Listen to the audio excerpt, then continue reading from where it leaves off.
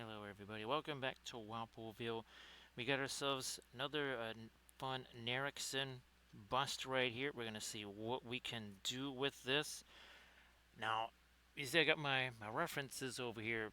It did a really good job of creating these. The one thing about Nerikson, hey there Armored Wolf, I tell you the one crazy thing about Nerikson stuff is you're stuck with these eyes, right? Because they're essentially sculpted in there.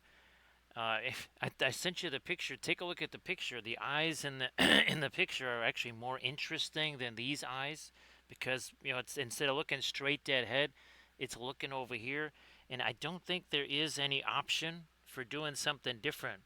Armored Wolf, I don't think so. Oh, jeez, look at this. We got ourselves some more supports over here. Let's see if we can get rid of those. I thought I'd got rid of all that stuff. 1 second there. All right. There's probably going to be more that I'll find, like, oh, these over here. Again, I thought I'd got rid of all of them, but apparently not. Hopefully you get that thing done there, Armored Wolf. Wolf, I don't know, was there any, did you discover any impact from the quake yesterday? Where did that thing go? Here it is. So this was last night's stream right here. A little bit of a different thing. What's funny, Armored Wolf, is that you can do this same thing in Eldritch Foundry. It's one of the options. I never select it. I always just select do regular normal eyes, none of that kind of stuff. I think we'll probably be doing, actually, speaking of Nerikson, it's going to be like a Nerikson kind of weekend here because I think we might also do this one right here. Might actually try the same kind of lighting on it or something. I don't know. We'll see how that goes. We shall see how that goes. Um, well, that's good. Okay, yeah, because I just remember that one year. Well, ever since then, right? All the miniature cases and everything have all been essentially bolted to the wall, right? So no tippins over there. Now I am gonna, I'm gonna just try this here. We're gonna just get a roll in here. Again, sorry, everything is super late there, Armored Wolf. Oh gee, oh I did put it out there. All right. Like, how did I not put out the Windsor yellow slash not Naples yellow? But you notice how it created all these nifty shadows in the picture there, Armored Wolf? That's kind of what I was really hoping for. Now it seems like it's kind of almost from directly on the side. I mean, it's like directly on the side. And I was kind of hoping that it would hit the plinth too, because Armored Wolf, I don't know, have we ever really actually continued the lighting out on the plinth before? Usually we don't have the decorative plinth, so that's probably why not. So that kind of, and I actually like the turquoise that it assigned. Now, of course, that is skin tone right there. So, I mean, it's not going to be a perfect rendition, but gee whiz, that ain't shabby, right, Armored Wolf? It was something that I was trying to impress on, all the family members yesterday as we were doing the stuff. It was just how key something like this could be for that.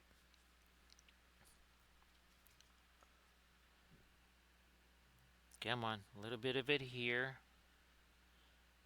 And then some of it here. That would cast a shadow there.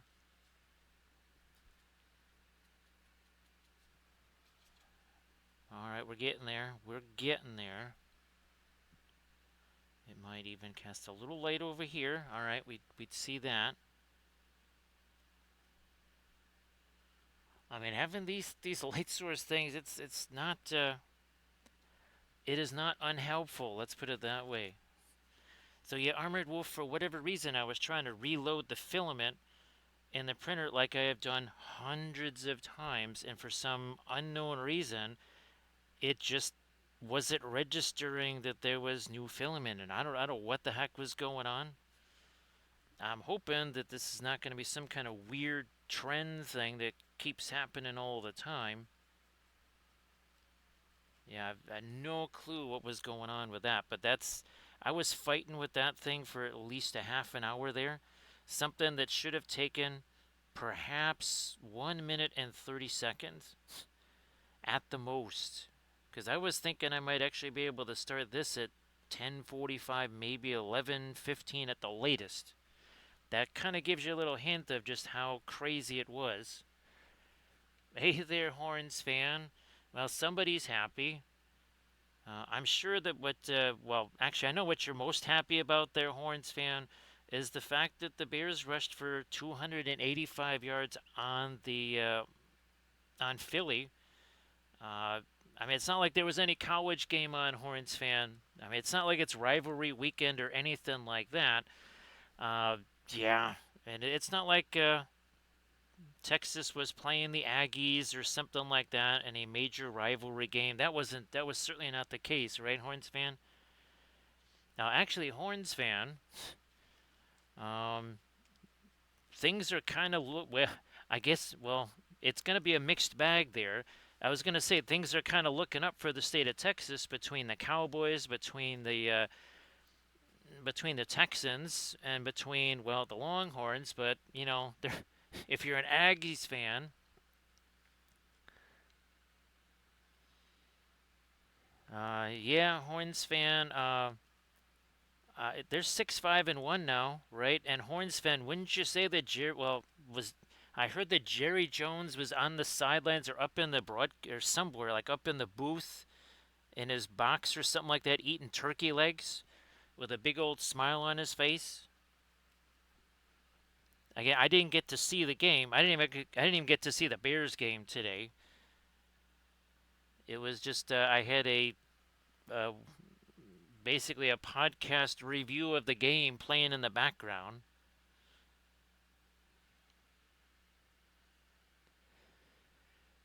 Horns fan, I'm telling you. Now, actually, are the Cowboys playing Detroit next, Horns fan?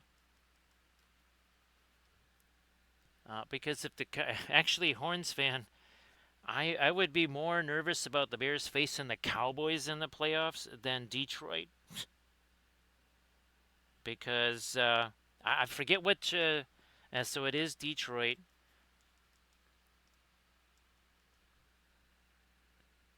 I mean, you would be 7-5-1.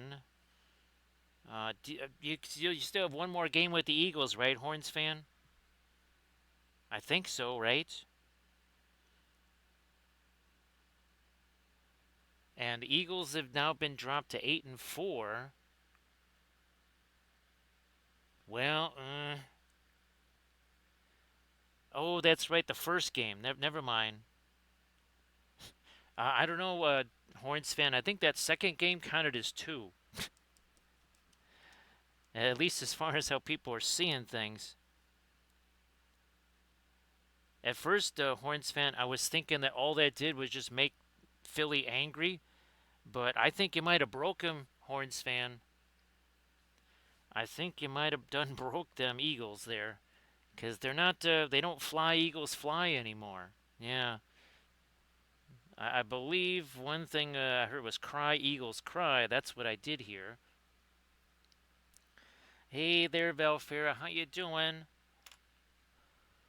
That's fantastic, Horns fan. Hopefully you got some fun stuff to paint there. So Valfera, well, you heard what we were just discussing. That is interesting. Now things done got interesting, Valfera, and in a lot of ways. And of course, Horns fan, I'm kind of on record as saying that I don't think the ACC is getting any teams into the playoffs because, well, Georgia wiped out Georgia Tech, so Georgia Tech is toast. They are done and dusted. I'm just trying to find out. Okay, where is the support coming from there for the ACC? They pretty much kill each other off. I mean, it's kind of like what the SEC is doing. They're pretty much killing each other off. Let me just get some of this in here and up there and over there.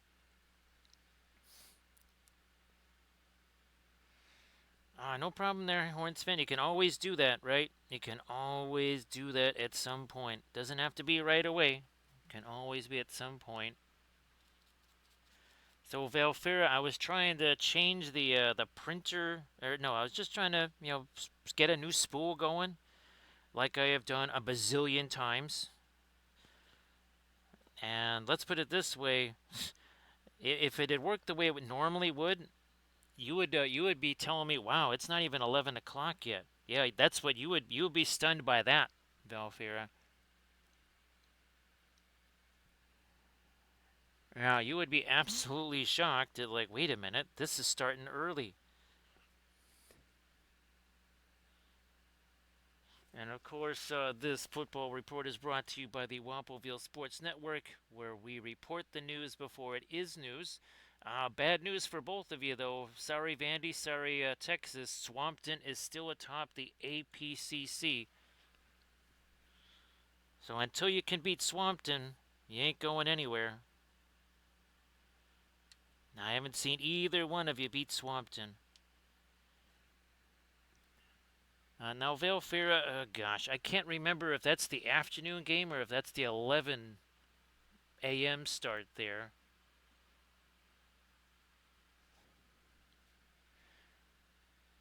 So he's the Croc Horns fan. I'll try to send you the picture. Actually, sorry, Recoil even made the mascot. Yeah, he even made the mascot.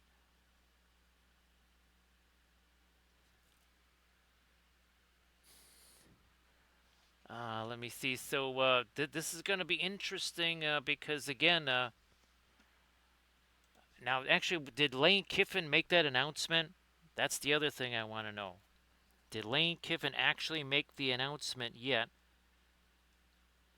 Because he said he was going to do it after the Egg Bowl. It is now after the Egg Bowl.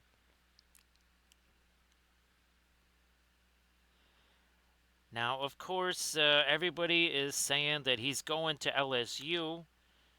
Initially, there was a whole bunch of people saying he was going to Florida. Does anyone think he's going to stay where he is? I guess that's the next question.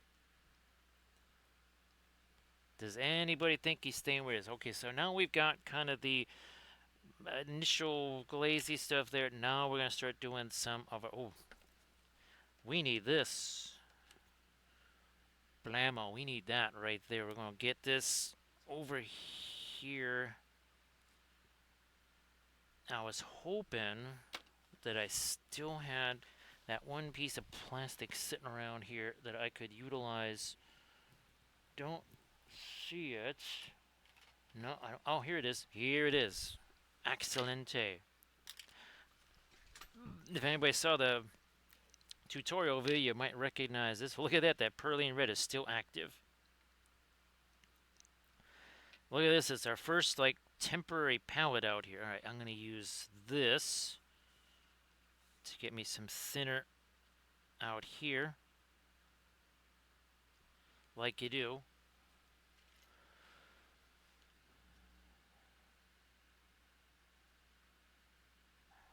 Yeah, the guy that preaches family, right, Horns fan? He's all about family. Well, it's mostly other people's families, right? Right, Horns fan?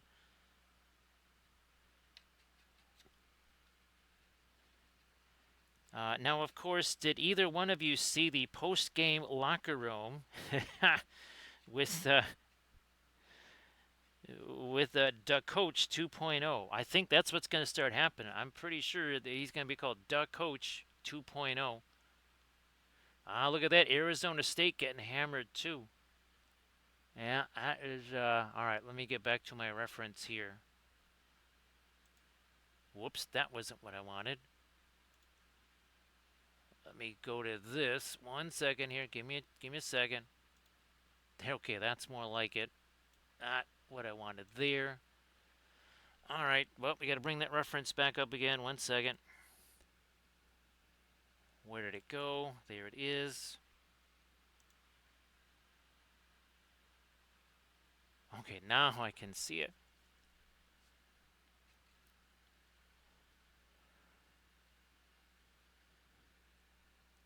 There we are. Okay, so, well, remember, right? In the APCC, that's just called a halftime adjustment, right? Right, Valfera? Coach changes at halftime. That is just that is merely a halftime adjustment. All right, that's stupid. We're getting rid of that. That doesn't go there anymore.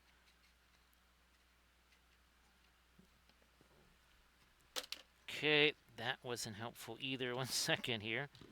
Everything is just sort of falling all over the place. Now I think we're getting somewhere here. Now I think we're finally getting somewhere.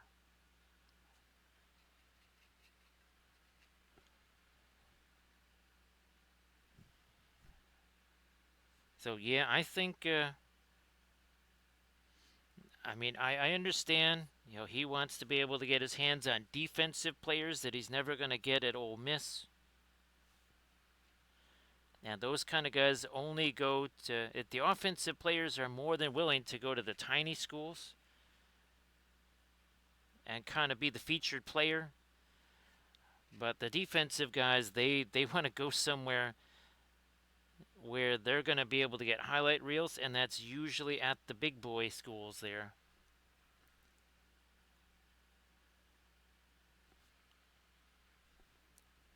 So I think you can see what it is we're after here. We're starting to work in. This is not our darkest lighting stuff here. We're going to go darker than that soon enough here. We'll probably, I don't know, mix asphalt. No, actually, I might go violet with our red in order to do the stuff that's gonna go down the middle here.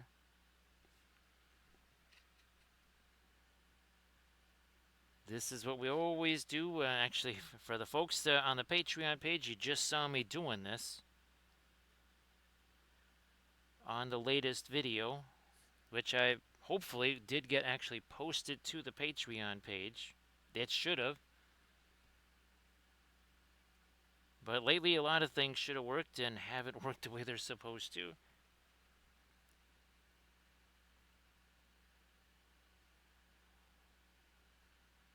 Okay, again, we're just kind of dropping in some of this darker glaze stuff here, like we do.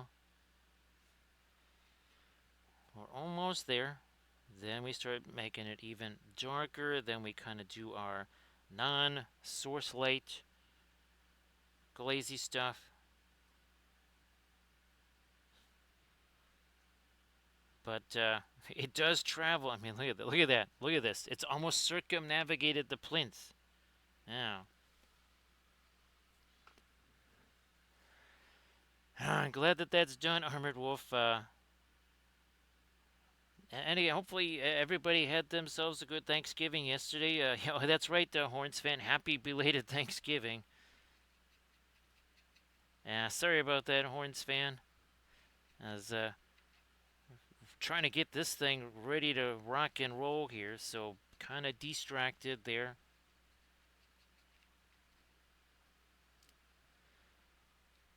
So Valfera,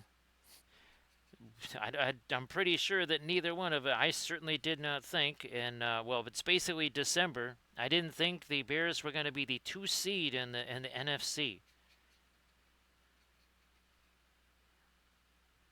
Actually, Valfera, what Vandy did didn't surprise me all that much. Actually, I almost thought they would be even better. It is the other team is the one. That's the one that has surprised me the most there, Valfera. It's not necessarily Vandy.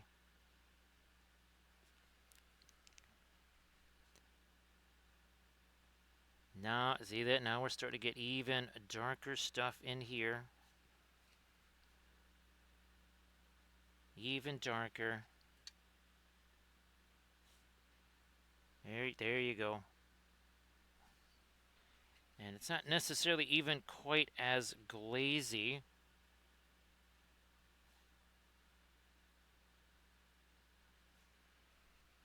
Let me work some of that into here into there.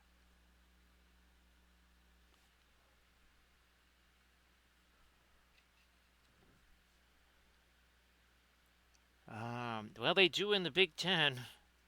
That is for sure. Of course, we have a certain game coming up later today, Valfera. Now, here's the thing. The game is being played in Michigan, right? There could be, and it's a day game, right, Valfera? There could be a ton of snow there.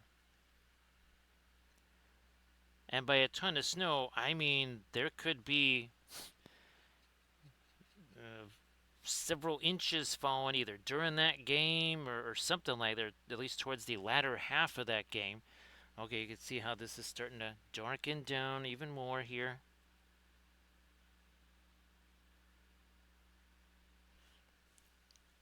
Well, look at it again. Look at all that glaze stuff just kind of traveling around there. All right, now we're going to start getting this much darker. It's not even really going to be that much of a glazy thing. We're just going to start doing this. And again, more of the asphaltum here.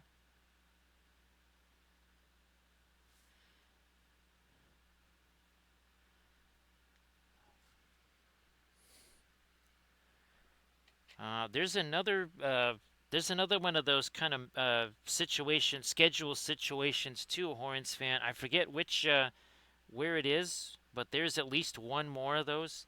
And also too, who would have thought? I mean, Horns fan, you got a better record than Kansas City.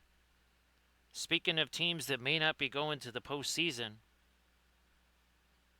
you got yourself a better record than the Chefs.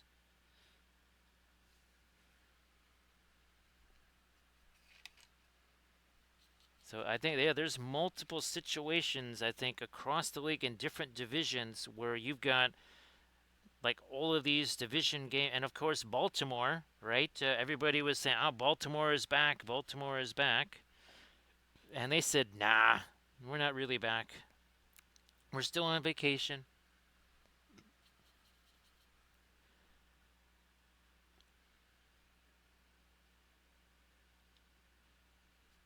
Again, I highly recommend checking out Tom Grossi. And if you see his NFL was scripted or his every fan's reaction to this week's, I can't even imagine what we're going to be seeing now for this week. Oh my gosh, it's already insane. It's not even Saturday yet, and things are absolutely going bonkers.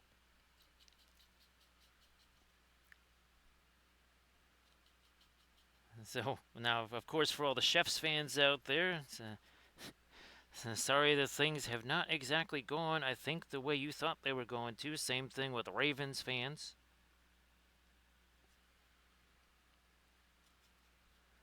That stuff has not exactly gone according to plan.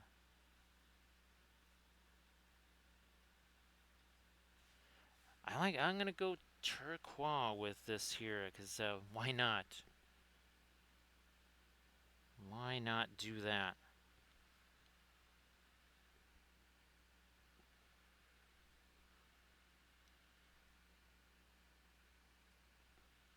Oh no, Belfera, it's still Friday. It's still Friday. We just rolled it. We called multiple Tuesdays this week, Valfera. I mean, how else do you think I'm still up right here after doing that all-nighter on Thanksgiving? Yes, we called the Tuesday on Thursday. See what I did there, Valfera? It was a Thursday Tuesday. And if people can have Sunday Fun Day, we can have Thursday Tuesday. Where's my... There you are. There's the old Indian yellow. I don't know. I think I was tempted to break out the Williamsburg Egyptian, or sorry, well, Egyptian Violet too, but the Williamsburg Indian Yellow, after all our discussion of that last night, Valfira, I would have. It's just everything was running so late here. I'm like, no, forget it. We're using the tube that I can get to the easiest, which was the usual, at least now anyway, the usual Alkyd version.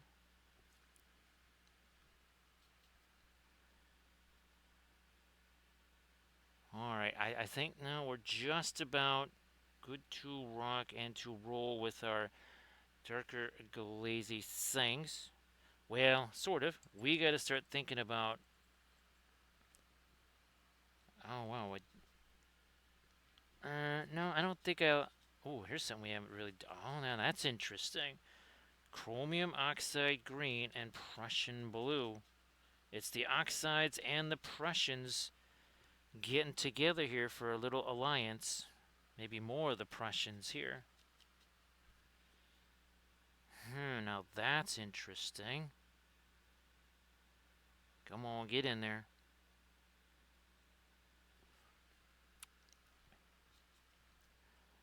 More of that this away. So yeah, Valfira, I mean, all kidding aside, that stupid all-nighter thing, that just has got me very much discombobulated as to what the heck day it is. I'm just wondering what year it is. Horns fan, all I could see uh, was these images of Eagles fans. I guess they were booing them at halftime. Horns fan, yeah, they're coming off the field at halftime. It's 10-9, and they're booing them. I mean, it's not like Chicago fans are exactly the the kindest ones in the universe, but I'm not so sure. I mean, again, there's still people that would bow down and worship at the 85 beers, so I'm pretty sure. Do I? We'll leave that for now. We'll leave that for now. I don't have to decide that right at this momento here.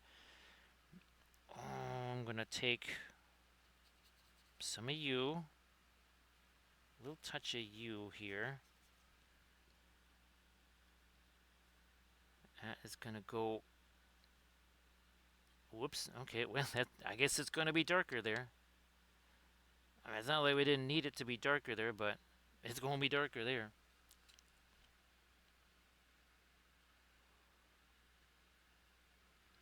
Wow, Armored Wolf. Now, if Armored Wolf, I was just about to ask you, wow, were those the old metal teams? But I think that is a non-possibility at this point, right, Armored Wolf, that you'd ever find old ones in a game store or something like that, even at all.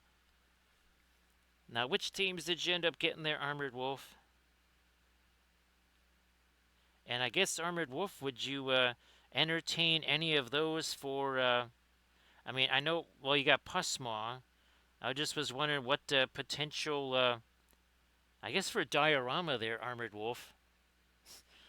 You could create some kind of diorama with them, I guess.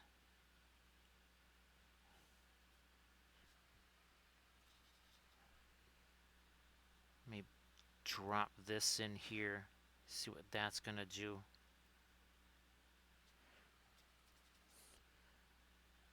Over here. All right, so we oh no, I thought we had paint everywhere. We still got ourselves some areas we gotta chuck some paint into here. There's still some open areas yet. Hey there, Inkanes. So a duel or a diorama or a squad. Would that count as Sigmar unit or fantasy unit there, Armored Wolf, or is it counted as a specialist game? Yeah, I have no idea. I mean, as far as I'm concerned, those rules are just so random and changing all the time. So, Inganes, why don't you share some stuff in chat there? Everybody, please give Inganes a follow, because Inganes also streams the oil painting, so go do that. So once again, Inganes, happy not Thanksgiving to you.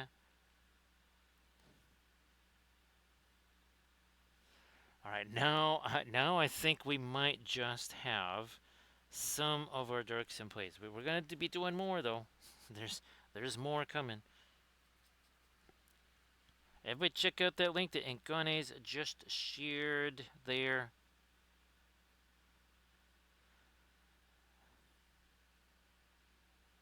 And again, give Inganes a follow.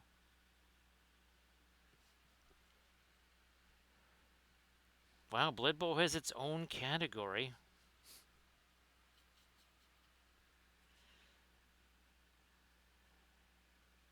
It's too bad they didn't have that when I had the mimes, right, Armored Wolf? Yeah, that would have been interesting.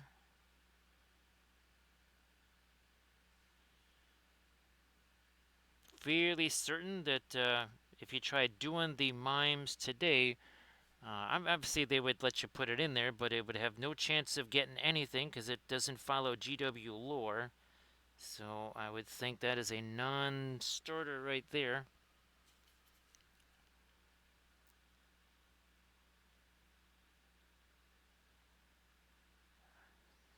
I think now we got that all covered. I think. We'll find out. We shall find out at some point here. No, not that. Not that. We're gonna go with some else here, like maybe this. And you. And we're gonna do that here.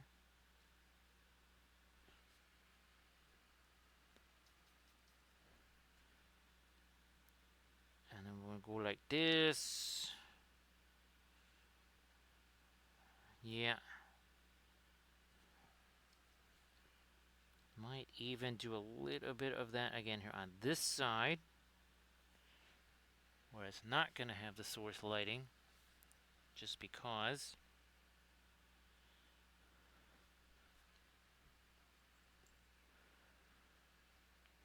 To come initial way, we need probably a little. No.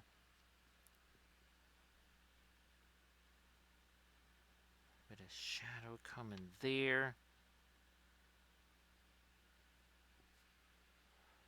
Thanks, Armor Wolf, for posting link to the YouTube channel. And again, we also have our latest Patreon video that has gone up on the Patreon page. Well, Thursday, not yesterday anymore, right, Valfira?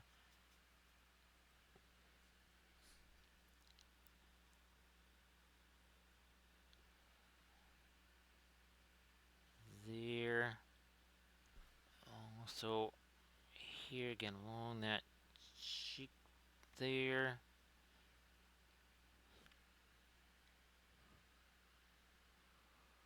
So the mimes were goblins.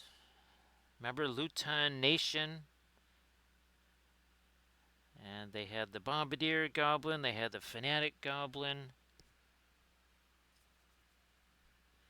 They had the two trolls, Francois and Pierre.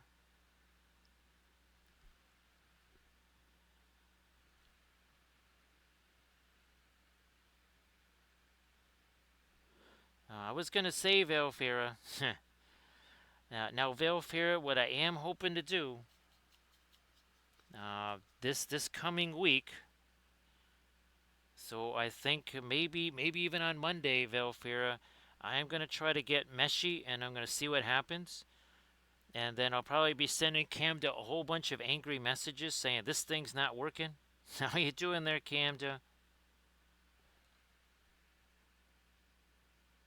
Okay, now I think we've got just about all of our stuff in place here. Alright, we're getting there. I think we got our darks up here. Yeah, I think we have our darks. Yeah, no, wait. No, I'm going to go darker with this. We're going to push this over a little further here, I think. Just because. Sorry about that, Camja.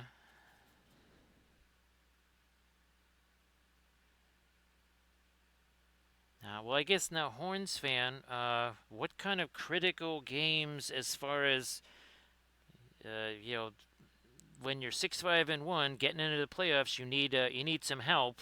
I wasn't sure what kind of games are crucial for you to get that assistance to get yourself into the playoffs.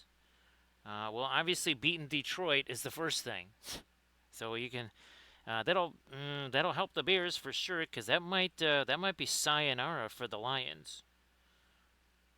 If you guys win that game, that might be the end of the Kitties there.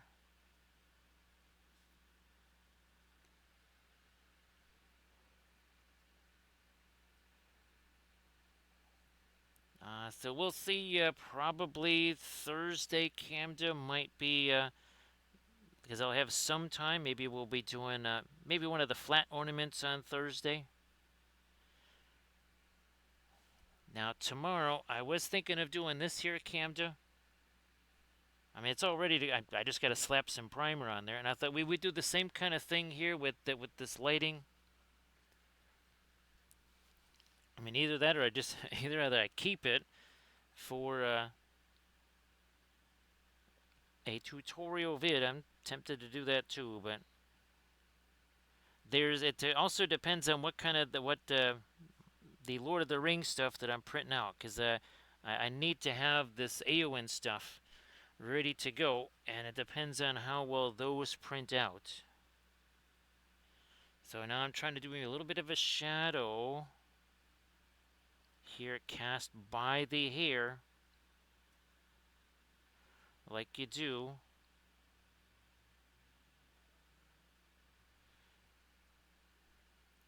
Alright, I think now let's start getting some of our lighter stuff on the face, perhaps.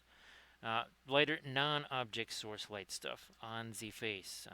We'll specify. Now, we're not doing the usual Naples yellow Terra Rosa combo there because we're trying to keep this a little bit on the cooler side. Little bit on the cooler side there.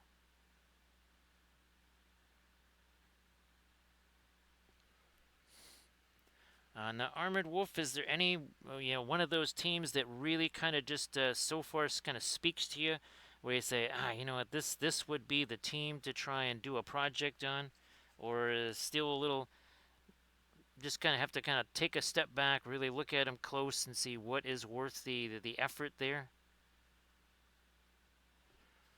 And again, Camden, if you wanted to share stuff in the chat, please go ahead and do that, of course.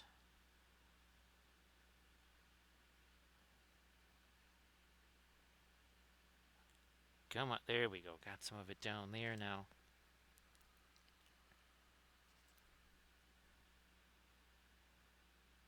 Some of it down there.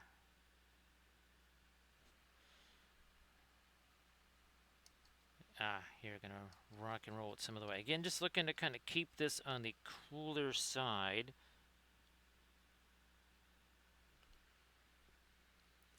But check out the Insta link that Camda just shared. Everybody, please give Camda Paints a follow. Because again, Camda Paints with the oils. Nah, that's a no bueno. We're going to get rid of that.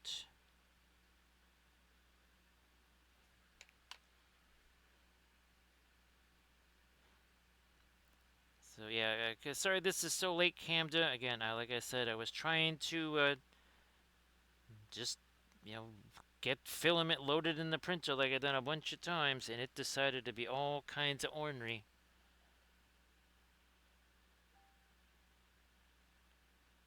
Yeah, I'm going to put a little bit on that side.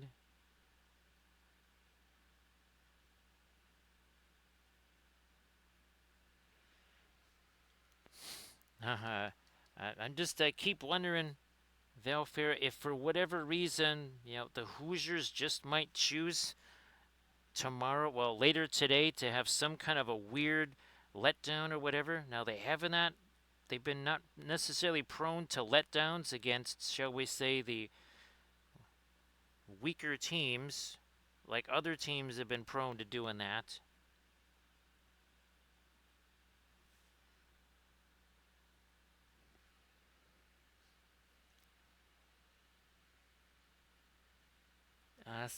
Jehoshaphat, they're two they're like polar opposites, completely polar opposites. Indian yellow is hyper translucent, and by hyper translucent, I mean it's one of the most transparent oil paints out there. Naples yellow is an opaque. It's almost more like brilliant yellow pale there, Jehoz. More like brilliant yellow pale. Now it's actually got a little red in it. Believe it or not, it actually has Terra Rosa. So it has Pigment Red 101. Because we are all Pigment Red 101, right, Camda? So yeah, it's a whole different animal. One hyper translucent. The other one is it's not necessarily hyper opaque, but it's a high opaque for sure.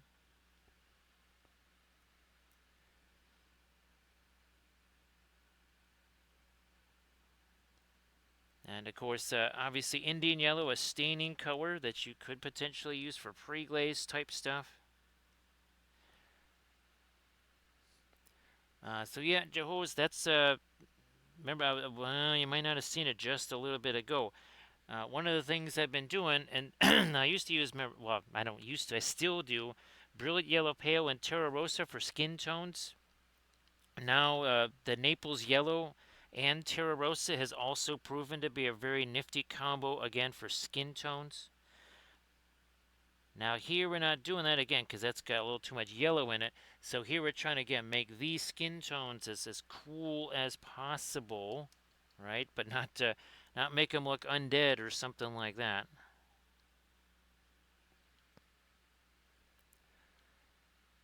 So Camden, that would be potentially up here, right? The Naples yellow, a little bit of opacity, then the Indian yellow for the intensity.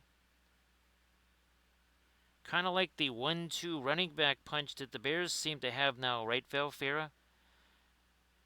Yeah, it was the first time that the Bears had 200 yards rushers in the same game in almost 50 years. At least I think that's how that goes. Now, of course, there's a couple of different Naples yellow out there. I don't know if you saw the Zygamore video there, Jose. I don't have it in here, but we have it. We have it over here. That's the Windsor yellow. There it is. So there's your Naples yellow. Again, I have the Gamlin version of this, and we use it on the Zygamores. And oh, look at that. Right there. Pigment Red 101. That's your Terra Rosa. That's why that's why it's an interesting skin tone lightener there, right, Joes? Because, well, it's already got the Terra Rosa in it.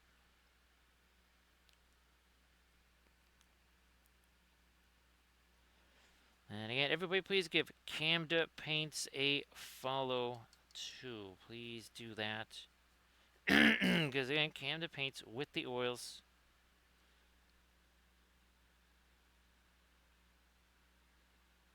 Now we're getting somewheres. Now we are getting somewhere here.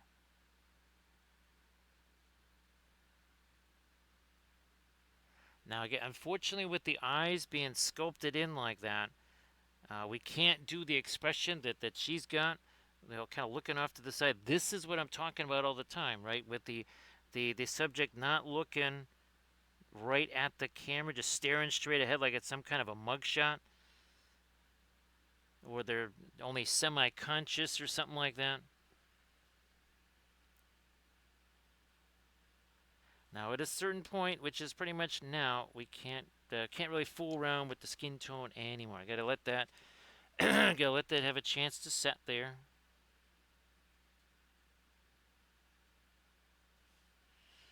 So now, see, we're very much we're establishing our glowy stuff there.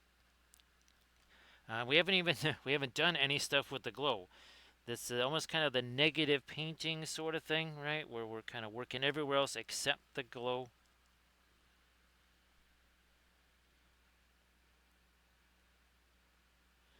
Actually, Cam, I just ran out of time. What I was trying to do was actually make myself an Aowen figure that I could print out. Because again, I'm trying to do that Shield Maiden of Rohan video. And again, that's why we did these flats right here. So again, we might, depending again what I can get prepped and stuff, there might be a little batch of Rohan. There might be a little batch of Rohan going on tomorrow night. It could be like a mini Saturday challenge.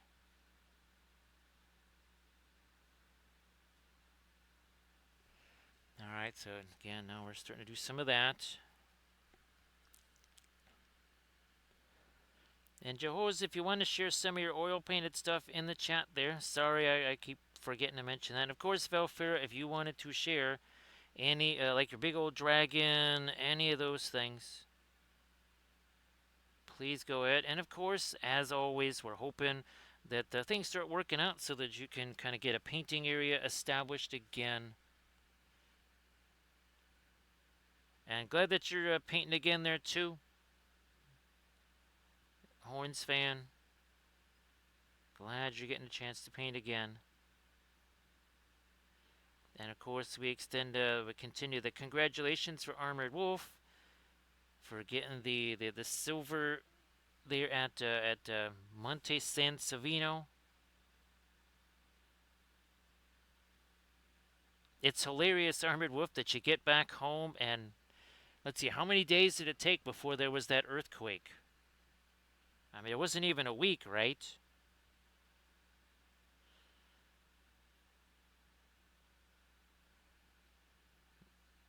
There we go.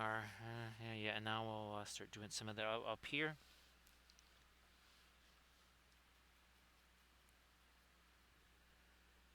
Come on. There we go. There we go.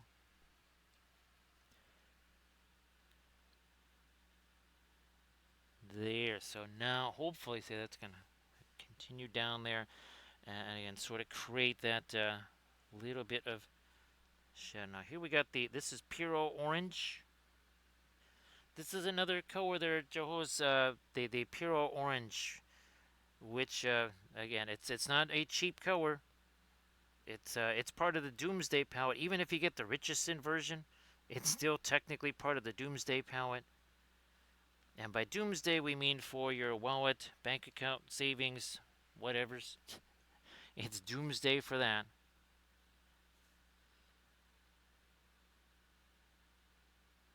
Come on, there we are. Whoops, that was a little more than I wanted right there. Oh well. That's okay.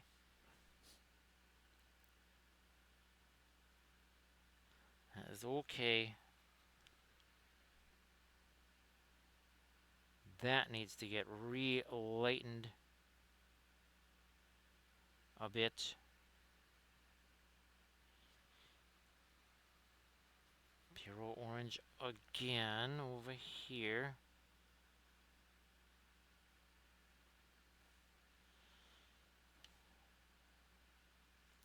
A smidge. No, that is.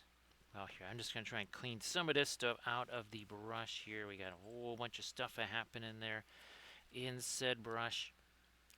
Oh, by the way, we're only 48 minutes in. We should mention that. 48 minutes so far on this here bust. Lighten this up a little bit with our orange. Oh, that should get some turquoise in there too. All right, all right. So this is a first time little combo here. Again, the chromium oxide green and the Prussian blue together. I thought that could maybe be an interesting little contrast happening. Get where there's going to be the shadow. gonna get rid of that, or have the more of the bluish color in there, or turquoise.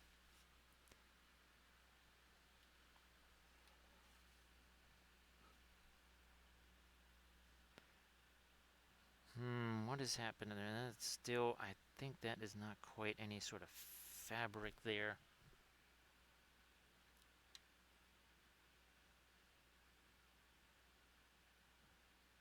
Yep, that needs to also be more of the turquoise there, because it's not really going to get too much of the source light. Nope, nope, nope. Darker, darker, darker. Ah, there's some of Payne's gray.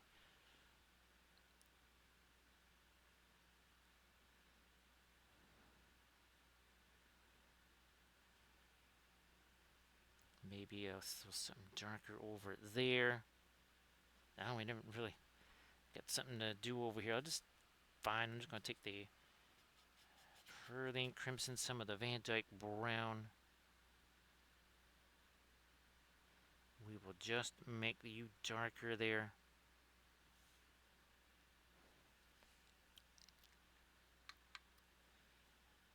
Possibly more dark down in that.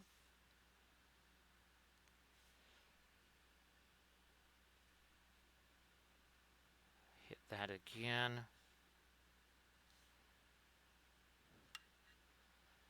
In this instance here, again, the more of the darks we have down in these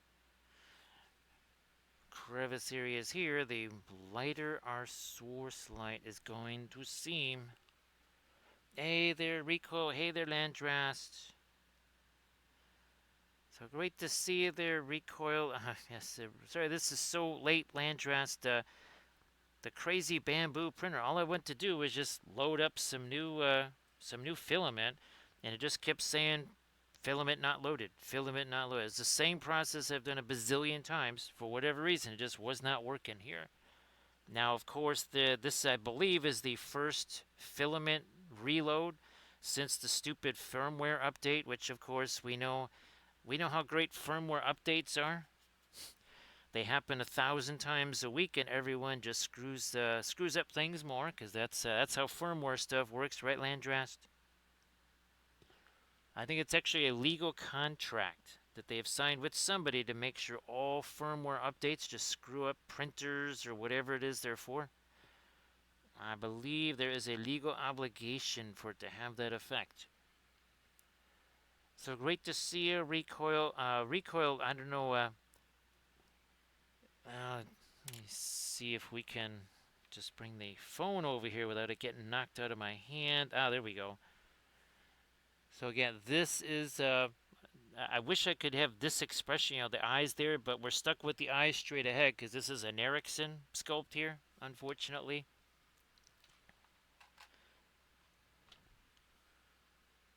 And of course, there's our Feeney result from last night's stream there. So great to see you, Landrast. I am printing out. I've actually got, I think, Landrast, maybe 7 of the Helm's Deep pieces printed now. Oh, that's right. I wanted to get that animation loaded up. Well, sorry, I haven't been able to do that just yet. It's been a time, that's for sure. Now I wonders. Tempted to start maybe doing a little bit of later stuff there. Well, let's do something on the eyes here first. Yeah, Recoil. I was kind of hoping that it could create something useful as far as a reference go. It actually did a little bit better. Now, the one thing it did do is emphasizing the shadows this way more than this way. So it did get a little bit confused there and sort of reverse the way I wanted the shadows to go. Hey there, Sea Dragon. I hope you had a great Thanksgiving. So great to see you again, Sea Dragon. Now, Sea Dragon, I guess you guys are pretty much going to be sharing most of the snow with us too, right? I think you're pretty much getting it along with us. No, it's still, I'm gonna wait on that just for a sec there. Let me, actually, well, here we go. Naples yellow, a little bit of the Indian yellow. So now it's got some opacity to it. Nah, I don't want to use that as a micro filbert. I'm going to use this one as a micro filbert, I think. Sheer and sheer alike, right, Sea Dragon?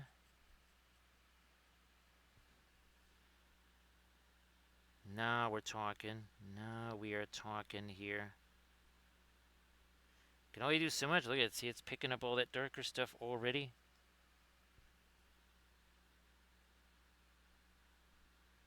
There we go. So, Lent dressed. Glad that Thanksgiving was fun. The family said. Now, today was hangout day with the guys, right? Now, Landrest, I don't think they've done any new texture rollers in a while. I don't know if I have them all. Landrest, I'm guessing they're not going to carry like all of the texture rollers there. Unless maybe they are. Now I have a little bit of the radiant green in on the brush here. Well, you'll definitely have to send me a picture of their recoil. Landrest, that sounds very cool. Yeah, that actually sounds super, super cool there. Glad that you got yourself a chance to do something like that. Come on. Little bit of our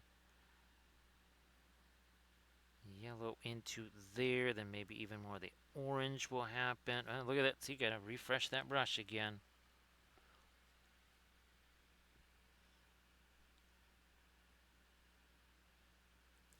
Yeah, I really recall, like I was saying in the stream last night there, I think I might just try to put those in these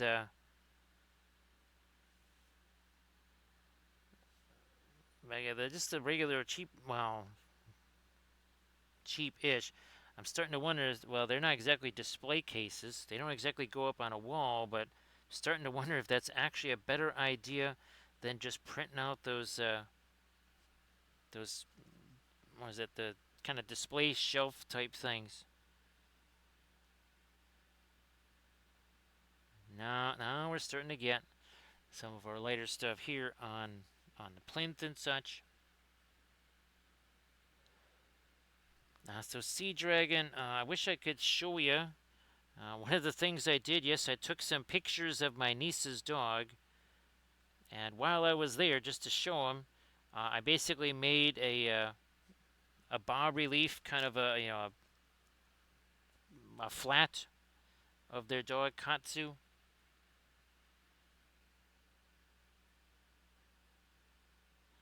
Yeah, recoil. That definitely sounds like it came up aces.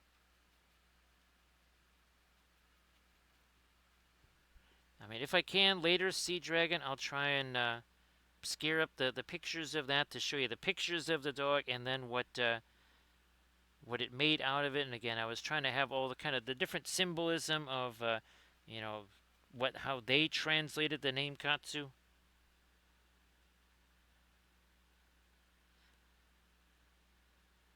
And actually made something really neat. So I'm going to try to paint that as a, who knows, it might even be the next painting flats or something like that.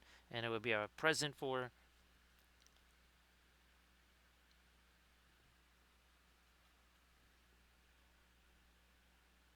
Trying to just get me some orange here.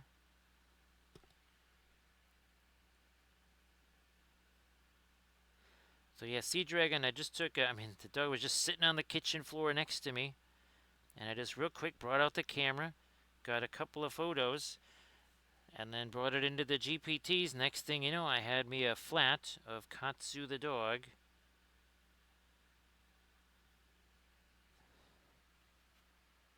More of of our yellow into this here.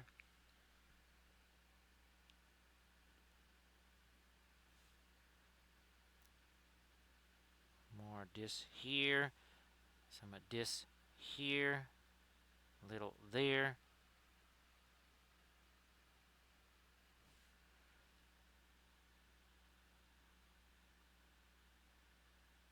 And a little that there, and then some maybe on here.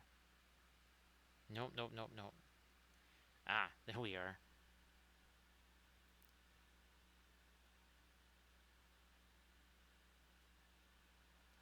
Oh, again, touch of the yellow, orange coming that away.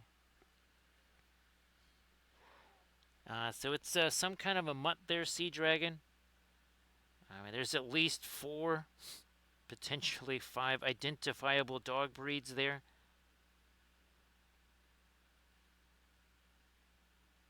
And those, they usually tend to be the most healthy hounds, right, Recoil? When they're just a mutt. Tends to sometimes cancel out some of whatever sort of weird health things that certain breeds tend to have, whether it's hip dysplasia or some of those other things that, say, like German Shepherds have.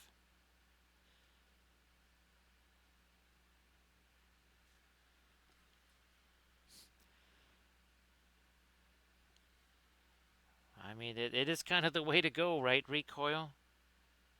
I mean, even our dog was definitely not any kind of purebred dog. Now, again, we are what? We're sitting at 1 hour. Yeah, that's 1 hour right there. And the cranberry sauce did work out, Sea Dragon. I've actually been using it myself here as, well, more like a jelly or something like that. That's been fun. That's one of my favorite things to do with it. There were at least 5 pies. So there was almost a pie per person in typical Wappo fashion, because that is how we roll. More pies, more better.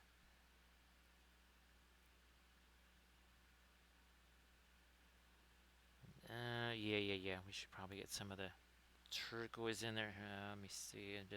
And this is not Sevres blue. This is that sky blue from Paul Rubens here.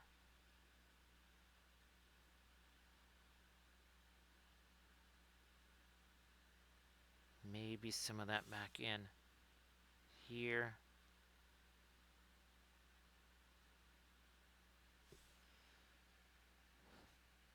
Now I was gonna fool around with some of that up there. No, we'll leave that alone for right now.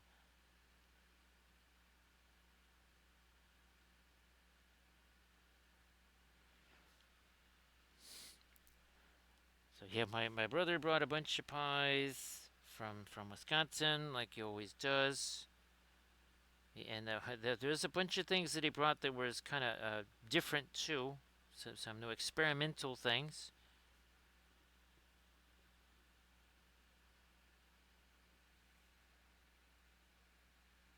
And of course, we did get to watch the Wappoville train video. Unfortunately, not on the big screen. I'm hoping maybe I get to do that on Sunday.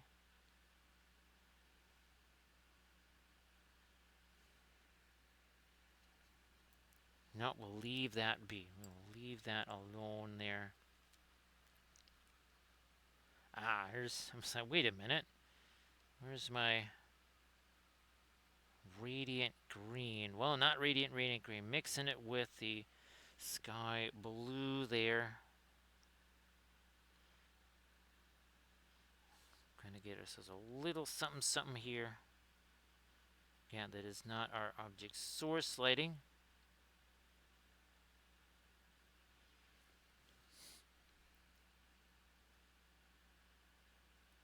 More of that here.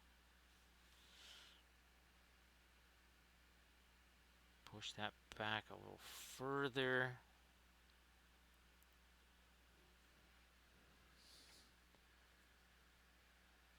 shore. We'll throw a little extra stuff in there, a little more light there, and then we'll leave that go. Let's see if we can't do the at least some kind of marking in the eyes here. Gotta get rid of all this stuff first.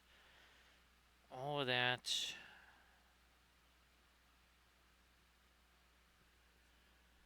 And unfortunately, we are stuck with the eyes being oriented a certain way. I would love to have done them a different way, but we gotta do them this way. We also have to say hello to Surface Tension Painting. How you doing there, Surface Tension? Thank you very much for that. Hope that you're doing well. Hopefully I'll be getting people snow photos from tomorrow. There you go, Surface Tension. Thank you very much.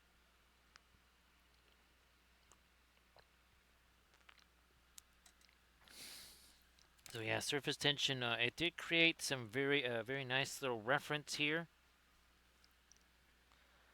We had a nice little reference for us to go by right there. And of course, Surface Tension, if you want to share some stuffs in the chat, please go ahead. Because guess what? Just like in Ganes, just like Camda, Surface Tension also paints with the oils. So why don't you go check that out? That would be a good plan. Alright, here, let's get this working in here. For the eyes is actually, I might, I think I got ones I do have a zoom here. Here we go. Hey, the Grand Oracle, how you doing? Thank you very much. So, Grand Oracle, I think I might have sent you some stuff there. And everybody check out that Reddit link that Joseph just posted there. Some oil painted stuff. So say we all. Thanks, Grand Oracle and Surface Tension, because I think what that does is it creates one of these, a little bit of a Thanksgiving-esque hype train. Thank you so much, Surface Tension. There it is. Well, that really just showed up quickly, and there it is. It's coming right at you. Look out. Look out. There it is. Or is it the Hypno Train, right, Camda? It's almost the Hypno Train. So thank you so much, Grand Oracle. Appreciate that. There we are. So, Grand Oracle, I'm hoping that Monday can kind of be the start of the new era of Meshi here. No idea if it's going to work or not. It could fail horribly because, AI programs can sometimes not turn out quite the way you want them to. So thank you so much, Grand Oracle. Appreciate that. And again, Grand Oracle, I'm glad that your event worked out so well. I mean, it was probably going to, but I know it's a lot of work to set that up and everything. Let me try to look that in. So again, unfortunately, Nerikson stuff has the sculpted in eyes, which makes this very limiting as far as what we can actually kind of do with, say, expressions and such. Nice to see you there, Doji. Nice to see you there. Of course, Doji, why don't you share some stuff in the chat there? Because guess what, Doji also, yes, does the oil paints. Because this is the Linseed Fellowship here, right? It's the Linseed Fellowship. So then, thanks so much. Appreciate that, Grand Oracle. Appreciate that, Surface Tension. Maybe a little bit more there again. That's the non-object sourcelet stuff. And we also we need here. Let me grab some of this, some of you. No, more of you.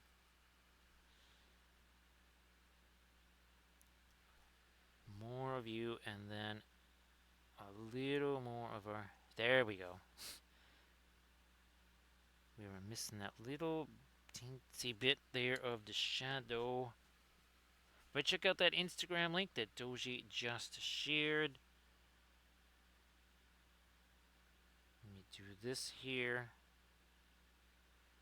And I do a little bit of blendy stuff up there.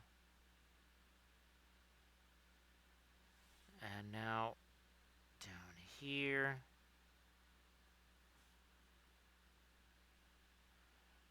Because it's just been sitting there at least a few minutes. So, oh, look at that. Look at that.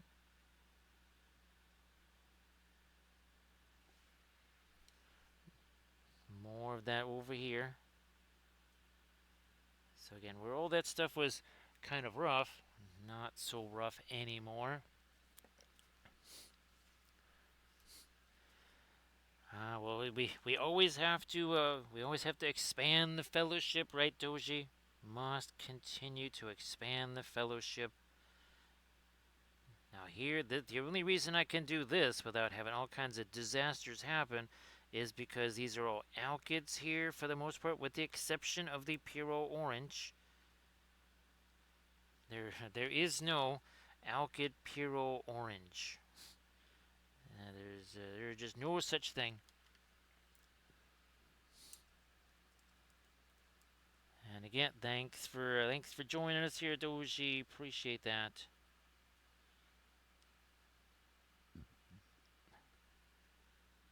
All right, come on.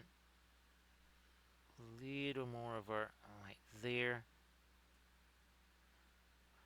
Also there. Thanks, Doji. We just crossed the 1 hour mark not too long ago. Yep, just 1 hour in.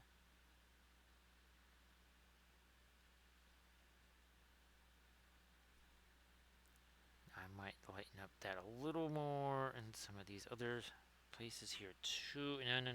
More of the orange in here. Come on with that yellow.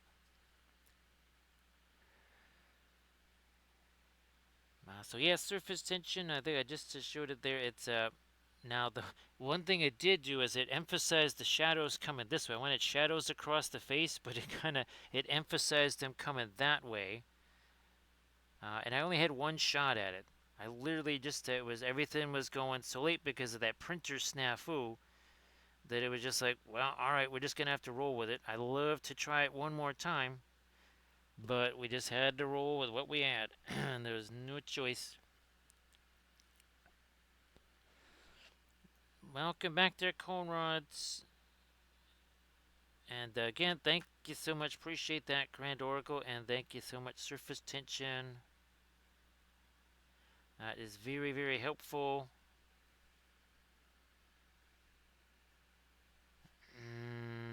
More of this. Oh, we gotta get some on the crown too here, maybe. Yeah. Oh, geez, yeah, on this side here. Okay. And now over here a touch.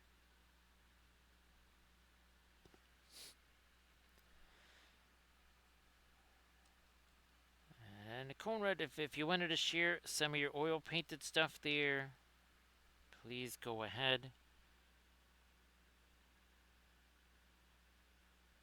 Alright, well, we're getting there now. Starting to get there. We are. There we go. It's we don't have to be a hasty hobbit. That's an interesting choice there. Surface tension. That is an interesting choice of emotes.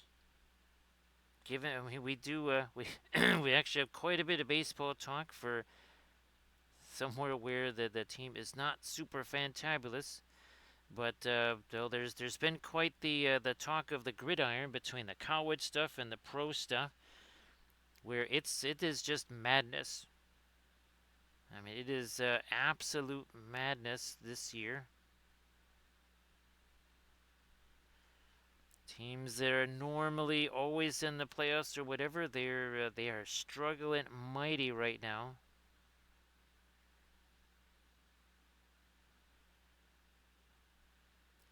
And it's funny because every year you hear the experts, the people that think they know stuff, that claim to know stuff, say, "Oh, there's no point in even trying to win. Just lose or whatever. Don't bother to, get rid of all your best players. All this other kind of nonsense."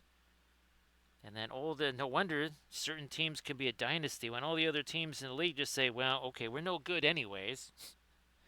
Let's just get rid of everybody. No wonder the same teams win over and over and over again. Kind of hoping that maybe that mentality potentially changes a little bit by teams that potentially do worst to first. I think with Carolina having a bit of a rough stretch here, I don't think we're going to get 3 worst to first, but we could still get 2 worst to first teams at least in the NFL. So again, we're trying to have the light cross down this way here.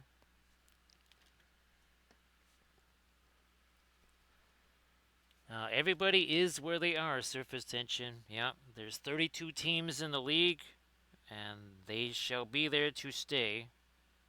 Same thing with baseball, same thing with basketball. Now, franchises do move, and usually transient franchises don't do well, aka the Titans, the Raiders. Now, some of those do, like the Ravens, who were the Indianapolis Colts, right?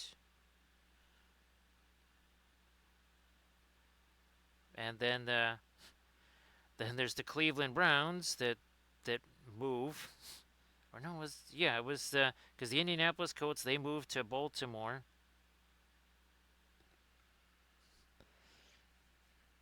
So yeah, surface tension. You could pretty much you can be like the White Sox and finish dead last every year, all year. Collect big revenues from all of the revenue sharing, and just lose over and over and over again.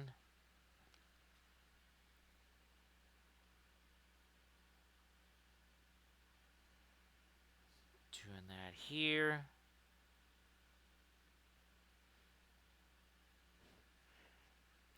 Doing that over here. Now, every so often, you do have franchises that turn things around.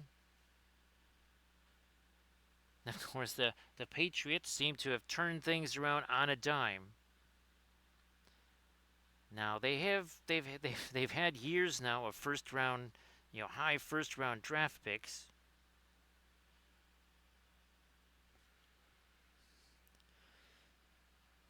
And of course, today the Bears took a very monumental step forward, and hopefully, maybe shedding the joke franchise label.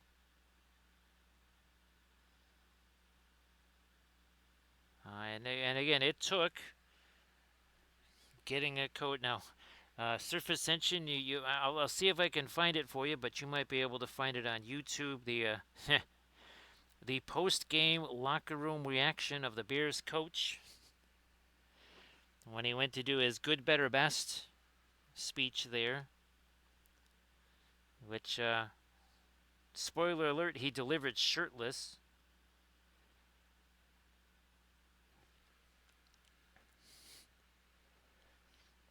Well, surface tension, some of them do not.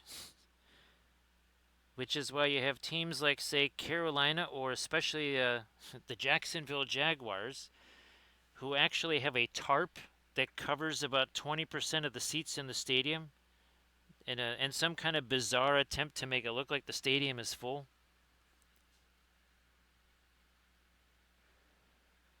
So Doji, they now sit at 9-3. They are the number 2 seed in the NFC. Against the defending Super Bowl champions, they rushed for 285 yards.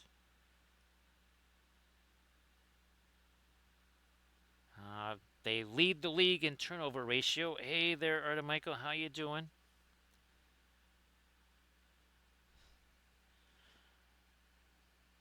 And of course, like we've been saying, essentially they're Doji. They're starting you and me on defense because everybody else is injured.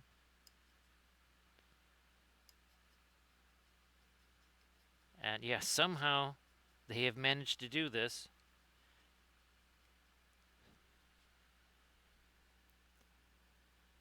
And of course, they started the season 0-2, Doji. Man, they were 0-2, and we just thought, well, okay, it's the same.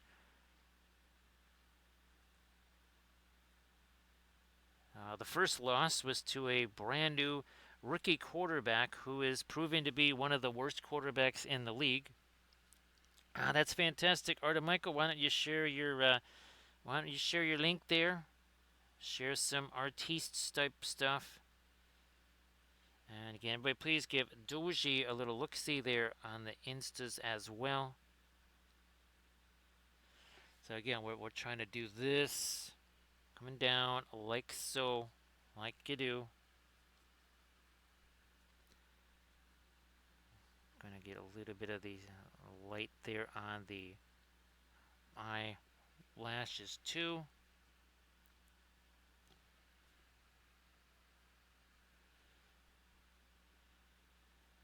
A little bit of the light on the face there.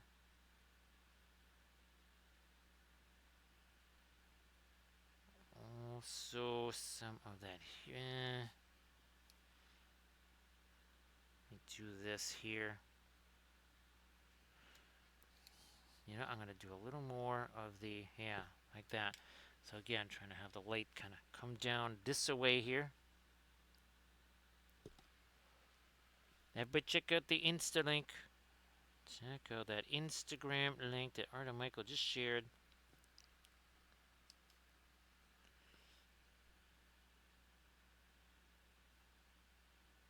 Come on, a little more there.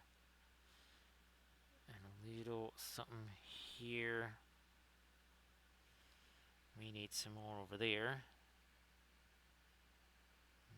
Maybe not quite that much, so we're just going to do this, and that's going to already start to tone that down a little.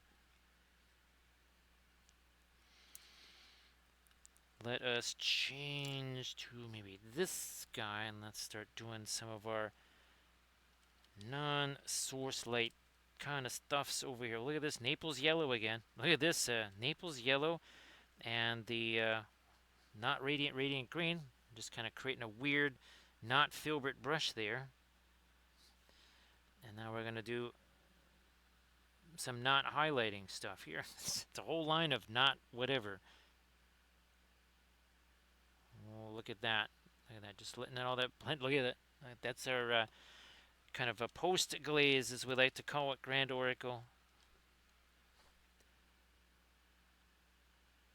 And now Grand Oracle, we'll see if what those oil paint pens or whatever, whenever those arrive. I'm not. It's not going to be anytime soon. Actually, Armored Wolf, is UPS back online at all, or is UPS just kind of scrapped right now, at least as far as flying anything goes? So yeah, if you're wanting to send stuff or you're expecting things and it has to go by UPS, you might be waiting a little bit longer.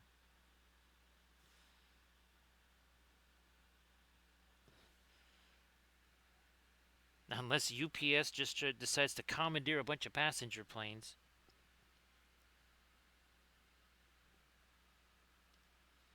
Because, yeah, they ran into a little bit of a situation. Look at this. It's even more of a not filbert brush there. So we're kind of almost doing a little bit of a brassy type thing here. Kind of almost like a greenish tone. Look at this. Or we could just do a bazillion layers and have that take like 18 years just to do that one stupid little part there.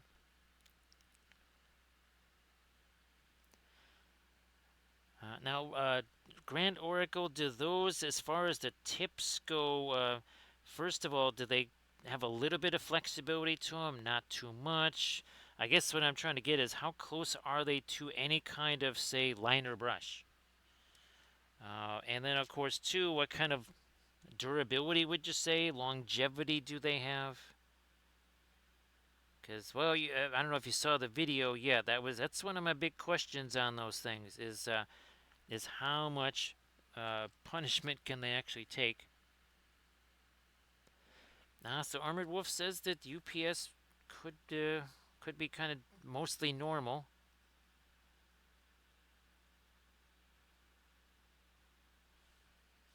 Uh, more of this here.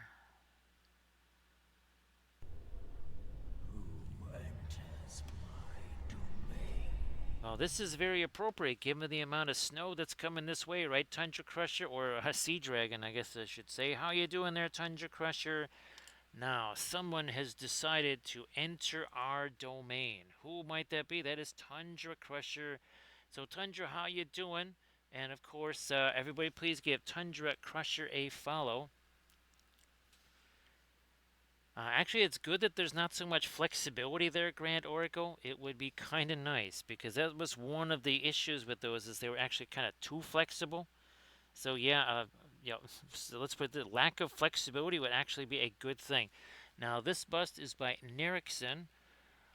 We just started 1 hour 25 minutes ago. Yeah, this was just primer. That's all this thing was just primer.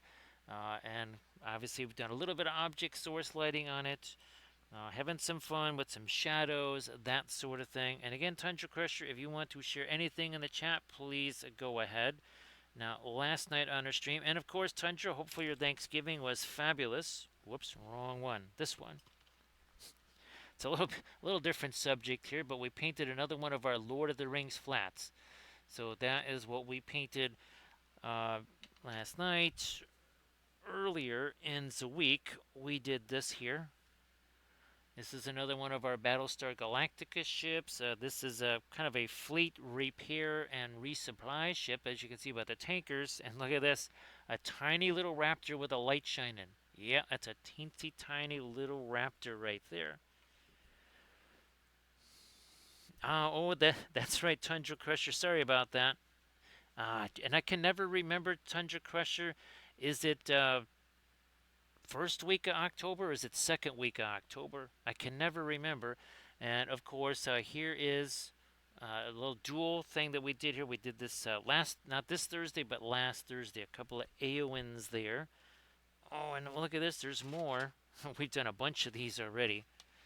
So that now we've also made a frame for them. So we've been able to 3D print a bunch of those.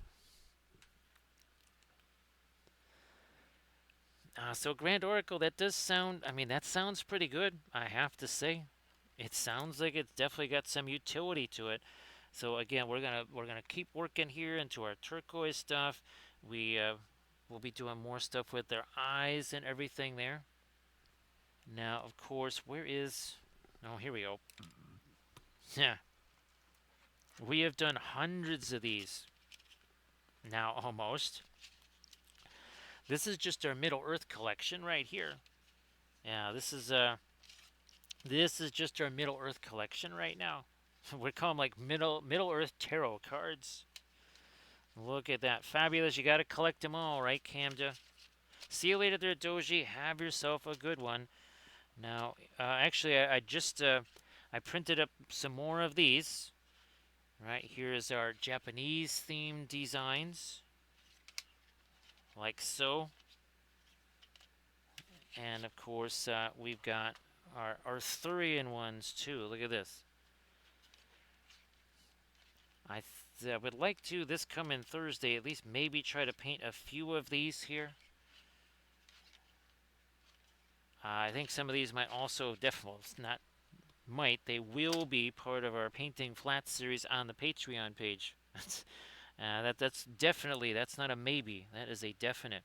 And again, Tundra, if you want to share anything in the chat, please go ahead. I'm going to try to really lock in. There we go. The iris is here. We're going to try and get some more dark over the top of that. Now we'll try to come back with some more of our white here. Let's really get that out of that brush. Let's try this. Here, let's get some of that. Nope. Let's get some thinner on all of these radiants that have a tendency to get kind of choppy there.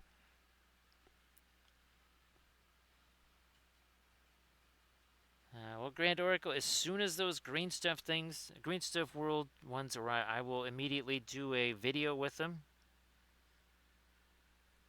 I'm not going to test them out or anything. It's just like all of our tests, right, Camden? It's going to be live on camera, not on stream, but on camera. Again, that's going to be part of the Patreon page. And I think I'll use them on flats to start with. I mean, that makes a lot of sense, doesn't it, Grand Oracle? Just use them on the flats to start. Just like we did with that Japanese themed flat. And then we'll see if we can actually do some mixing with it. Let me try and catch a bit more light right up in here. There we go. So this is from Nerikson. This is 3D printed. Very fabulous. Again, trying to get some non-object source lighting going on here. Nah, it's a little too much. It got pretty wild with the marker pens, didn't it, Grand Oracle? It got pretty crazy. Let me try it. There we are. Yes, we need, again, some stuff that's not necessarily source light stuff here.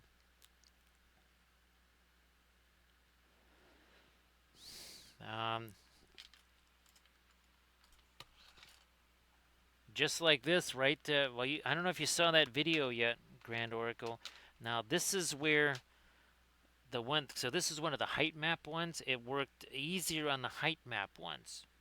But again, there was no way to mix anything. And oh, that's the other thing. It was, again, there was a lack of darker colors. However, if we have oil paint markers, we don't have to rely on just the markers. We can bring out the brushes too.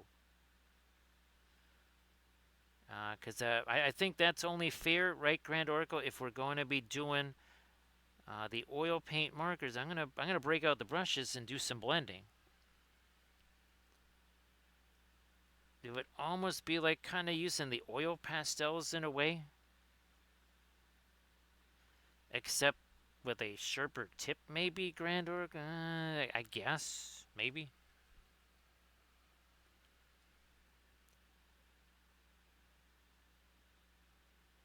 I would not expect those to get here for at least a couple of weeks or something like that.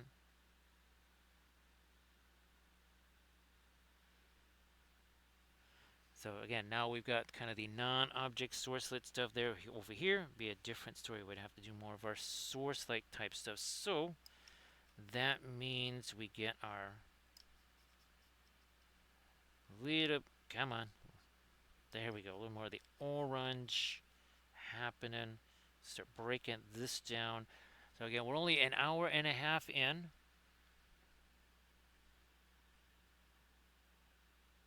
One and a half hours in. And we are using oil paints here. These are traditional oil paints. These are not the so-called miniature oil paints, whatever that's supposed to mean.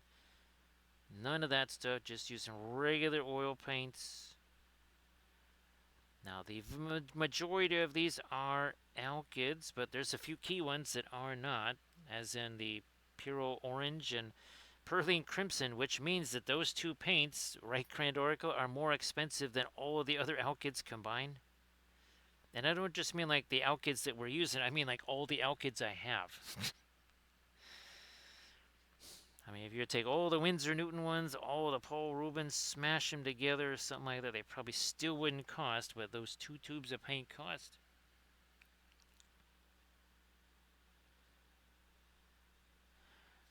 Okay, again, we're trying to lock in some of our fun lighting goodness here.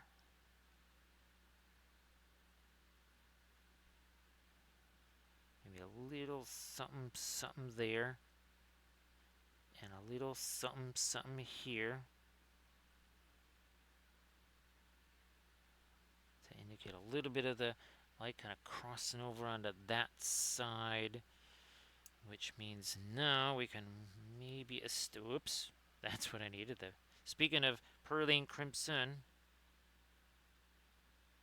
there you go. Again, just trying to have a little fun shadowy stuff happening there, just because.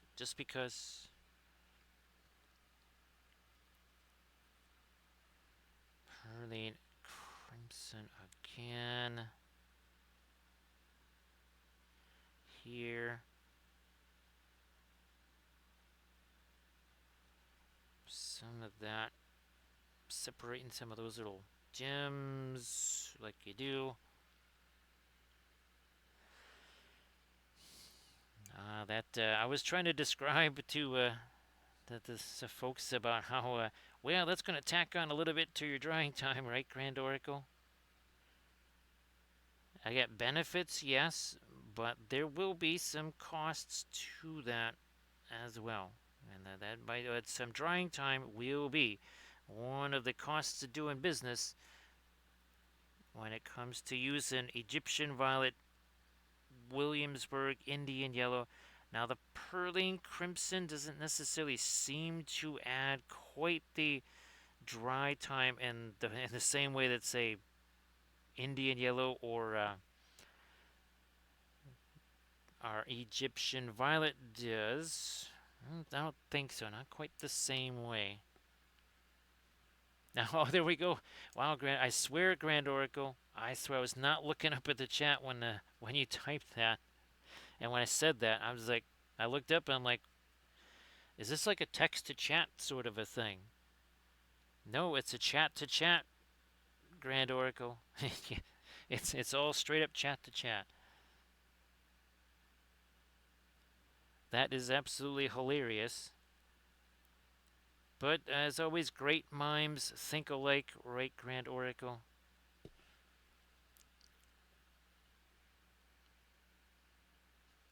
And that is the fantabulous thing about the Linseed Fellowship, right, Grand Oracle, is that since we've all kind of been developing all these things together,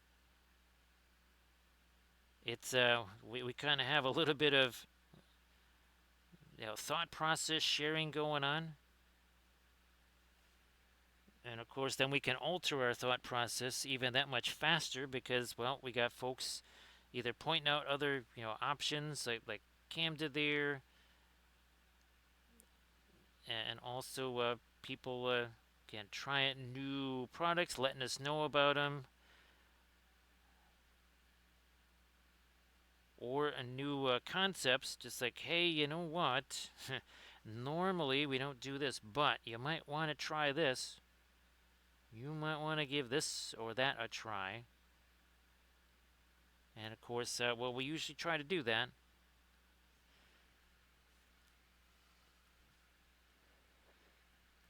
So Grand Oracle, this should be interesting here. Let's two different ways. Let's do this and let's do this. I'm gonna be interested to see this Grand Oracle. Yeah. I mean, it's almost like the source lighting is gone. So let's bring back our color on this side. Blammo, and then boom! Look at that.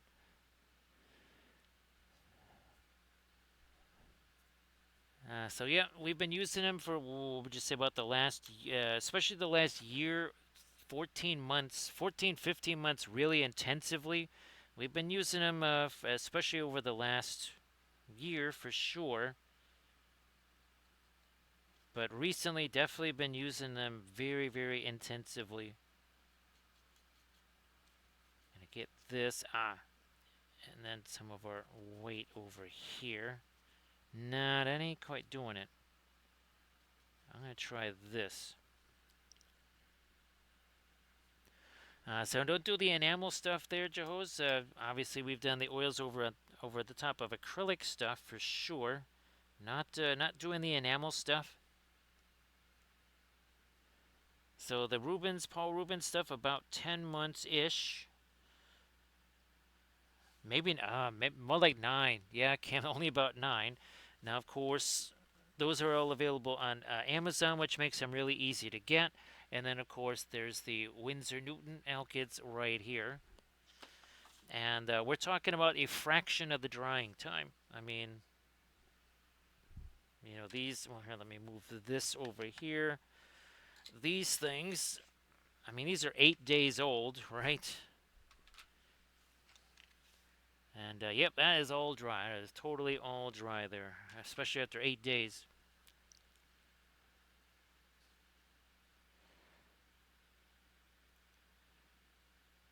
And of course, Jehoz, we're not adding the medium to it. That's kind of an important caveat right there. So yeah, we're not adding the medium to it because that makes them super shiny, super translucent. That's why we use them for blood effects. Yeah. So again, that only is the alkyd, the actual paints themselves, and not the medium. Camden, those were, man. Remember how expensive those were and how disastrous. So I had the first ones were these. These were the first ones because I got them on clearance. Basically, whatever was left of the line, I just got them because they were, a fraction of the price. Then they discontinued these. I got the CIS ones. Those were terrible, which they were like Williamsburg prices, and they were not nowhere near as good as even just the Winsor Newton stuff. So, and then there was the Paul Rubens here. Again, that's the Paul Rubens alkyds there.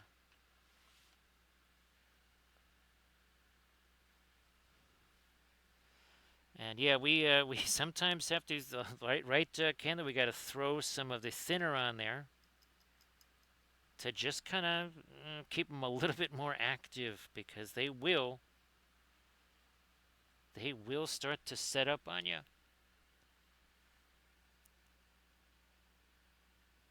Let me get some more of this in here.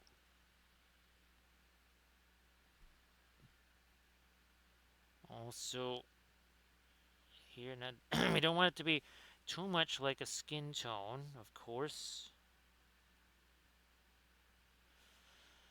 Just utilizing a little bit of dry brush stuff here. Later on, we'll go in and we'll do more, trying to get more of the individual hairs and all that other kind of stuff. Later, though, not now. We need a little something over there. Also, where's my chromium oxide green for the top of that? Other side now. Just let that work its way back. I think this is where we were when the raid happened, so we'll get back into this now. And you can see, look at that. That's just mixing with all of our dark there.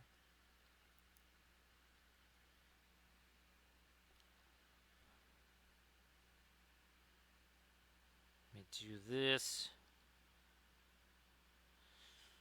I mean, obviously the advantage for me is that, well, if I don't use them in this paint session, there will be another paint session coming up, usually within either a matter of hours or whatever. So anything that's not, even some of the alkyds, I've still have actually reused those for, let's say, the next stream. There's a few of them that do like actually that coal black Camda, that is one of them that for whatever reason will extend into the next day. Again, there's other ones that will not do that whatsoever. Look at all that dark that's on that brush now.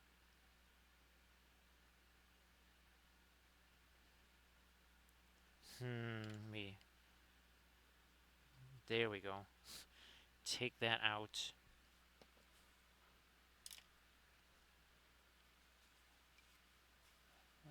That's the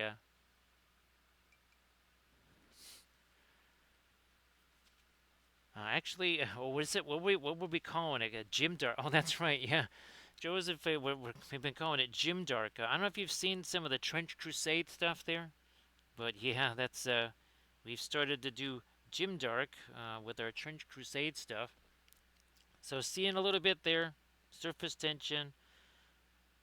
I'm sure things will be barked at in a stern fashion. Yes, very stern barking too, right? Surface tension.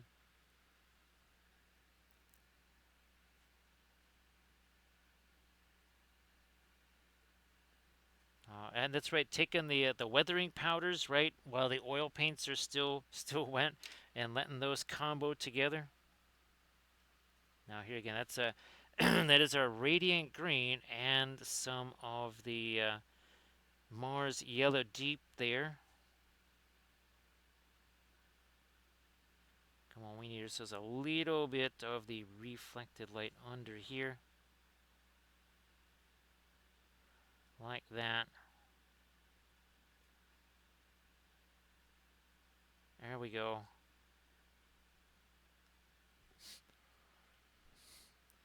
Got to keep them all in line, right? Surface tension. They get out of line so easily. Got to have the Greyhound put them back in their place.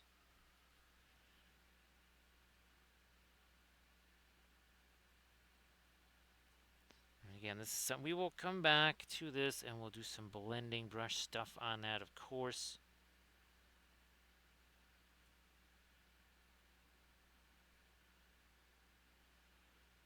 Come on. There. Also, yeah. Let's extend that a little further back here. That makes a little more sense. We'll get some of that up here. So that also makes a little more sense. Everybody check out that Reddit link that Joe Rosenfeld just posted there. And of course, appreciate you being here, Joe Rosenfeld. Now we haven't. Okay, that was not quite where that was all supposed to go. Oh, look at that. It's like we have an eraser, don't we? So everybody be like Cam and check out that Reddit link that Joe Rosenfeld just posted. Please go ahead and do that. Almost got a little bit of a more of a bluish violet tone to it there.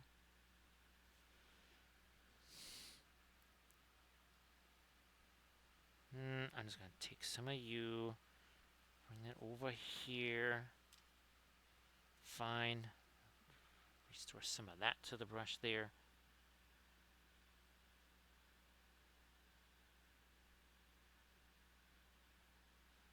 Over here now, and now maybe a little bit more on this. We definitely could use more of that light up here. Now we need to get some more of our turquoise reflected onto that. That's not really our turquoise there. Hopefully that, there we go. There we are. It's like, not really very turquoisey, is it? No, it is. Just kind of scraping that on there. So see, we got a little bit more of a greenish look over there. Now, it's like, what in the world is sitting in my way here? Oh, it would be the brush. Yeah, let's get this, and we also need again some. I think we're gonna start moving a little teensy bit lighter with our violet here. Let me see if this and the sky blue together can be enough. More of the sky blue. Might have to throw some more thinner onto that Grand Oracle just to break that down.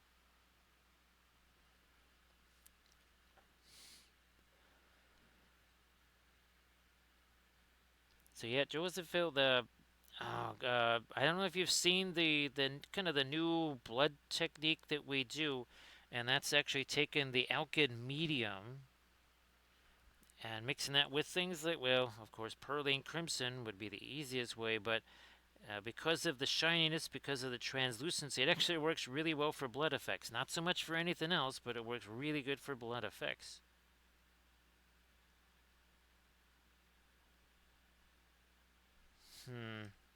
Yeah, we'll just grab you and can't use it like a little bit of a blending brush there.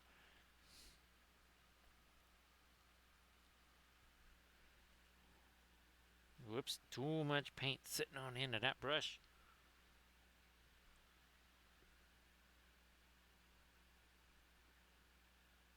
Okay, and I have a little bit more again of the, not so much of the orangey light there.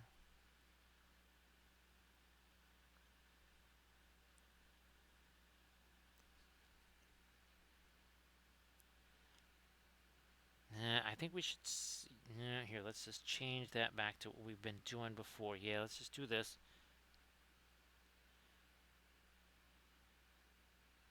Yeah, we'll just leave it that way for right now. Now, let me see if we can take this. This should be a little bit lighter here.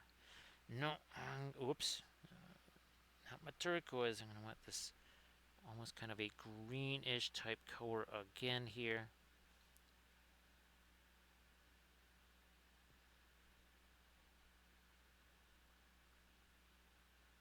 Come on. More get up onto that side. Alright, lighter. Yeah. Let's do this here. Let's just grab this.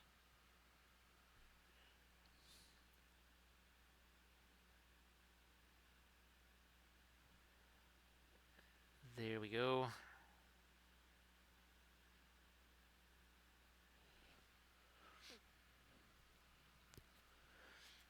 Oh, geez, the Zangors. Boy, I don't think we. I don't think we had the Alkids then, Jehoshaphat. Yeah, we did not have them then. Boy, that would have made a big difference. So Jehoshaphat, you know how we were talking about the reds and how the reds just take extra long to dry? Well, with the Alkids, it kind of reverses that a little bit, or a lot a bit. Yeah, those reds will set up a whole lot quicker with the Alkids. And of course, the other thing, Joas and Faye, is that you've got essentially Alkid affordable, fluoros with the Paul Rubens. Now, we use those just in the last army painting video. The ones on the, the Warg Riders there. Yeah, that we just used them on that. Now, the thing is, you are not going to get the same color intensity out of those. We've done several streams and other things that, kind of have done, again, shown unequivocally there is a big difference okay, Williamsburg, Mars Yellow Deep versus the equivalent in like the Paul Rubens, even the radiant colors from. Let me get this knife over here just to. So I think that's just a piece of support nub that just kind of got stuck in. Yeah, that was one that I broke off to get rid of it, and it just kind of stuck to the primer there.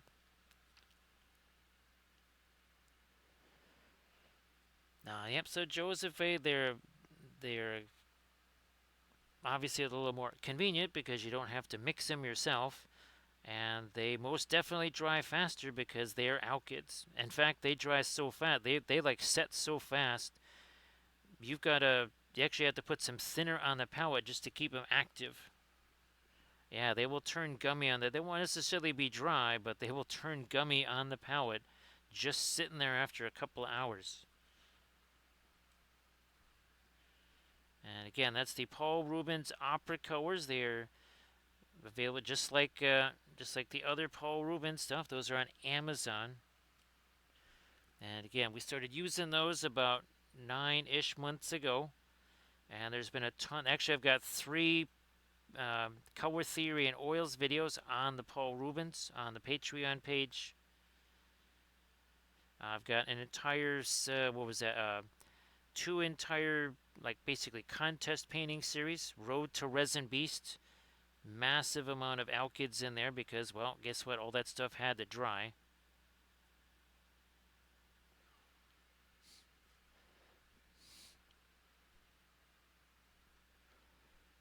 Now back over to our source lit side here. We're going to try and sneak in some of our lighter stuff here that is not also fiery light.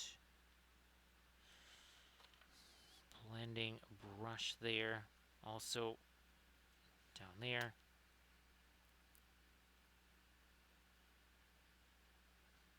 Nope, that didn't work.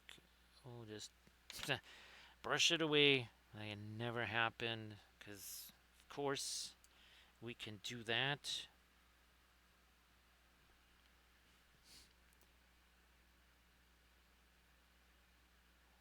The one thing that you can definitely anticipate here in Wampleville is change, and lots of it. Materials change all the time. Techniques are going to change all the time. Because there's usually a better way to do something, and then there's always some kind of new material that just maybe either was not available before. And we give those a shot as often as possible.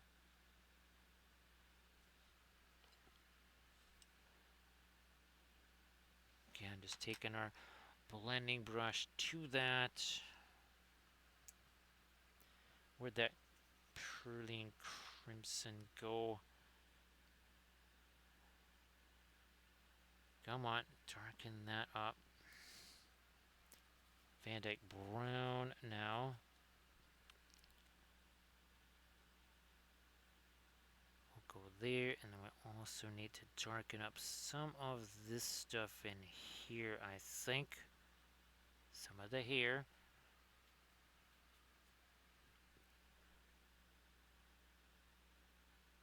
Come on, a little darker there.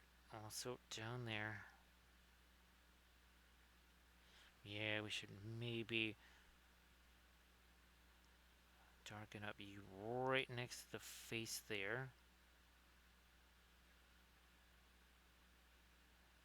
Possibly even a little bit more on this crown here and some of these shadow areas too.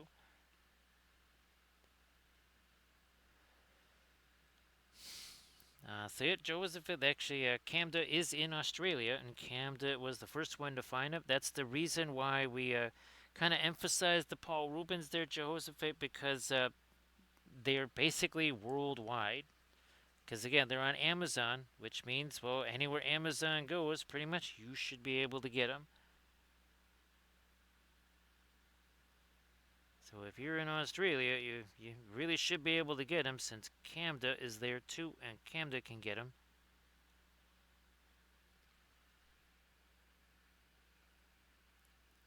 Trying to darken this down a little bit more here.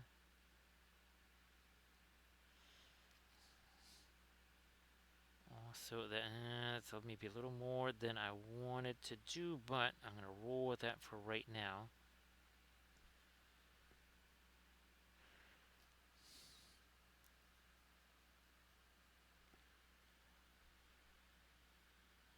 Hey there, Bush to Pyro, how you doing?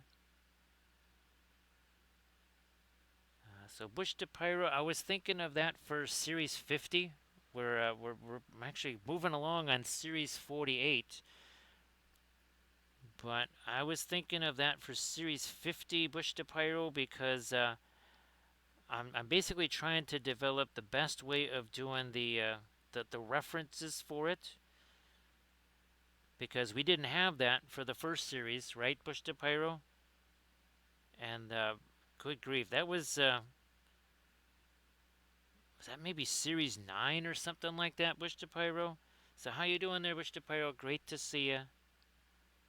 But yeah, that is the plan. Is for Series 50. Series 49, I believe, is going to be the Eldritch Foundry football players.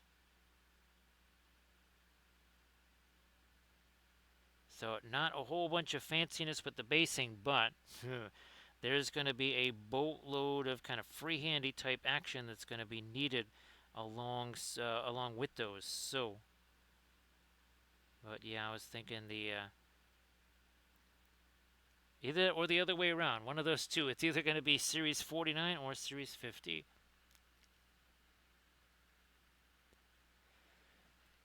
So that's my niece's dog. I'm not even sure they actually know officially just how old. Estimate is somewhere around 9 or 10 years old, something like that.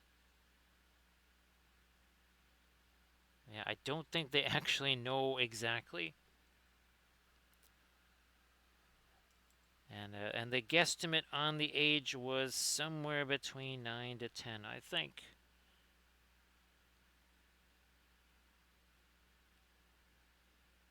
And yeah, we'll try to get that out there.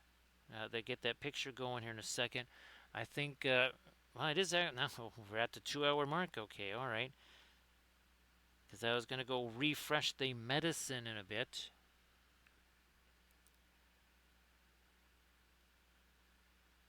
So yeah, that is my niece's dog there.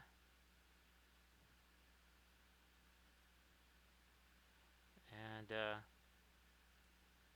I've actually done just a regular painting already of Katsu.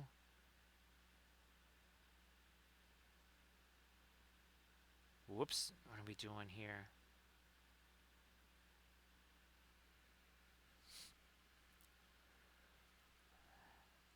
And I don't know if it was, a regular adoption or if it was somebody couldn't, have a dog anymore or something like that, and they just say, hey, how about you maybe take Katsura? That I don't know. Because all that happened out in San Francisco, which is a little ways away. I'm going to try to go back to my dark here, I think. Oh, yeah, yeah, yeah. For in here, for sure. I think that's part of it there. Yeah, we gotta go back into some dark. Gonna establish some good, strong, shadowy things here. Now, just a little bit of a programming note. The Saturday stream could also be later. It could be delayed. It depends on just how much snow I am shoveling, or if it's just kind of like, well, there's no point to shovel this anymore. We'll just let it fall, and we'll deal with it the next day.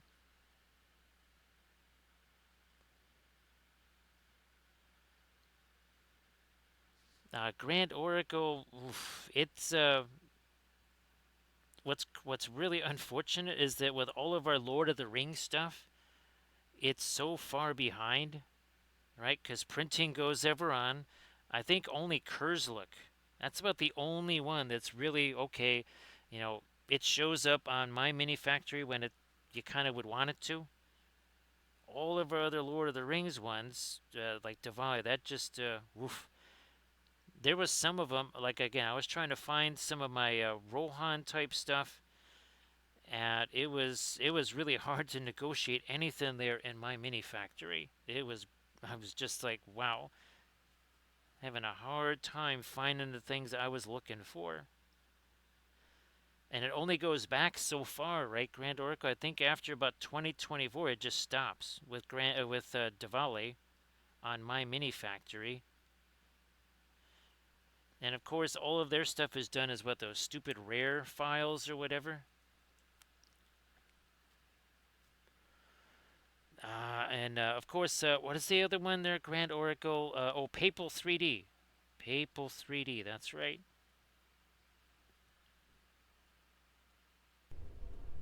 Who enters my domain? Well, let's see why Jinx has appeared in our domain. Let's ask who enters our domain. How you doing there, Jinx? Great to see you. Hey, nice to see you again, Studio Boneless. Yeah, I think I saw that, Grandor, in my mini factory, right? As I was scrolling backwards, it's like everything was all groups. It was all like tons of groups like that. So, everybody, please give Jinx a follow. And of course, Jinx, I hope you had a fabulous Thanksgiving. 2 hours and 4 minutes ago, we started painting this. So we just said we would have a little bit of fun there. This bust is from Nerikson, and we're doing just a little quick object source lighting thing on here. No, nothing super special there. Let me see. Where's our? Oh, here we go. Last night we did this on stream. This is one of our homemade flats right here. Part of our Lord of the Rings series. And again, we've done a whole bunch of those. This was this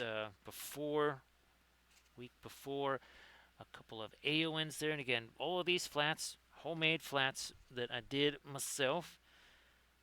This was Monday's Armada Monday stream here. Another one of our Battlestar Galactica ships. Very fun, kind of a tanker slash repair ship there. Look at that teensy little Raptor with its little light on. Yeah, look at that. Very fun. And of course, I think it was just a couple of Saturdays ago or a couple of Fridays ago, whatever, that we did this Loot Studios figure again with, look at this. Look how different that is with the green light and then the orange light there. I think I might have seen that Grand Oracle, their terrain Kickstarter. It's supposed to be, well, it's sort of like a Gondor Osgiliath, right, Grand Oracle? And this is, of course, the new Kathy figure right here. So we sculpted this in Eldritch Foundry. This is Kathy's Halfling Rogue figure, which, guess what? We printed it up regular size, and it joined our sculpted fellowship. Yeah, so we sculpted the Fellowship of the Ring. We did all 9, and of course, Kathy is the 10th little known member of the Fellowship. So yeah, we did that. I think it was the last Friday, Saturday streams. I mean, we got here's Boromir, and there's our Frodo right there. So yeah, we sculpted those up on Eldritch Foundry. So great to see you there. And yeah, Studio Bone, I think we did 2 of those ornaments. Now, of course, this coming Thursday is going to be Flat Thursday. And yes, we're going to be back to painting some of our ornaments here for sure. And of course, we're working with the oil paints. Working with the oil paints like we always do here. So great to see you there, Jinx. And of course, Jinx, why don't you share something? Why don't you share some stuff in the chat there? Super fabulous stuff. Then again, everybody please give Jinx a follow. Gonna get some of this, come on, some of this dark, and there we go. That is what we needed there. Try it back over on this side as well. There we are. Guess what? Down here too. Well, that's fantastic. Thanks for joining us on our Flat Thursdays. So Studio Wellness, I think you've seen these flash around now. I think I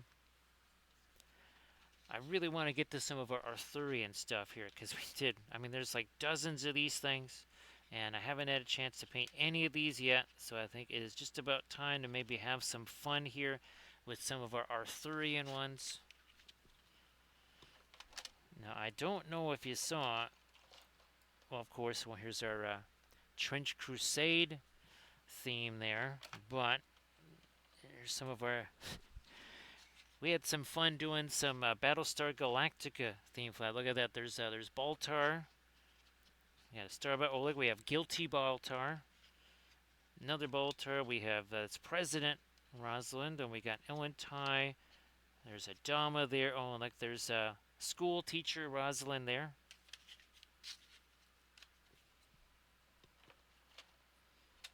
And then this theme right here. So here's our Japanese theme flats. And I've only printed out maybe a third or a half, maybe half of these designs. There's at least a whole nother half of these things to still print out here. Whoops. Get them oriented the right way. So again, we've been doing a lot of work with our homemade custom flats here. You know what? Let me grab some of you. Nope, more of that Perling Crimson here. Because guess where else we need some darks? Over here. Let's do that. On this side now. And doing it on the other side, let's get some darks over here. Yes, indeed. I think that'll be our focus here for a little bit. And again, Jinx, if you gotta take off, get to sleep, do post stream stuff, all of the above. Appreciate the read, and again, I hope that your Thanksgiving was super, super fabulous. Hope everybody had themselves a great Thanksgiving.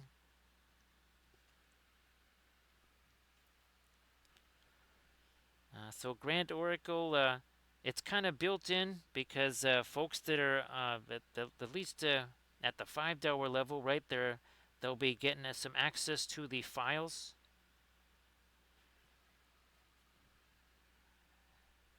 And for sure, if you're at the Army Painter level, you'll definitely have access to, well, not just those files, but also the Eldritch Foundry files, right? Like, again, our fabulous new fellowship, the Webhelia Spellbrush figures, the Kathy figures. Okay, what is 1 second here?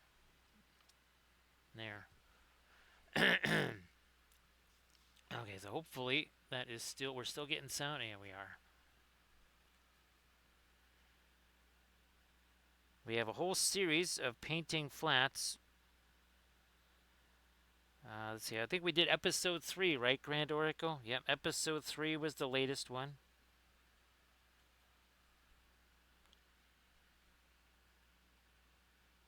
Darker there. All right. Ooh, that should also be darker there.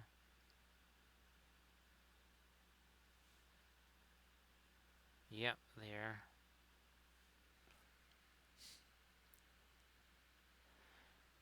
So unfortunately, Grand Oracle, yeah, that's I just figured it would be nice to at least get them into folks' hands, right, Grand Oracle? It's folks seem to get very confused, Grand Oracle. I don't know how. I get messages every day saying that they don't understand the different pledges and stuff. So ooh, maybe I won't add any more because for whatever reason, not sure why, but folks get super confused all the time about those.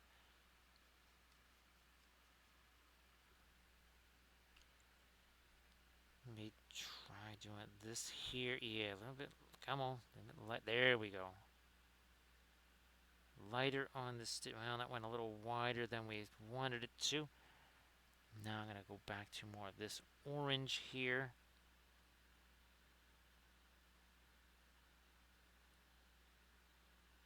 Try it that away.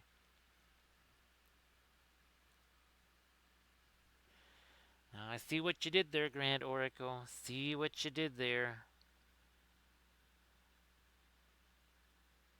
Yes, indeed. Now, actually, Grand Oracle, is December going to be a lot of swimming events, or does that actually kind of does the calendar sort of subside a little bit there with the swimming events and all that?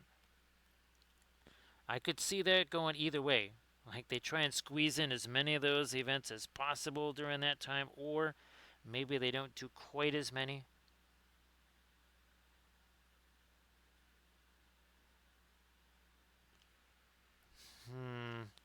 Try to get you. Come on, lighter here. Also there.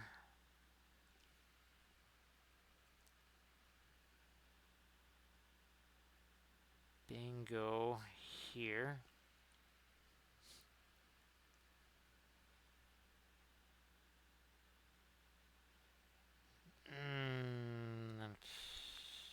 Maybe.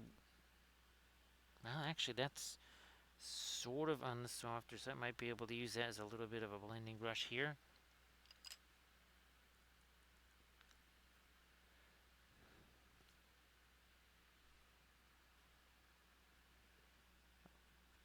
Touch more down there, just for now, and then we're gonna get here a little bit more of this lighter orange down here. Nope, we're gonna go back to this again. We'll just go back to that and work that in here. No, that would be more of a shadow there. Now the first 2 weeks, okay, and then well, that's going to be quite the busy time there, Grand Oracle.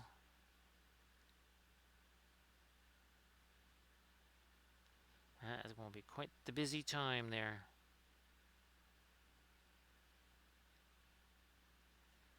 Let me do something. That might be a little too much yellow right there. We maybe wanted more of the orange. And that actually is kind of an orangey color too. It still sort of looks a bit more on the yellow side.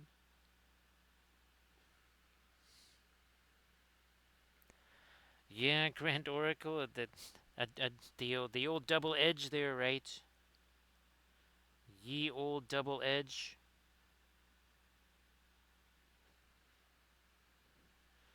Let me get that going here,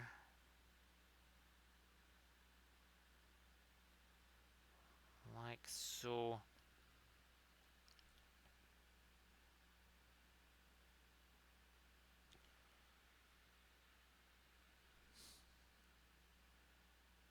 Boom.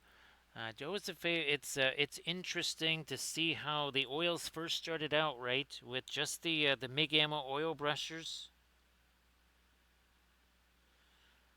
What's weird, Jehoshaphat, is that in a way, we've kind of gone full circle. We've almost gone full circle with it, because now we're back to the Alkids. From Alkids you were born, into Alkids you shall return. Something along. I think it was actually written. Well, it was certainly written in the Book of Wapple, I guess. Let me get some more of this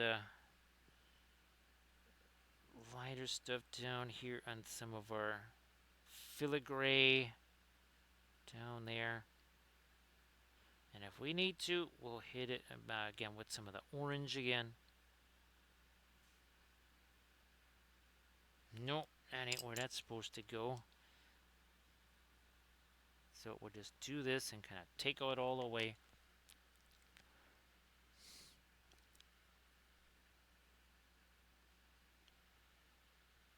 Well, thanks, Grand Oracle. So Jehoshaphat, yeah, what, 13? No, well, pretty soon. Well, it would have to be deeper into 2026, but 2026 will mark year 13 of the tutorial videos. Because they started in 2013, which is why you do the Army Painter pledge level on the Patreon page. You are getting, now it's got to be close to 2,600 hours worth of tutorial videos.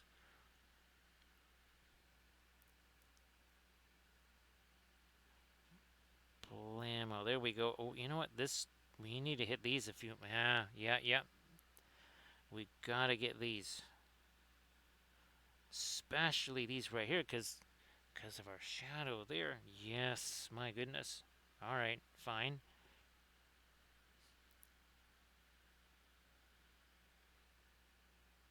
So Jehoshaphat, let's see. What were some? I was just trying to think of some of our faves with the acrylics there.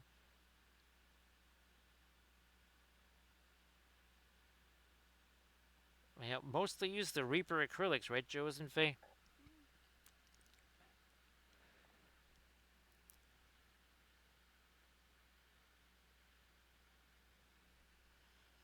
So yeah, if you have the Army Painter pledge level, there is and I send it in all the messages. Of course, if maybe you lost that link or something like that, you can always shoot me a message.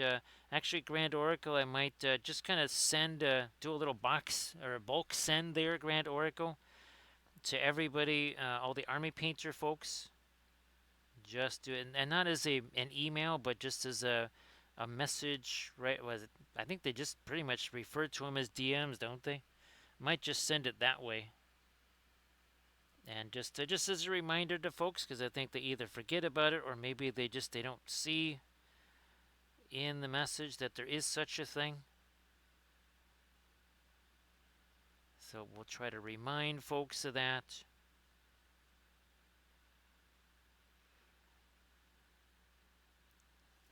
Okay, now I think now we're starting to get somewhere with that.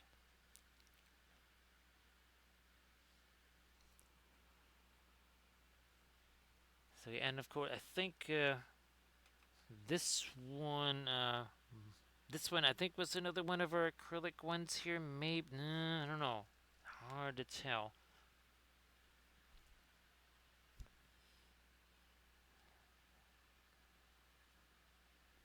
But boy, Joe, and even just it's not just the painting, right, Joseph? Think of the basing bits. Think of how that's changed the basing since, even just over the last couple of years, much the last 10 years, right, Joseph?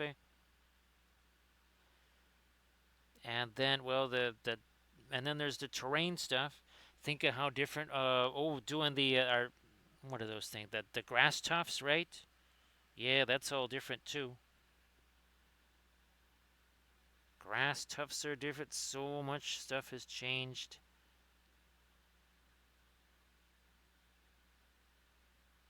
Well, again, there's new technologies, new equipment, new whatever,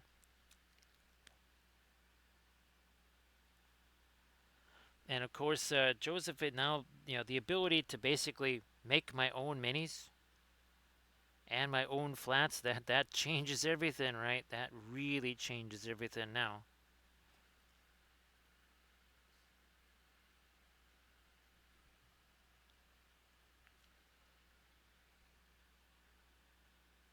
Let me do this right in here. Studio Bone, actually, Studio Bone. Remember the new one, Peleus Spellbrush figure? Uh, and actually, these are from Eldritch Foundry. So yeah, this is all Eldritch Foundry here directly. And then there was the Wapilius Spellbrush. Remember, it had the flying books on it, Studio Boneless. That one, that was all kind of integrated. I guess is that the word, Studio Boneless, that we're looking for? No problem there, Grand Oracle. And again, Grand Oracle, thank you so much for all the subs and everything. Thank you so much for the hype train. Appreciate that.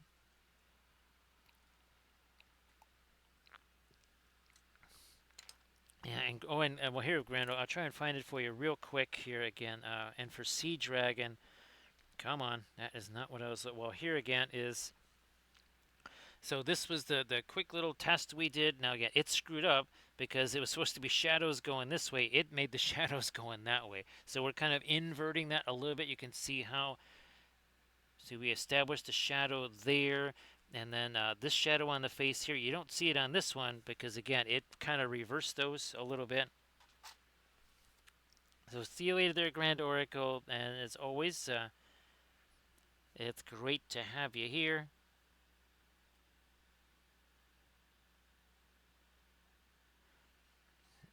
Let me. There we go. Oh, and actually, you get another integrated base in Away Studio bonus because there's this. Yeah, this. I think I might just do this actually as the next large painting large scale on the Patreon page because I'm hoping that those the Rohan type figures that those all will print out well and I'll be able to use those on the Saturday stream.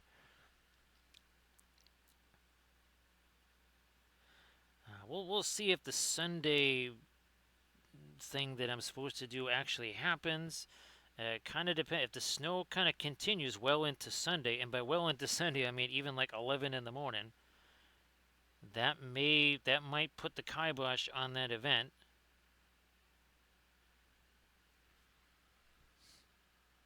Yeah, it is possible.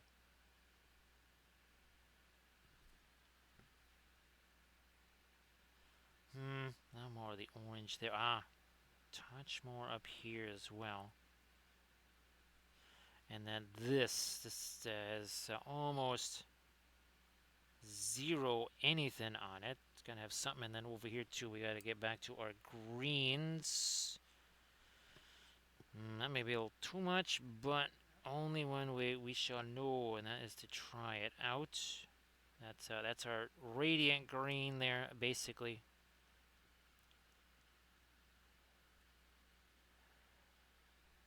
So Joe's, I'm not doing the, yeah, not going to do the watercolor type stuff on the figures. In a way, though, Joe's and Faye, you've seen, well, you've seen a lot of the 2D painting, right? And how, in a way, the pre-glaze is almost reductive, right, Joe's and Faye? I mean, in many ways, the pre-glaze is kind of reductive. How you doing there, Tatley? Great to see you back. Happy Saturday to you. And of course, we do that on our 2D paintings. Well, that's right. So Joe's and Faye, oils are the original watercolors because you can even see there's kind of like see watercolory stuff going on, especially in some of the backdrop stuff there. So great to see you again, Thurfus Tension. Hopefully the stroll was very fun for all involved.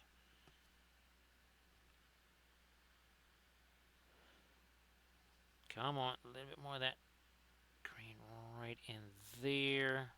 A little more here, and then a little more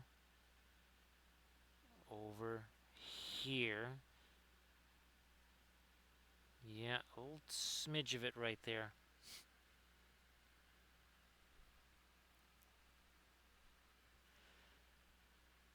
Let me try this now. Recoil, sorry I didn't get to send you any messages today. It was just, it was a bit of a messy day there. I wanted to ask you, actually, have you done any more? Well, let's see. I know you were doing something with Suno just, well, yesterday pretty much, but I just wasn't sure. See, I don't think you're going to run into the same kind of bugaboos that I am with the way Suno has changed. Although I have started to think back to some of the songs there, Recoil. Now maybe it was only recently where they made maybe they were just testing that out, that whole push everything to whatchamacallit pop type songs.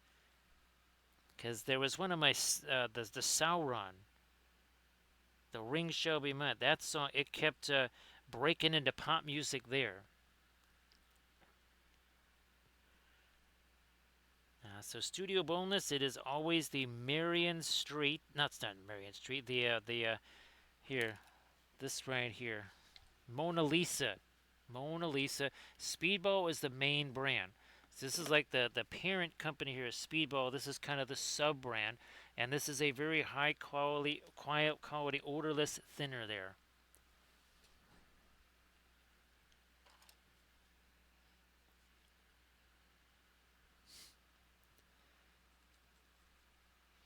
So sure that's yeah, Studio Boneless. That is just I really love that stuff. It just works great.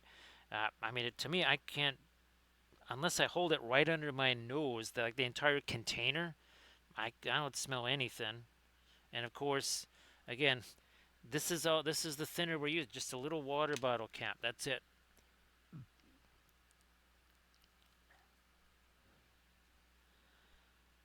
Just a little water bottle cap and nothing else. Yeah, let's get some more light over here. Maybe that too.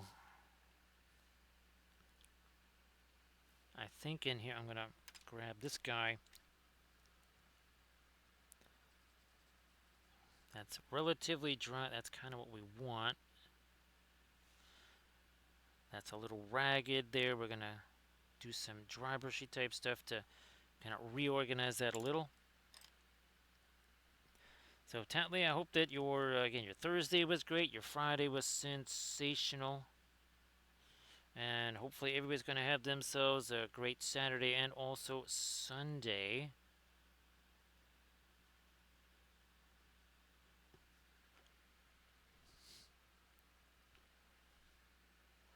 All right, back to our light there, and a little touch of it under here. What are we doing up here?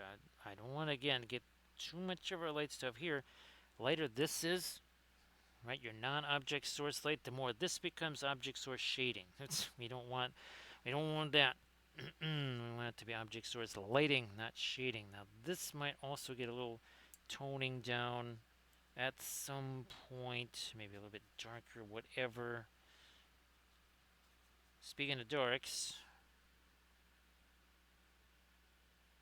not just darker, we're also looking to kind of re-establish some edges here too, like this one. That got a bit for schmizzled. We will now for schmizzle that.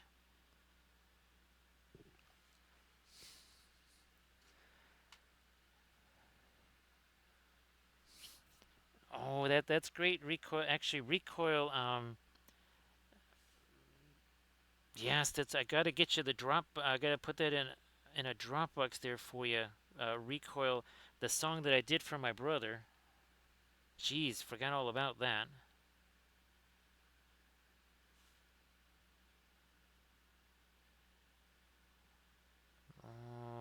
Okay. There, now, there we go. There you go.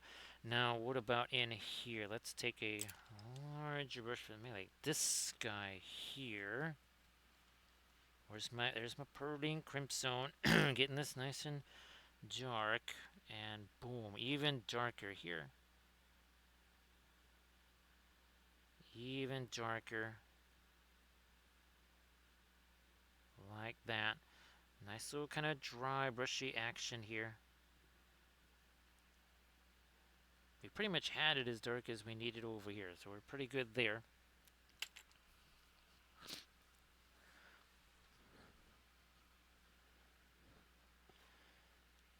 Sorry about that, Tatley, that you haven't had a chance to get back into the painting groove in a little while there. Now, hopefully things kind of change and you'll be able to jump back in. Orange, orange, orange. Some of it here. Come on, there we go. Then down here, that's where we kind of need some of this. Boom. It looks super light here. It's not all that light. Actually, there's a bunch of fuzz there. Let me get rid of that. That is getting in my way. Yeah. That looks super light. That is not light at all. It just seems that, look at how dark it is here. You can see how dark it is, and that's not actually our latest light over there either.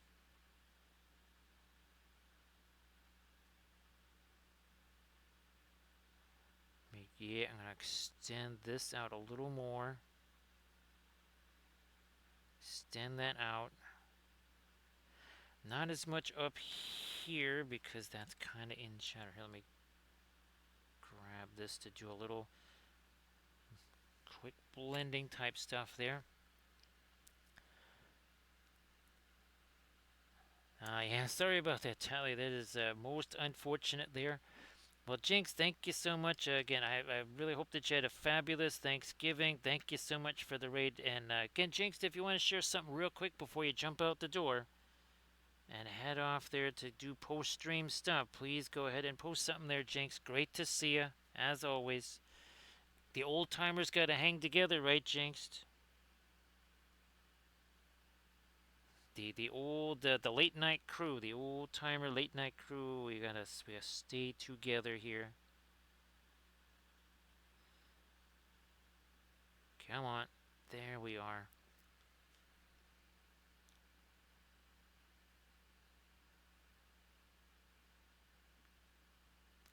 Eh,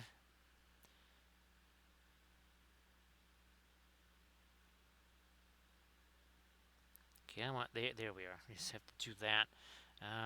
Blending brush to extend that back this way.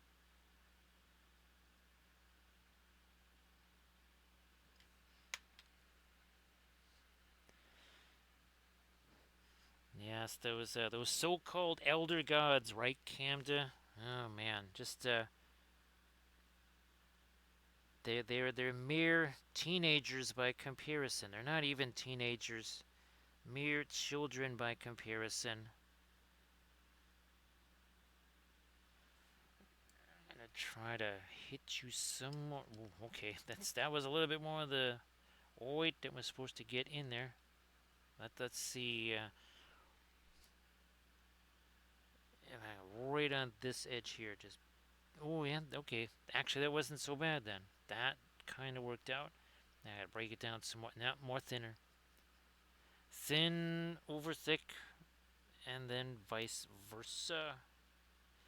And it doesn't have to mean it doesn't mean that one is practically just straight up thinner and the other one is straight up paint. No, it doesn't take that much. Sometimes, depending on the paint itself, because every paint has a different consistency, could be as little as 5-10% more or less thinner to go from something that is not quite thick or thin enough to go on over another previous application or something that's just going to bounce right off.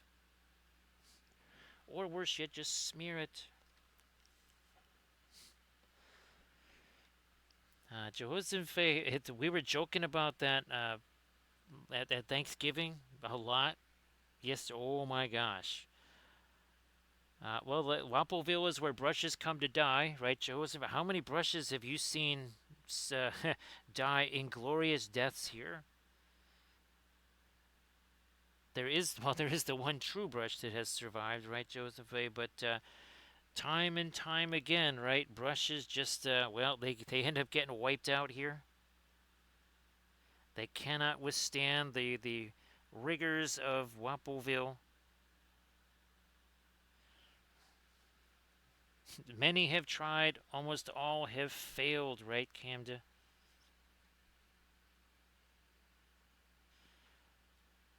Okay, over here with our lighter stuff in there. Let's do that. Gee whiz. No, not that light. Let's back off to this. Actually, Joseph, kind of the latest success as far as brushes go has just been the Cheapmo craft brushes on Amazon. Those didn't really exist before. Now, of course, they get destroyed immediately, but like these golden maple ones, and even these over here, again, they get destroyed pretty quick. But then you're not you're not exactly shelling out huge dineros for those.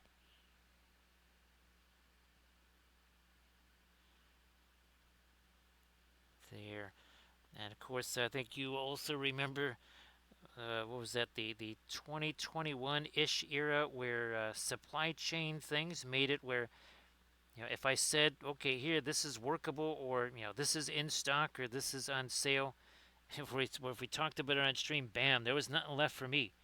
I would go to buy the stuff and there was nothing, it was all out of stock.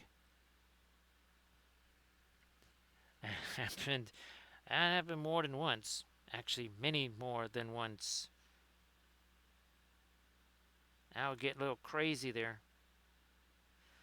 So yeah, Armored Wolf again. I'll look on eBay. Sorry, for a Carnosaur there. See if something pops up.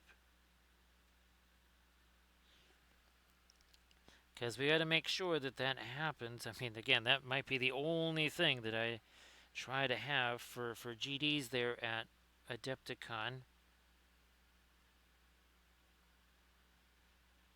Nope, nope, no, no, no. More of the orange there. 1 second here. Let me get some of this yellow. More thinner. All right, I think now. There we go. This whole area here, that's a lot of that is still just our initial dry brushy stuff there. Come on, a little bit of light there. All right.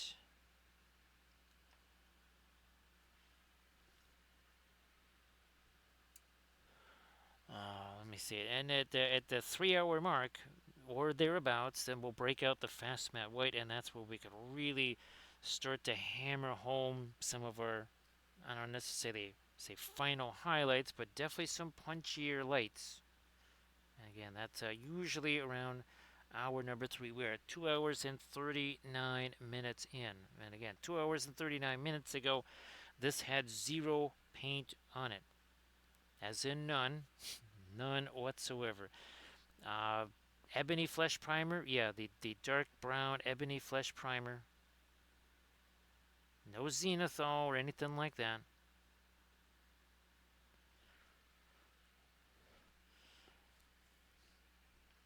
Camda, that I was really glad the way that reference kind of showed the hair, because that was kind of neat. I was glad the way it did that.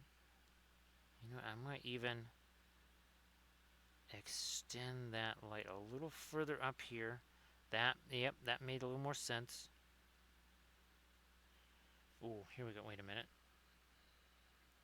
A little bit more. Then to break this down.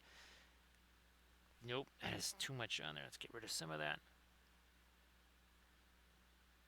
There we are. Some of these areas actually do need some of our lighter color down in there too.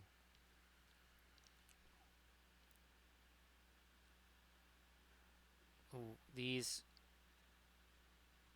little dots there, got to get themselves some more light on them. Yeah. Now, down in here, we gotta get ourselves a little bit of reflected something or other. Oh, here we go. Well, fine. There you go. Well, look at this. We're mixing our not radiant dark violet with our basically almost like a skin tone there. And the idea is here to try and get a little bit of reflect. That's a hard to reach area, right? We just chuck a little bit of paint in there. We take something like this here, another craft brush again that has no paint on it, and then we just kind of smush that around in place. Much easier to do that. We're going to do it again, not with this guy. Doing it with this guy.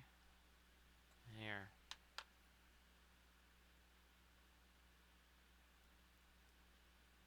Also, some of that.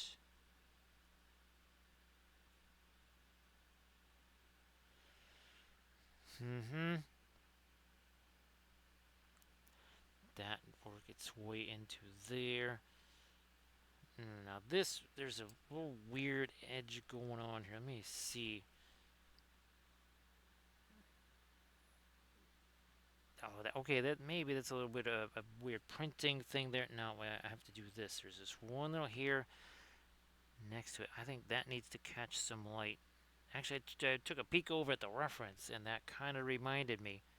Not that again, it's exactly like that. See that? It's kind of like a layered series of lights coming down there. We needed that for sure.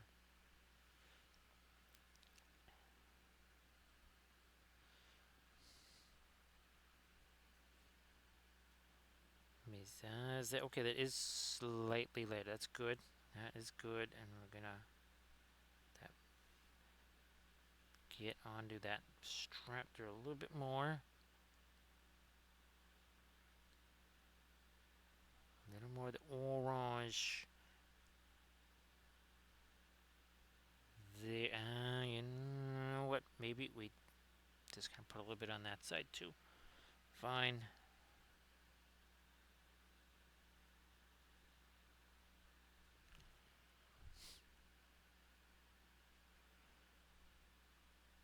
It's kind of weird, Camden, to think that, okay, yesterday and today they've been kind of in the mid 20s again. It was just that first freaky, was that in October there? With the snow in the mid 20s. Well, again, some areas around here, they were talking upwards of maybe a foot of snow. It's, again, I don't think it's going to be quite the Lake Pontchartrain ski lodge here, but who knows? I mean, if that happens, that would certainly be the biggest snowfall around here in a long time. Which, in previous times would just have thought, okay, it's a little bit of snow.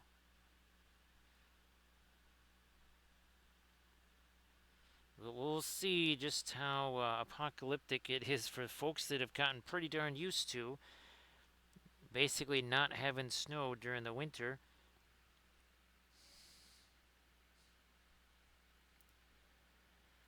So we're probably about -4, maybe about -5 or 6 Celsius there, Tatley.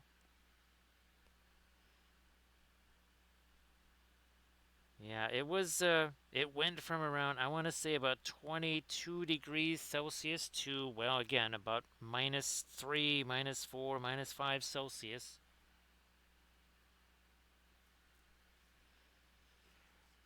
What we're hoping to avoid is, and again, we showed this last night because, well, the last time we did have a big amount of snow was, oh, where is it here?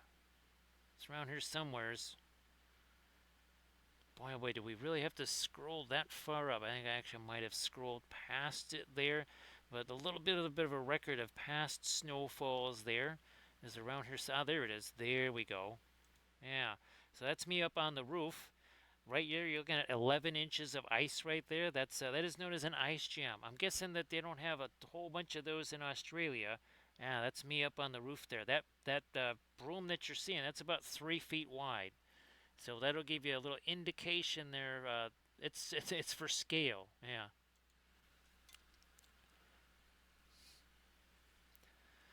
So everybody check out the 40K hobbitses there that Josephine just posted. And that's a Reddit link there. So Tatley, there was, again, this was 1 year where the snow was sufficient between the snow, the drifts, and everything else, where my brothers and I, we could walk up onto the garage roof just via the pile of snow. Yeah, we just walked up the pile as well. It wasn't exactly a leisurely stroll. It was more like climbing Mount Everest. But we could get to the top to the garage roof just via the snow. We actually dug tunnels in there because again, there was enough snow to dig gigantic tunnels under there.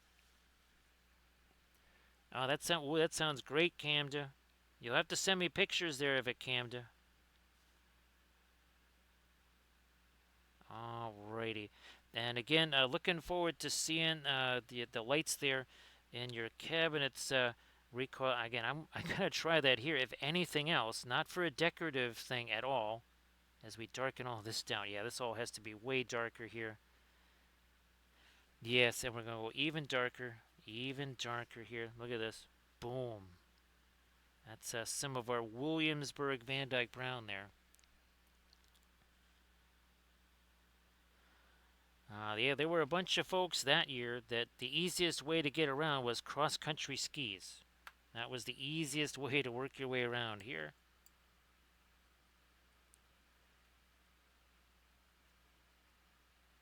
I think the last large snowfall, I don't think that was the 20 inches, was it? I don't know. That's fantabulous there, Recoil. That is fantabulous. I think the last time we had any real kind of accumulated snow here, I was able to basically make a snow, what would you say, a snow city? Minas Tirith, I did 7 levels of Snow City. Gee whiz.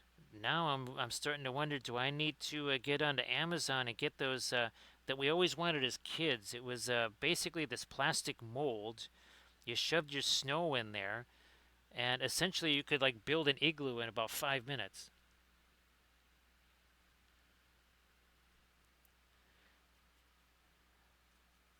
Well, I think actually surface tension. I was trying to explain the ancient Welsh Landians to the family last yesterday or that Thanksgiving there. They weren't quite understanding the concept there. Let's just say that they were not quite convinced. They don't believe in ancient aliens, so they're not quite convinced that the ancient Welsh Landians created the anti-death orb shield many thousands of years ago. Oh, here we go. There's some of that Naples yellow again. Hey, Neshlin. Happy Saturday there, Neshlin. Great to see ya. Great to see ya. A little more of this maybe. We gotta be getting awful. Yeah, okay. We're even closer now to when we can break out our fast matte white and really punch up some highlight type things here.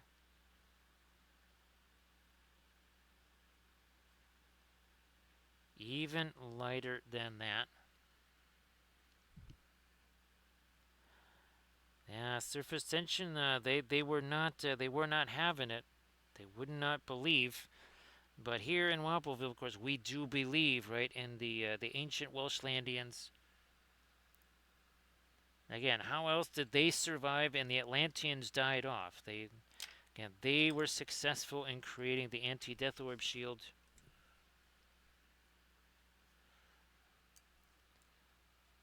A tale of two ancient space civilizations. One died off, the other survived, and is still among us to this day. Yeah, they didn't even believe me about cadmium gray shade. They didn't even believe me about that. All right, let's get. Oh, there we go. Yeah, we've been punching up a lot of the lights there. Now we're gonna go oppo here with some darks in here. Sharpens up some of those edges nicely. And all of a sudden, well, gee, looky there. Doesn't that seem a whole lot lighter? Well, that's why this is a pro Pluto channel, right? Right, surface tension. Because again, we also believe in the ancient Welshlandians.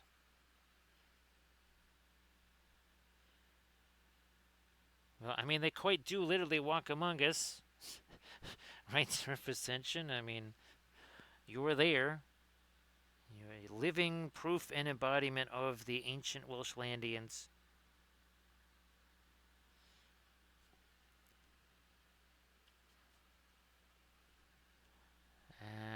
Yeah, let's darken that down some more there. And then up here too.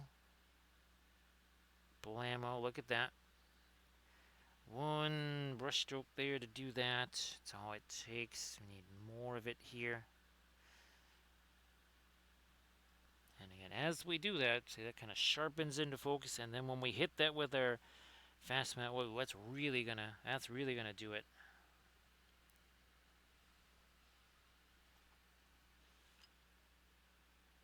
More of that here, and then some more over here.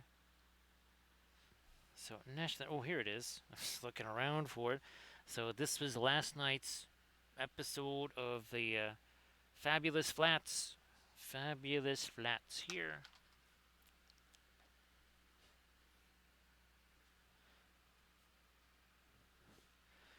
Well, that's human years surfaced. Of course, again, you know, the humans, they measure themselves in their solar calendar, whereas you and I, we use a far more ancient calendar.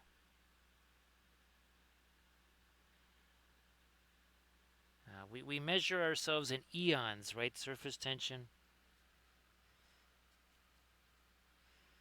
It's kind of like dog years on super steroids or something like that. Who enters my domain? Someone else dares to enter our domain. I think that just might be Art of Mike Disney. How you doing there, Mike? Hope you had a blast at Thanksgiving. Everybody, please give Art of Mike Disney a follow. So great to see there. Actual surface tension. That was, where do you think the Tuesdays were originally created? Right. It's one of the holdovers of the ancient Welshlandian calendar. Right. Surface tension. Everybody, please give Art of Mike Disney a follow. And of course, like always, Mike, you want to share some stuffs in the chat, please go ahead. Now, this right here, 2 hours, 53 minutes, and 56 seconds ago had no paint on it. It was a paint-free object. So, Mike, why don't you share some images of your non-paint-free objects, your painted objects. I'm sure that would be fabulous for everybody to see. This is a Nerikson bust right here. And again, just nothing super snazzy, just a quick little bit of object source sliding on there. No big deal, no great shakes, none of those things. Oh, here we are. We can, again, here's another one of our little crafty beat up type brushes here that we like to use to make these little wild filbert style brushes, and then we do this kind of stuff with them. Well, great to see you there, Mike. And again, everybody please give Mike Disney a follow. Sorry I didn't get a chance to check out what you were doing there, Mike. I think actually, I think you and Jinx might have had about a 50-minute head start on me. I was much later because I was trying to screw around with printing stuff.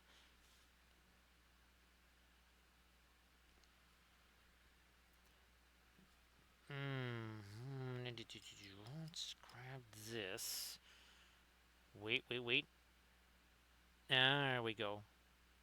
See, we just had to give that a little more time to set up. Looky here. Look what we got there. Look at that. And we're almost at that 3 hour mark, so we can break out that fast mat. Wait, and really hammer home some lights there. That's fantastic. Again, everybody give Mike Disney a follow. And of course, I might post some stuff there. Be sure to check it out. And of course, to give Mike Disney a follow. Now, let me see. Well, here we go. Again, this was last night's stream. A little bit different topic right there. Again, this is one of our homemade flats. We have done many dozens of designs. We've actually painted, oh gosh, we've probably painted a dozen of them now. I mean, here's this is one of the earlier ones. It's a Trench Crusade theme that we did. Oh, and the week before was a couple of Eowyn themed pieces. Oh, and also here we have this little fun thing right here. This was our Monday stream. Battlestar Galactica themed ship. And look at that, a tiny little raptor with its cute little light on. Look at that. So again, everybody please give Mike Disney a follow. Alright, it is that time where we reach into the drawer of many things and grab the fast mat white, which we'll just deposit maybe here. Whatever.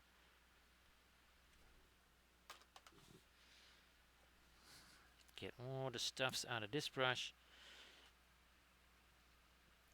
I'll start breaking this down somewhere here. And now we'll use some of this to get our latest light on the plinth. There we go. See, like we said, that was going to really stand out there.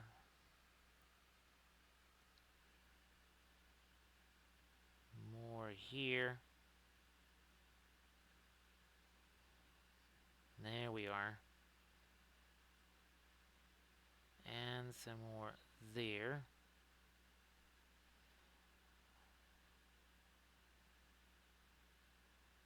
Drop it. Wait a minute. Wait a second here.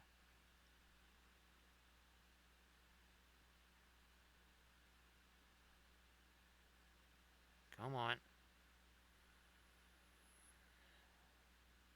Yeah, there we are.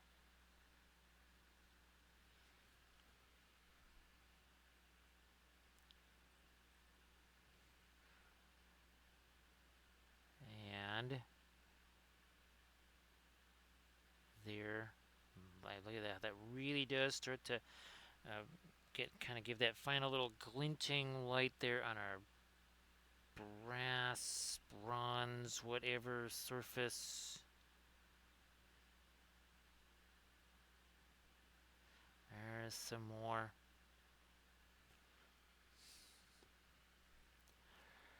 Boy, surface tension, it's always kind of fun to do the brass slash bronze because you really can explore that crazy kind of greenishness to it, but it can be it can be a little bit on the tricksy side, right? Surface tension. And surface tension. I don't know if you ever got a chance to share your stuff. I don't know. I think you might have early on, but it's been a while, so why don't you share your oil painted stuff again there, surface tension. Sorry if I forgot. Again, it's been It was kind of an active, well, it's been an active couple of days for sure. Let me use you and just drag, there we go, drag some of that along.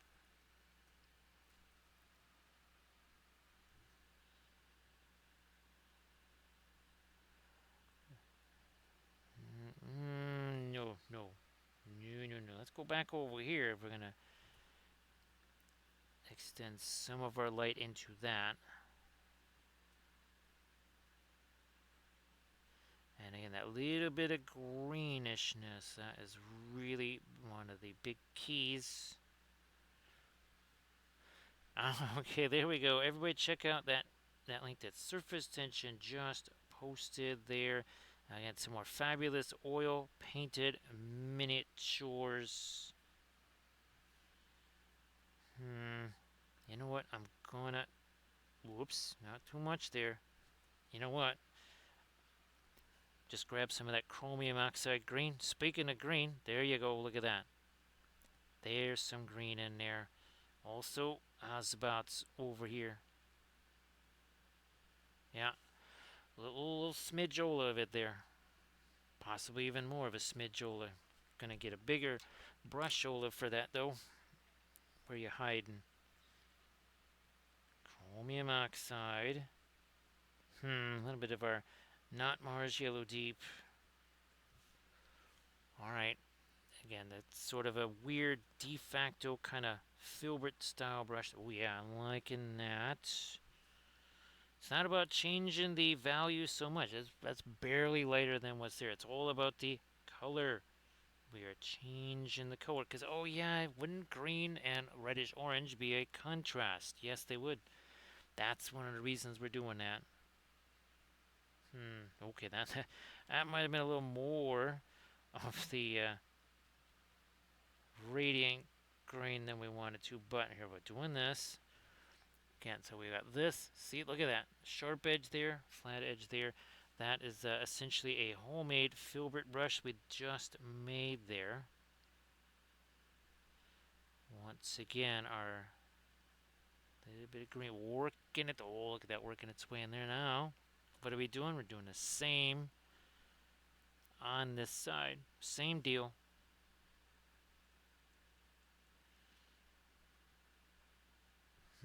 More.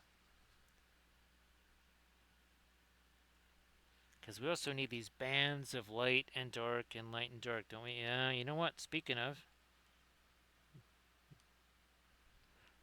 lighter, we'll do that here. With this big old, look at that's all mixing together right there. Because this is all oil paints. Which is why 3 hours and 2 minutes ago, no paint on this. Looks a little bit different than that now. Just saying.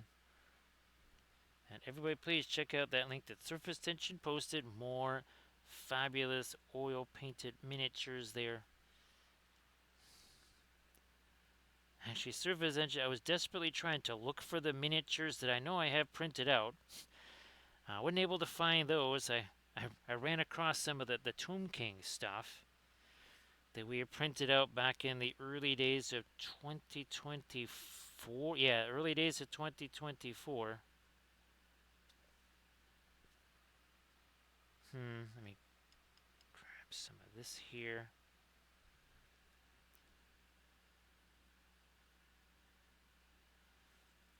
And then some of that here.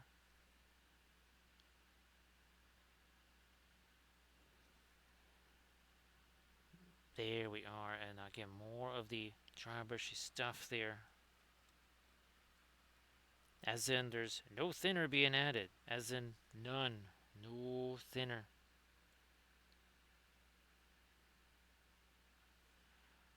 Doing it again here. Come on. So now we built that up, and we will now do a little bit more of that here. Maybe stick with the green theme, though. Again, with this, that's not a filbert brush.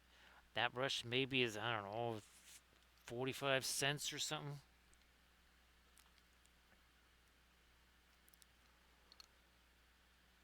Hey, Mikey, how you doing? Jehoshaphat, and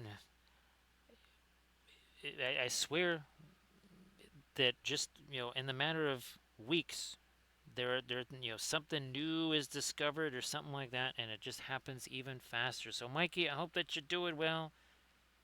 Happy Saturday. Happy Saturday there, Mikey. Ah, now we're talking. Now we're talking here. Yeah. Looky there.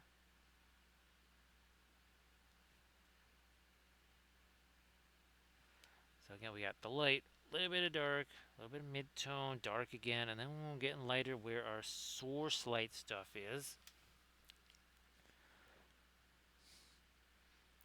So it's just in this area here because, well, if we want to do dry brushy type stuff, right, Josenfeld, if we have a bunch of thinner in there, we're not gonna be able to do the dry brushy stuff. So it's not an Elkid thing or anything like that. It's just right here. We want to be able to do a hyper dry brush kind of effect there. And if we got any thinner on that brush, we are not going to be able to do that, unfortunately. I want to do too far over onto the side here. Not too much.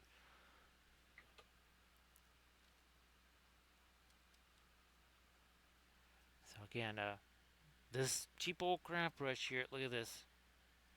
It's easier to see. Look at how sharp that edge is, and look at how broad that edge here. Now, thanks, Mikey. It's folks have been wanting to kind of see the the cast shadow look, especially with the OSL stuff, and this seemed to be a really good opportunity for it. Let me hit this again. There we go.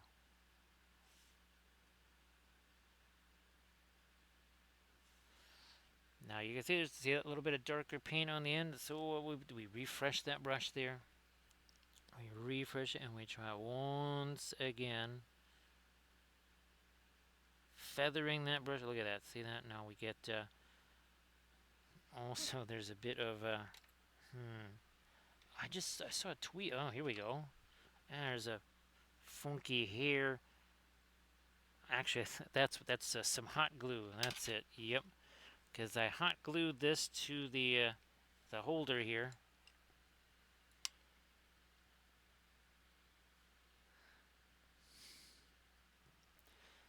Jehoshaphat, the more there. Here we go. So again, these are available on Amazon here, and there's 3 vids on the various Paul Rubens. Now again, the previous option was this here, but then there were these. Whoops. There we go. Our homemade floros. And oh, look at this. Wait a minute. Time out. Now we got all 3. There we go. That's a new one. I did this in a video. Yeah, Jehoshaphat. I just did a mixing video. And yeah, we just made this. So there's the 3 forms.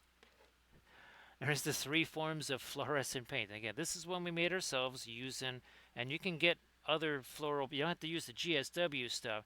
There's floral powdered pigments available on Amazon as well. And again, then here's our other options for doing the floral oil paints.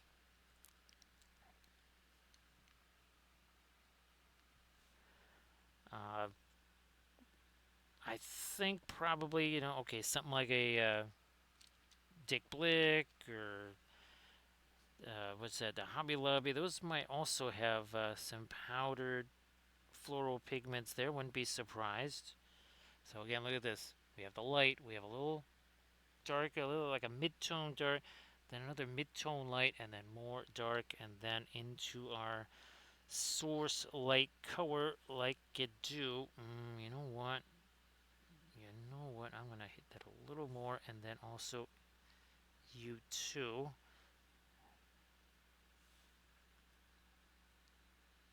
There. Now we we got to go back the other way. Gotta get in some more dark here.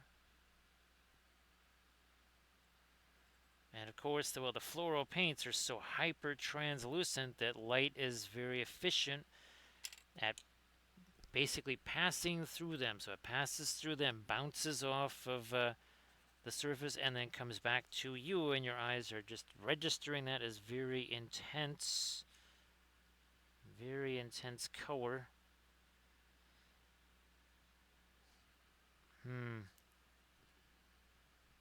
More of that's our Van Dyke brown. Some of the pearling crimson. I need to really hit this all along here real hard. Not that hard.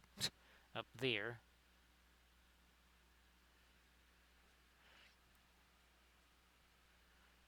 Now we got a little bit of thinner in there to help it flow a bit more, because we don't need to do a dry brushy thing here.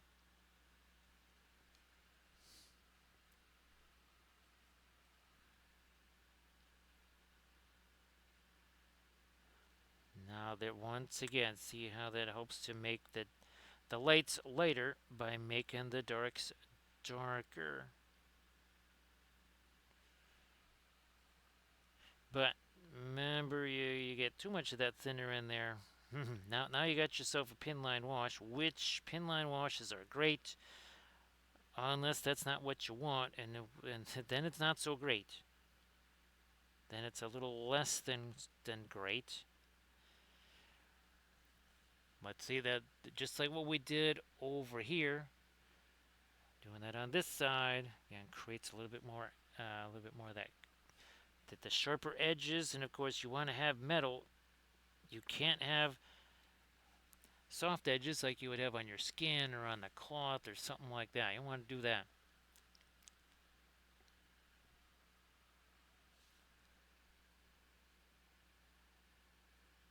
Come on, let's hit that. There we go. I've been waiting a while to do this. I was kind of, again, give it enough time to set. We want to be patient. We do not want to be hasty. Little hobbits is there. Maybe a bit. Rotate you around. There we go. It's another area here where we needed to reinforce our darker edge. Oh, here's another one. There we go. We're getting there.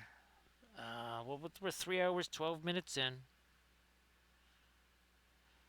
3 hours, 12 minutes ago. This was just some brush on primer. Just brushed on some Stynylrez real quick. Ebony Flesh primer of the Stynylrez variety. And that was it. That's all we had. I went, I'm going to try this now here for the super punchy lights there on our metal. Where we at here with this?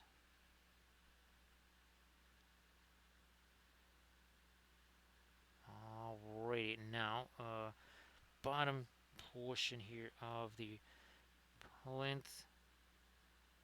Come on, there we are. Also, now, guess we gotta go more to the fast matte white, right along these lightest edges here. Come on, that too.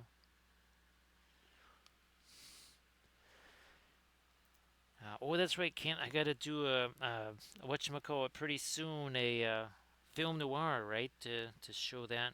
Almost forgot. We had one early on when Valfera was here. Gotta have ourselves another film noir. Because, well, nothing quite shows it like that, right? Right, Camda? Is a wee bit of film noir.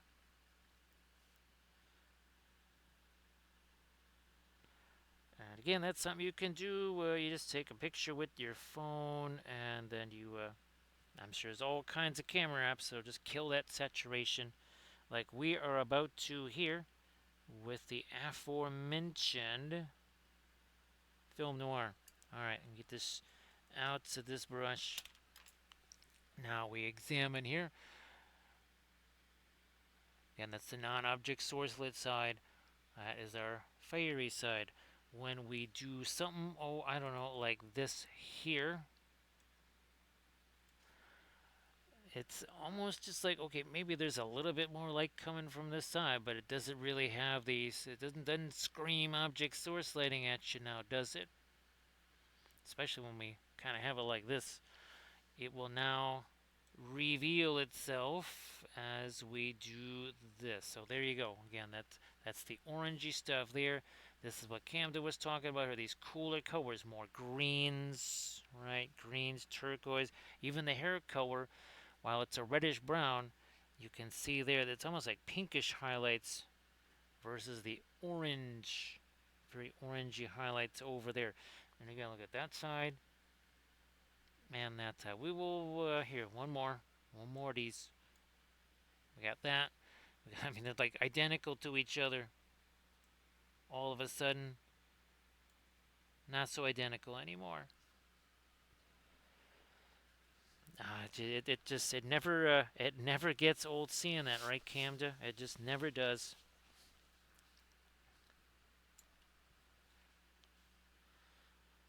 Now, what do we have on this brush right here? I'm gonna go do some of this here on the filigree again. Oh, yeah, definitely here. Top of this. Top of that.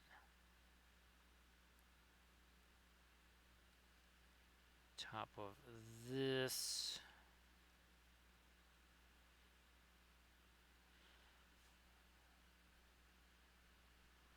Under here. There we go. So all of that now. See again, we have made those edges a bit harder. Guess what? We got shinies.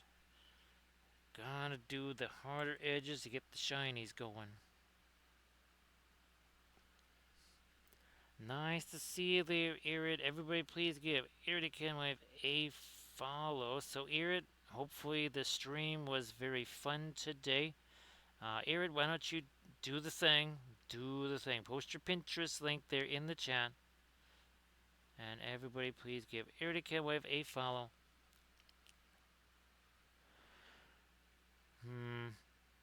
More of a... There we are. Come on, more there. Oh, these little guys here. Everybody check out that Pinterest link that Irid just shared. And Irid, you're doing your usual Saturday 7 p.m. Pacific stream, yes? I believe so. Hello, Everybody little please give hobbits. Irid a Spotlight follow. Dodger. And it works just like that. Now here we just have gotten ourselves a new little hobbit. That is Christophoros. Thank you so much, Chris. So it was more fun when that Flat of the Shire was up here, even though Baggins was being a kind of a pain. Well, he sort of does that. Actually, you also smell weird. It's like, well, I was over at Bilbo's house. Okay, fine, we did a little pipe weed. No, what's going to happen here on this big end of 6 for Christo? Oh, he just did escape. I thought it was going to be one of these because when he mentions pipeweed, that's what shows up. Usually when he avoids mentioning pipeweed, you get more of a big Gandalf 6 right there. But thank you so much, Christo. Appreciate that.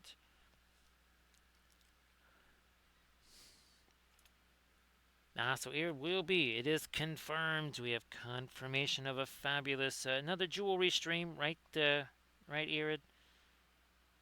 Some more fabulous, probably beadwork-ish, something along those lines, right?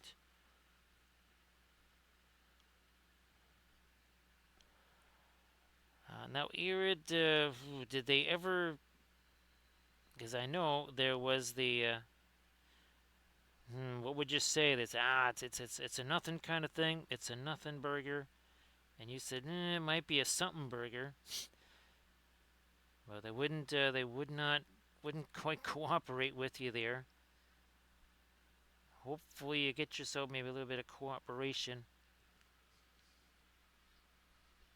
Alright, so it is, again, it will be some more fabulous jewelry work there, again, by Eradicate Wife, and of course, you want to check that out. So, again, please give Eradicate Wife a follow. What I'm going to do over here is actually utilize a bit more of our light stuff in here.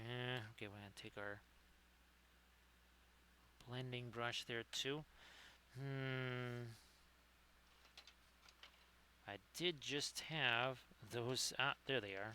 It's like, wait a minute. Oh no, these are not the ones. Hopefully these will do the trick here, though. Again, it's a little bit of fuzz there on that bust. Where are we at here? Here we are.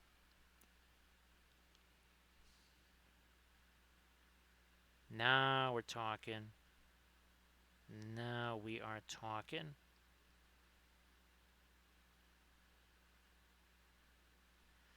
All right, do that too.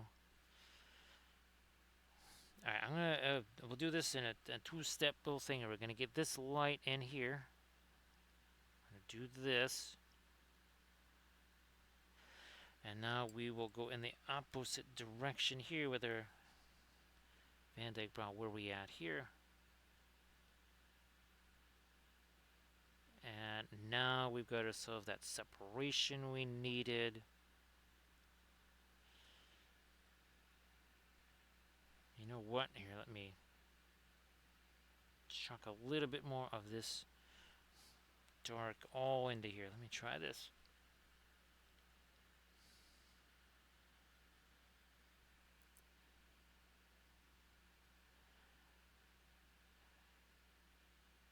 Yeah, that's definitely, and I know that, again, that's been for weeks now, right? That has definitely been a major concern, and,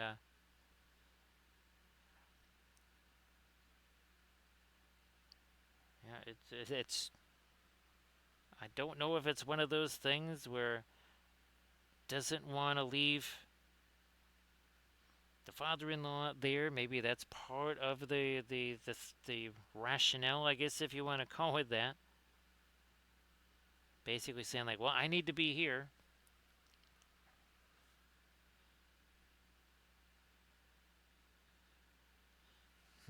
All right. We will do a little backtrack a little bit. We're gonna take this,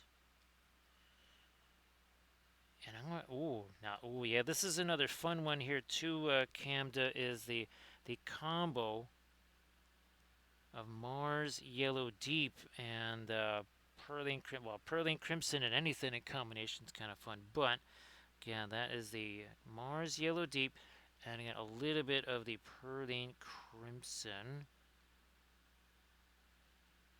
Would be also good for those orangey golds land dress. Remember, it was like the Terra Rosa Indian Yellow we were doing. This also would work for a similar type of thing.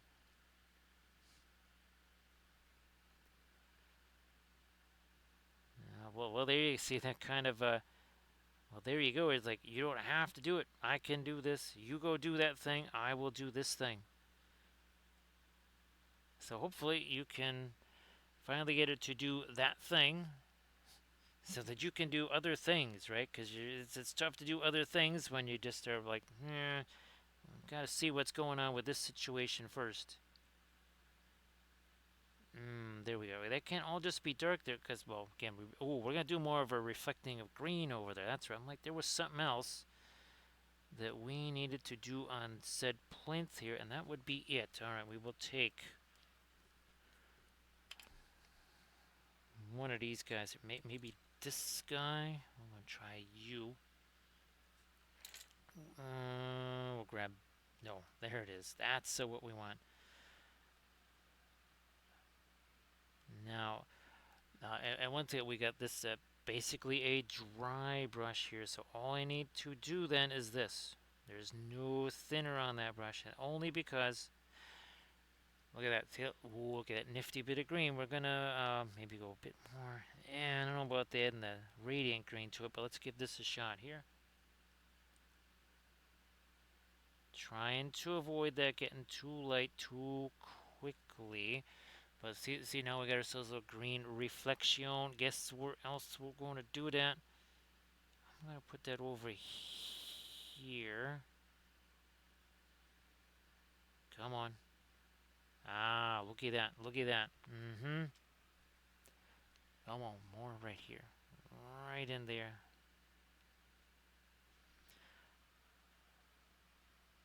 Possibly. This might be keep wandering into the too much territory. Let me try this again. Let's try that again. Mm-hmm.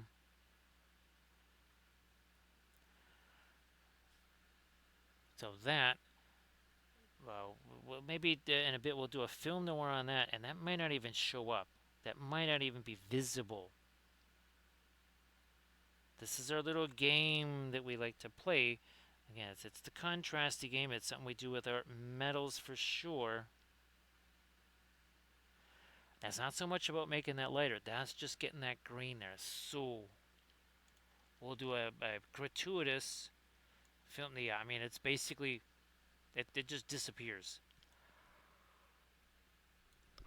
Bring back the color. Brings back our turquoise. We're going to do that over here now. We will do that here. I'm going to take this. Blammo. I've been waiting a while to do this. We had to make sure that that paint had a chance to set. It's not dry. None of that there is dry. None of this stuff on here is dry at all. Look at that. See that darker color? What did that mean? It means I got to go refresh Monsignor brush here.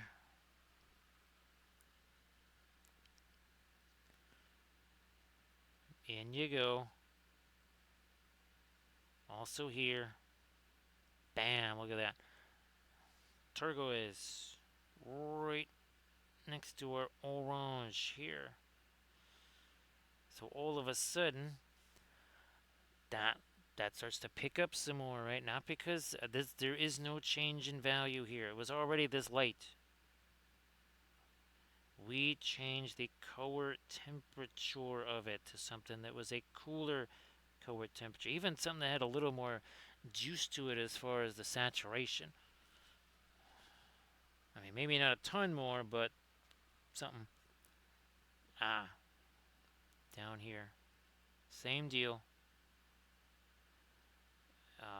There has been no thinner added to this brush at all during this. I mean, this is literally paint out of the tubes. However, it's such so much of a dry brush that it's not piling the paint on.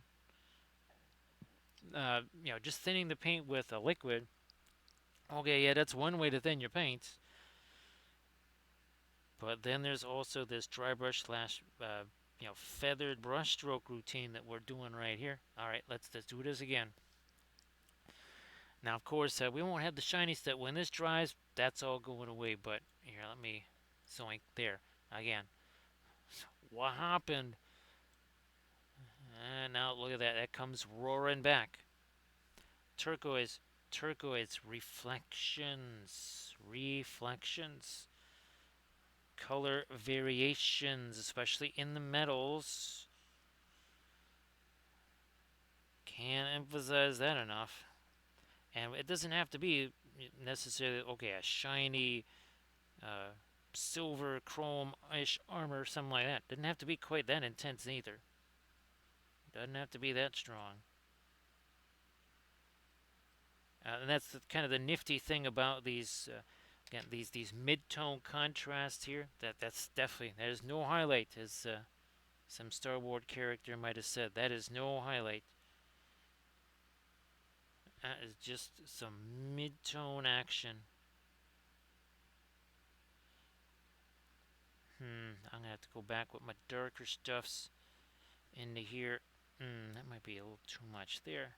Now I can start getting into some thinner because what we're trying to do here, we're trying to do a little bit more of a detailed something minus that fuzz on the filigree here. Come on. There. Same deal again, carrying that reflection down like you do. More, lighten you up a bit. Just right along that edge here.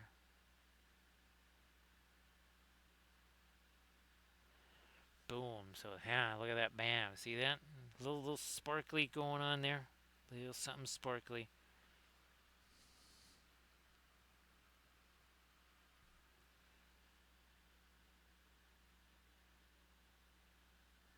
Like this here.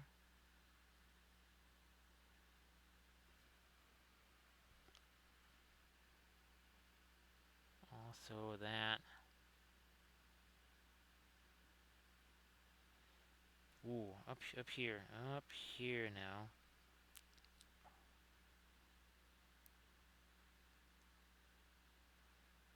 Yeah. A little something there.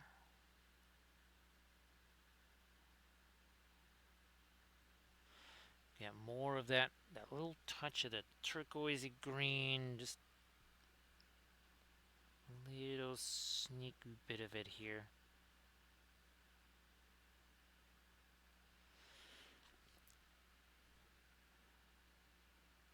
Tap, tap, tap to. Well, we're trying to do the, that sort of blending, whatever. It's not a necessarily a dragging. It's just straight up and down. Just a little bit of Morse code, a little bit of tapping there.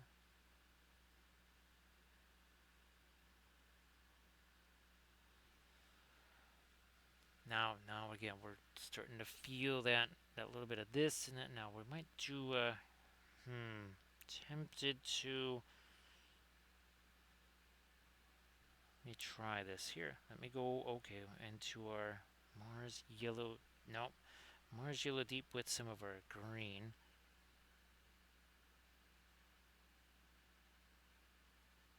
Here.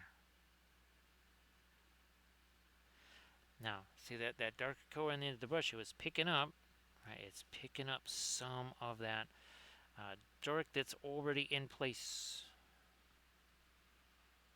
Turquoise again up here.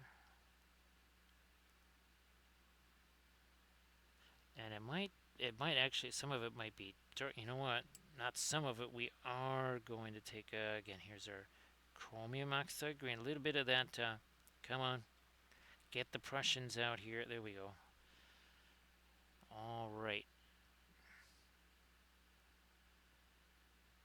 And a similar deal going on up here. We're getting some of that turquoise in there.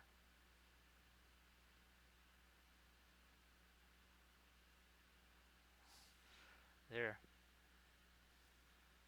Big difference from this to this. Now, also, oh yeah, we're going to get ourselves, going to come back with some super intense darks over there, I think, on the sourcelet side. One sec here. Let me just do this. Do this deal here, and now let's get back over this way.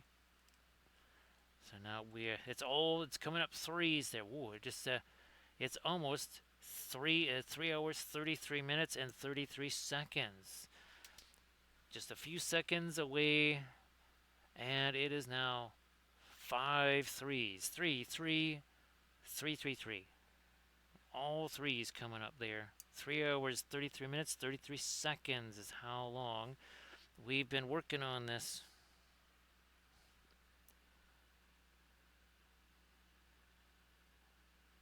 Just using I don't know, there's maybe a dozen colors on the palette. I would be surprised if there was more than, say, 13 or 14 for sure. And we kind of plussed up that little bit of reflection. Now over here, we were talking about that. We will do it. We were just, ooh, yeah. So see all that our cleaner right there. We gotta get that out of there. Gotta make sure that it's as dry as possible. dry as possible so that we can take our orange here. Because if this is going to bounce, if that's going to have some light on it, then it's got to bounce down to here.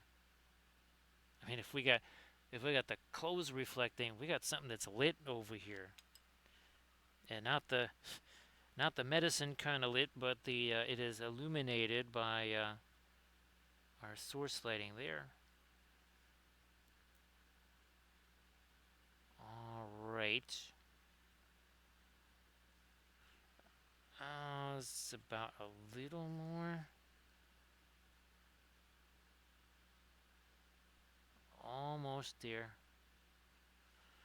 So see what we got there. It's a bit like what we're doing with our greens, but what were we reflecting? We're reflecting the light that is a bouncing around, right? From well, I don't know if it's firelight, torchlight, searchlight, whatever kind of light, but it's a light. And now that light has been reflected.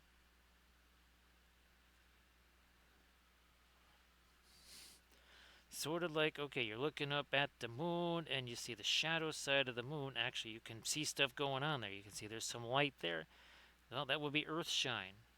That is light from Earth bouncing back and hitting that side of the moon and making a side that would normally just be in total shadow. All of a sudden, it's got a little light, a little something going on there.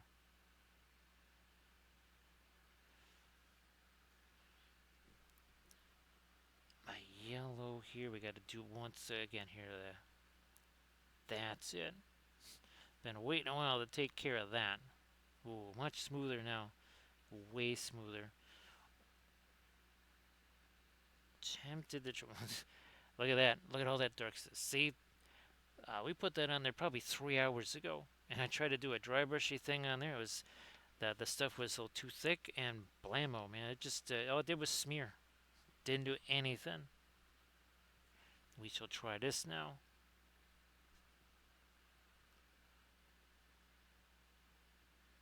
Now we have a little more going on. I'm gonna take that pure orange to get a little more. There. That's it. Get this here paint out of this brush.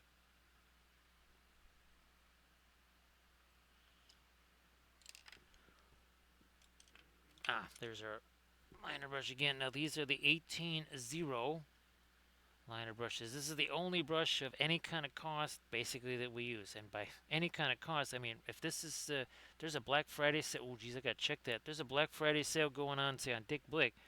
This brush right here, even this is $4 and something cents.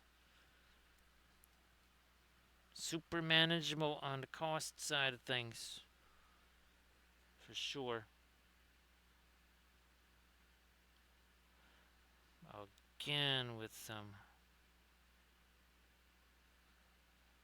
greenish turquoise, almost like verdigris. Kind of like the Swedish chef is painting this here. More of that in here.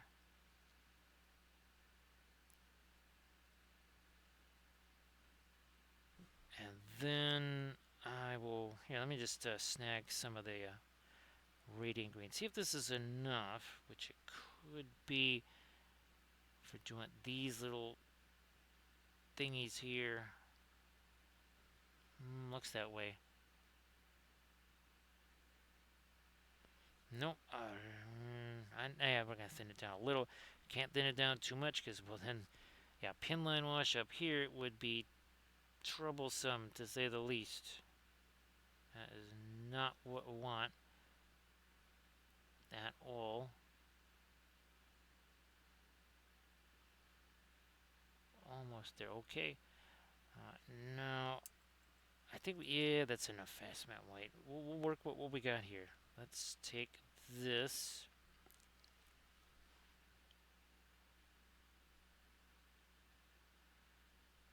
And try to really nail. That's going to be too much, too haphazard there. I mean, it's okay. We can just come back with our dark and rework that with no problem.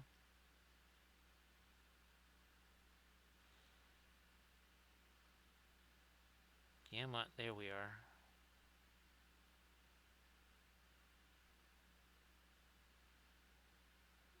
Alright, light there, yep.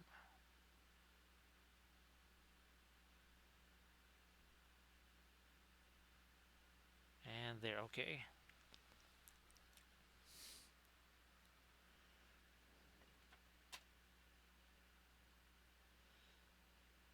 Touch more of our light on that side and over here, and then up here on the top of that crown.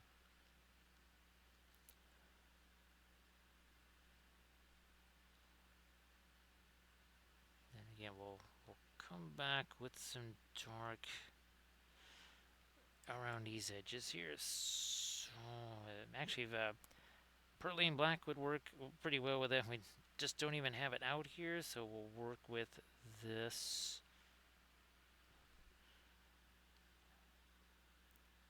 Separate a couple of these little guys here.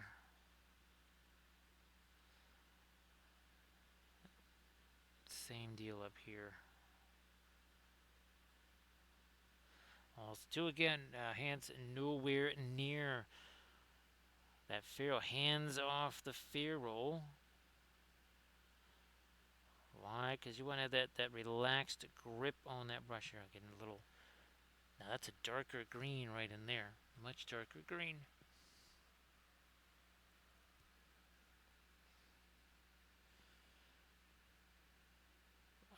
This down here, I don't want that to get too light. We can make that seem lighter by making everything else around it. What would that be? Darker, yes. Now, of course, if I had the pearly black, I could combo that with the either the Mars black or the Van Dyke brown. But here, let's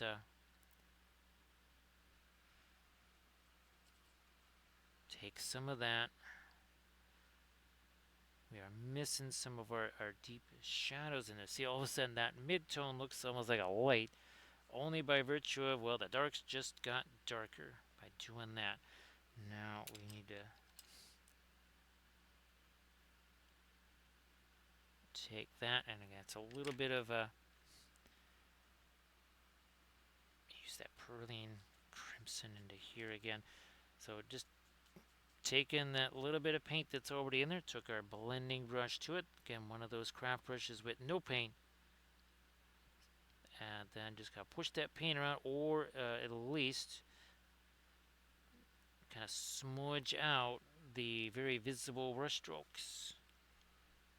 Sometimes that's all it takes to create something that looks like a super smooth blend, is to maybe remove excess paint that's kind of a it's just catching the light, literally, because it's like this hair, right? It's got those a slightly higher ridge to it than another part of the brush stroke or something like that, and it's enough to catch that light, and then that sort of, well, catches the eye. Now this is something I've been waiting to do for a while. Here, blammo. Ooh, there we go. Look at that. And we shall do a similar deal right here, and then along the bottom of the crown as well. Whoops, wait a minute. Once again, blending brush to the rescue here. Now, under here, like we talked about, tell you what, I'm getting kind of used to those the weird triangular shaped brushes, because they don't wander around on the palette the way the regular ones do. Yeah, that is an object in motion that tends to stop being in motion with that triangle shape.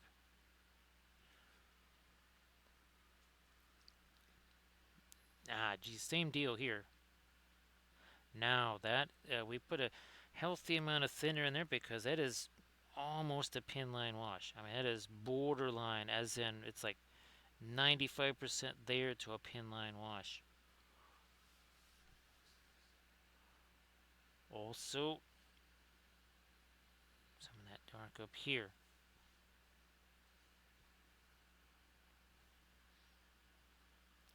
other side of the crown there, since you could say that's in shadow, right? With the light being cast over that way.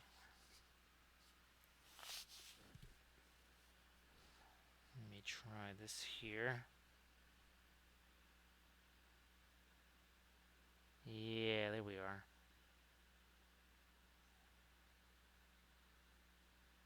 Still have to sort of figure out what all of this is. That's actually like some kind of a design on the cloth there, actually. Now back to the lips here. Let me try to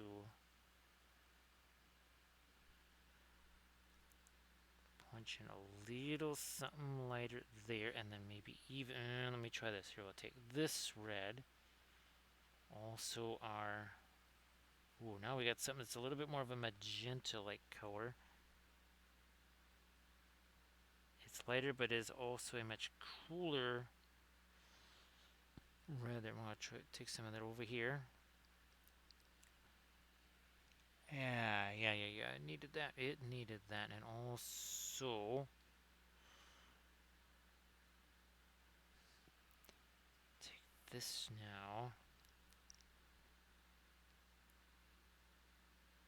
I'm just gonna drag in that whole area up to simplify, and then we'll come back with what we had here. Hopefully, it's a little bit, hopefully not too much thinner there.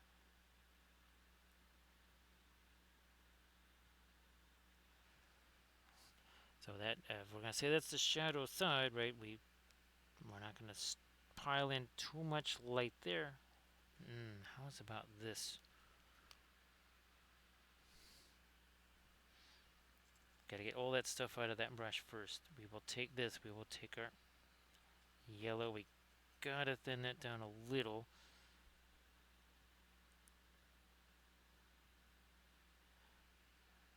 Yeah, that needed a bit, maybe here, see, again, the orange.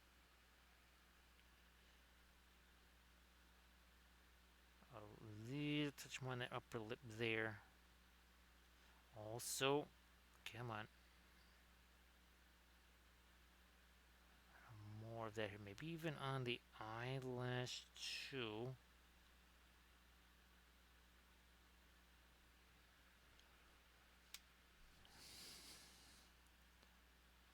Down over here. Extend the orange just a touch more. Possibly just leave that now.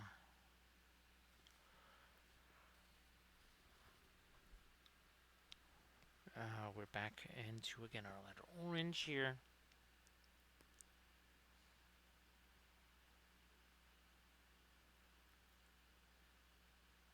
Yeah, let me get a little further back. When I have this, that dark still needs there. Can't get too light there. Yeah, let's not mess with that anymore. Let's leave that alone.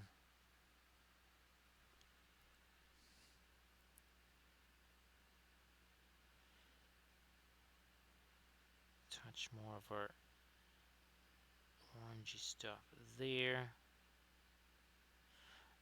Now let me look at the our little shadow line here. What is happening with that?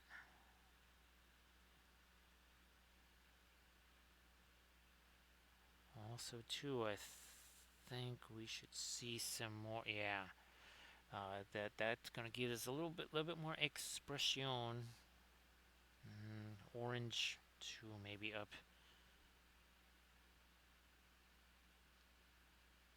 There, a little lighter.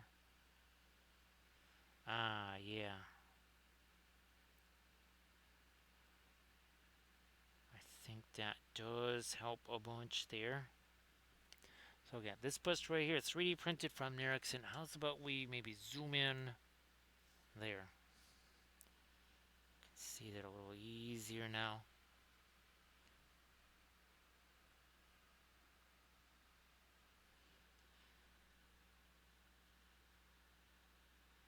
All right. Under here. Nope. Just a little touch again, a tiny touch of that thinner, only so that it flows a little more. The paint that's there is not dry, but boy, it's been there a while. It's been probably an hour and a half, hour 45 minutes or so, which means it's real easy here. Yeah, see to get some paint over the top of that. So now much more is going on there in the almost shadow area of the mouse.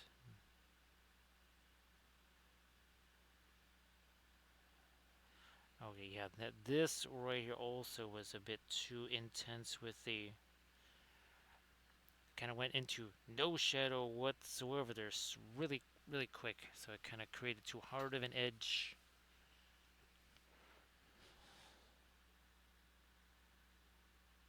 That same orange up here.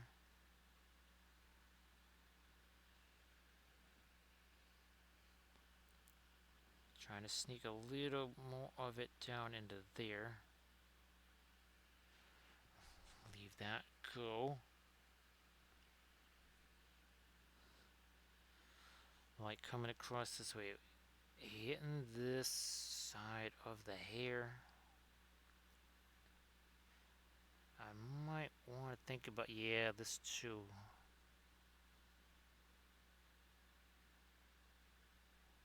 Our little, maybe those are supposed to be gemstones, not sure. We'll get a little bit of light on those though.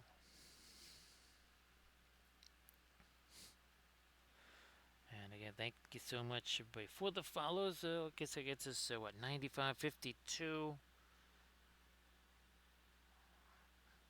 Little by little, working I guess to the 10K mark. Which again, there's no parties or anything like that or special cookies.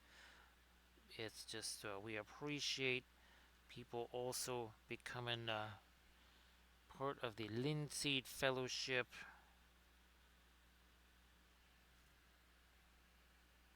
Dark. Yep.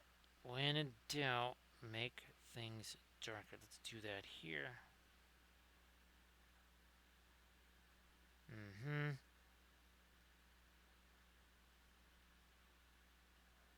Wait.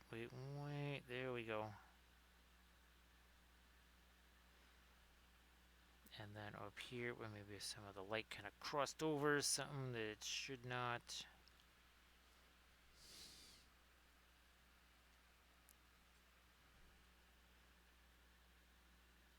And try to. I think we might have taken away a little too much of our one little band of light here on the hair. I shall take our orange one more time here.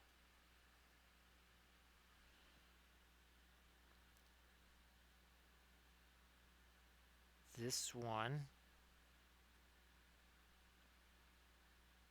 here. Take this here.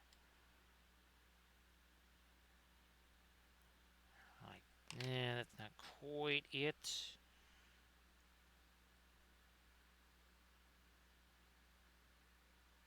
Now I think we are talking.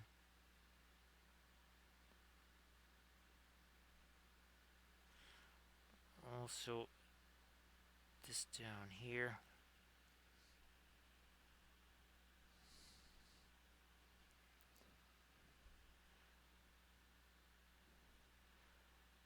Nope, that should still be sort of a shadow, I think. Now,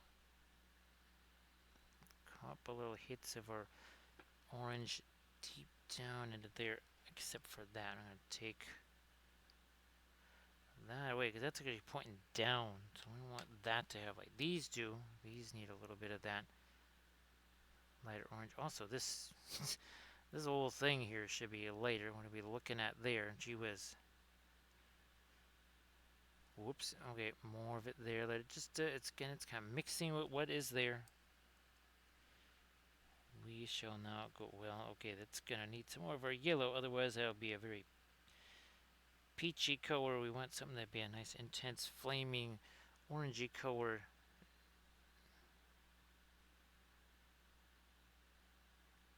catching again some more of the light on the hair there.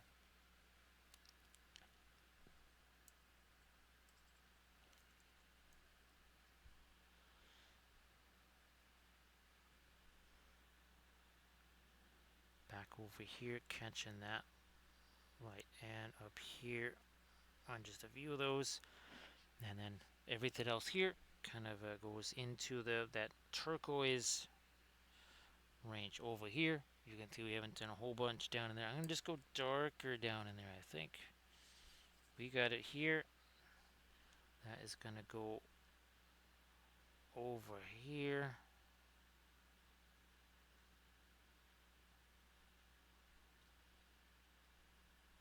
So again, just a little programming that we've been mentioning it several times over the course of the stream. Kind of depending what happens with the snowfall here, it might mean that the stream is a little bit later because I might have to be doing just a wee spot of shoveling tomorrow. It'll be the first time, well, the last time I've had to actually shovel. It's been years, like since a real shovel. We're talking again 7, 8, 9 inches of snow or something like that. That's no guarantee that's happening, but if it does, because it's not supposed to be like, okay, we're getting 8 inches in an hour and then it stops. No, it's going to be going on for hours and hours. At least that's what might happen, which means, guess what, getting out there and shoveling again, especially if it's blowing around.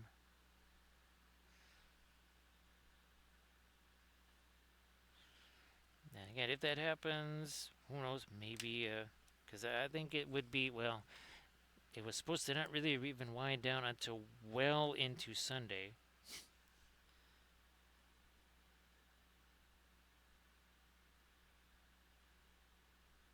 Me, I think we're just here. Let's just do this darker thing, and then maybe, yeah, we'll come back with a mid-tone something here. Let's do this. We got it right here. I think that'll work. I think this might just be the trick here. Nope, again.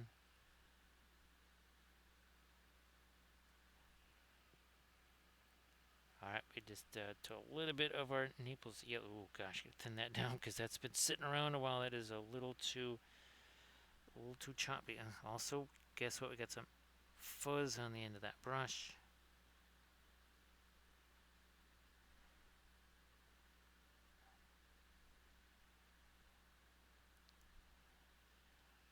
Turn you around. I think the top of that needs to get a little bit more of a light there.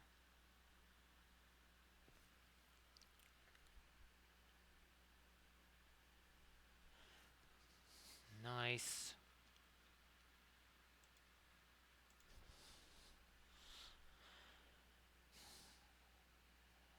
Now I was trying to make sure that that kind of orangey thing didn't get as light as that yellow there. I think we're pretty successful.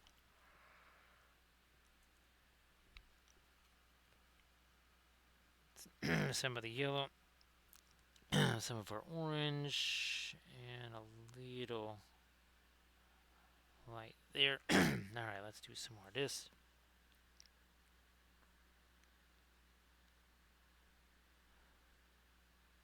And back here a little. Back into, nope, that was over here.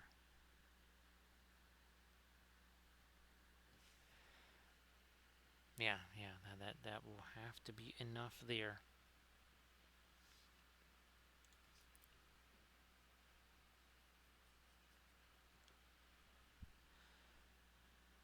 The orange extends onto the, again, this rim of the base where we wanted to kind of pick up some of that light, but as we mentioned before, not a bunch, not too much of it. You might even throw a little extra. Here's a little extra glint there, but that's of the orange variety, not the Not that greenish gray there.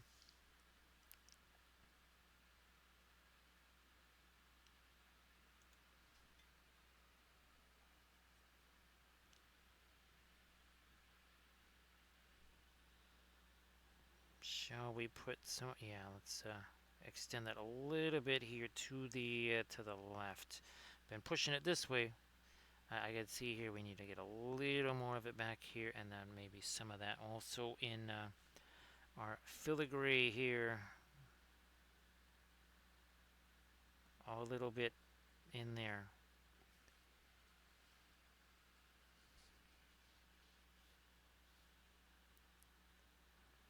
Trying to squeeze this in for a little bit of edgy stuff here. Stop there.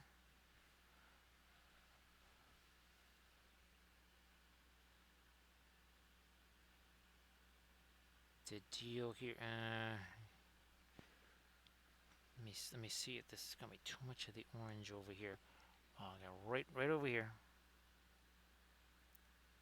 Nah, no, that worked out okay. And it can't all just be a big old band of dark, but the metals we got to break it up as much as we can. I'm now going to see, because it's been a while since we messed with this, I'm going to see if we got a blending brush here that, like this one, we've been kind of using this a bit, but we got to make sure even more that it's, say, clean. We got to just make sure there is no thinner or cleaner or anything that is liquidy in there. So I think we did that. We took all that out now. We're not doing this. We're not doing this motion like a pulling motion. We're going straight up and down. It's a tapping motion. You can see how we're getting some orange on there, but not too much. This is where the alkyds come in. If this were, say, the Marion Street floral oil paints there, that would be mostly coming off right now. Now, once they dry, they're dry, they stay there. And I know people talk about, light fastness of paint on miniatures. Well, unless you're planning on storing your miniatures in direct sunlight, that doesn't matter. I mean, I have paintings, like regular 2D paintings that I did a long decades ago, made with non-light fast paints. And guess what? They look exactly like they looked when I first painted them, pretty much because, they're not hanging on a wall with the sunlight beating down on them. So you'll be fine. Because guess where most folks' miniatures reside? In an all black miniature case, as in like a pitch black miniature case, each figure encased in foam inside said miniature case, which is also black.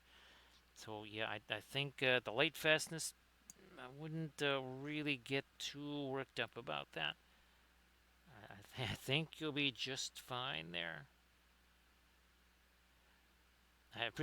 It was really hard to fathom when people was, asking me about the light fastness of a miniature paint. All I could say is that was that the Games Workshop store when they first came out with Failcast, and they had that sitting on the, in the store window or whatever, and it got hot there. Oh man, that just liquefied those miniatures. So yeah, needless to say, your figure's not gonna get direct sunlight. Pretty safe, I think, to guess that's how it's gonna go. And that's not an oil light fastness thing, that's an anything light fastness. Because those were watercolors, the ones in question that I'm talking about. Oh yeah, Dr. Martin's dyes, that's right. And they weren't known as light fast. Well, again, doesn't matter, because I can see it from right here. This is my streaming/filming room. There is no sunlight in here. There's blackout curtains. There's almost no natural light that filters in here from any other room. It's dark in here. Unless I'm in here and the lights are on.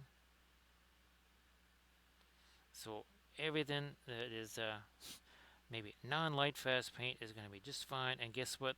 It's the same for the miniatures. Because the number of miniatures I have stored in direct sunlight also is 0.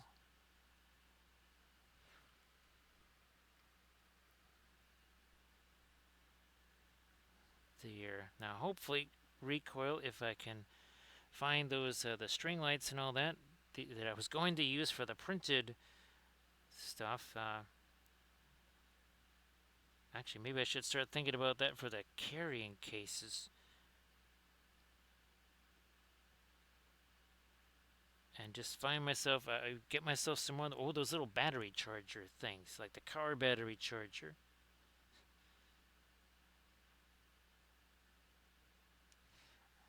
Okay, I think, yeah, we're getting it there. Oh, geez, we already passed 4 hours. I didn't even realize that.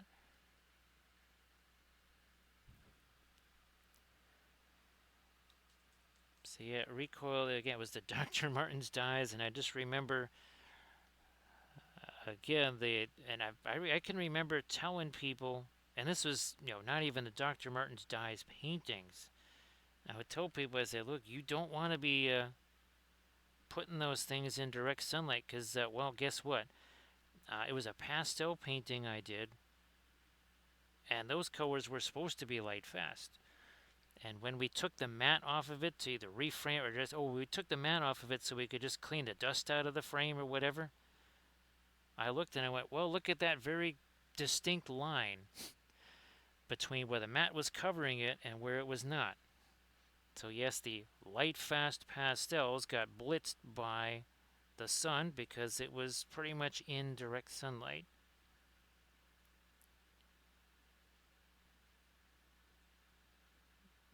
There we go. Get that dark back in here, also over here too. See you later there, surface tension. Happy Saturday. Well, we'll see you on your Sunday. Well, again, who knows?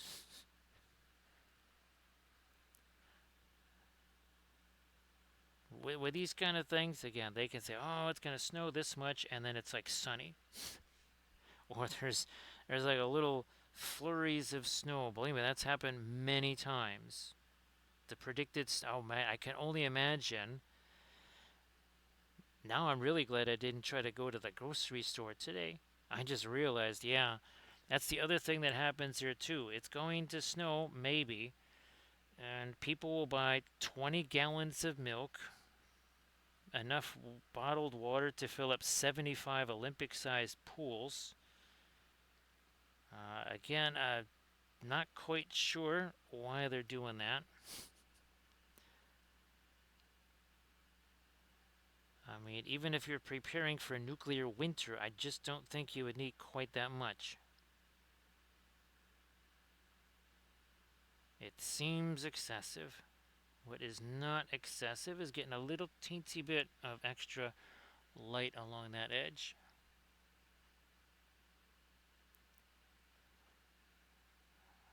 Of course, this is where the advantage of, well, my grocery store is a block and a half away, comes into play. Yeah, I've walked over there in 1 foot of snow. Where I walked into the store looking like the abominable snowman because I had 3 inches of snow on top of my head.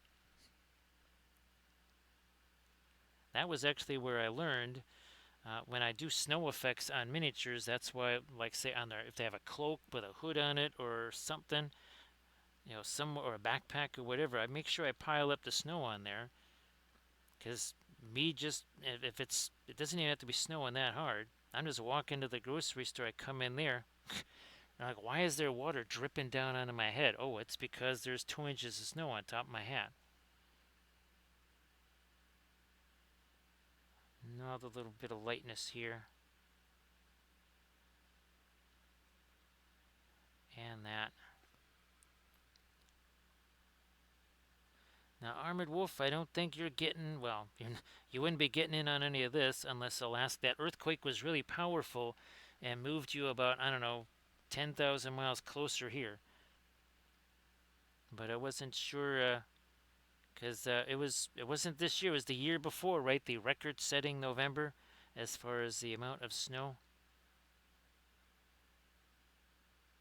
which was what 112, 115 inches or something that November.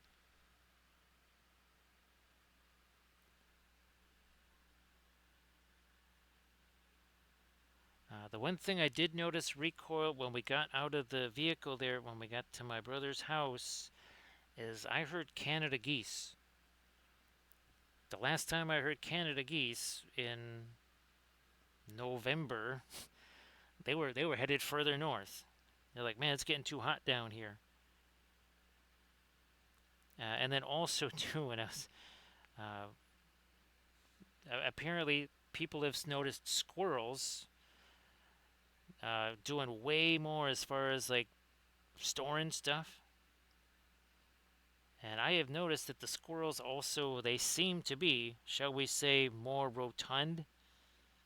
So I'm guessing that the squirrels maybe they were listening to the Welshlandic weather report or something like that because it's more advanced than our human ones.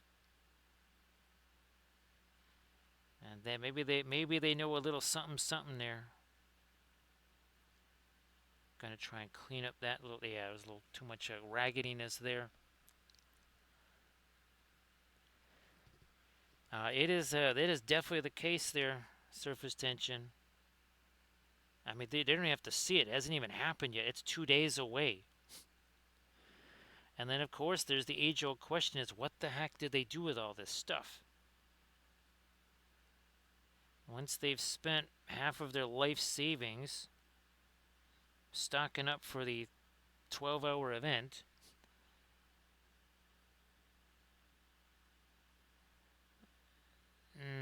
tempted. I'm gonna do it. All right. Okay, we're gonna get some of this.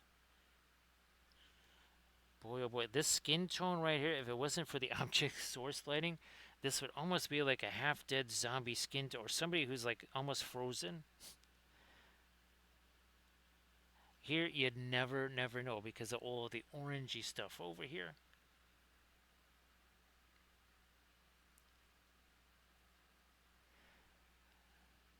Well, who knows? Maybe the squirrels they're an invasive species that's been brought in by the ancient Welshlandians.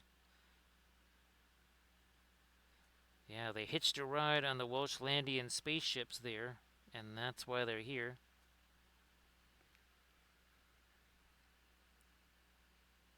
Now maybe that's it. Maybe the dog is not actually barking at the squirrels, it's just trying to communicate with the squirrels in ancient Welshlandian. Let's do this here. A little more of our light along the edge of this, whatever that is.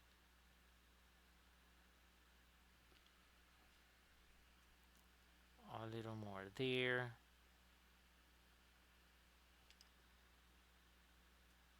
Come on. A little couple lighter edges on our hair over here. Also over here. Along these little edges, and then we stop as we start getting over here, right? Because now this takes over.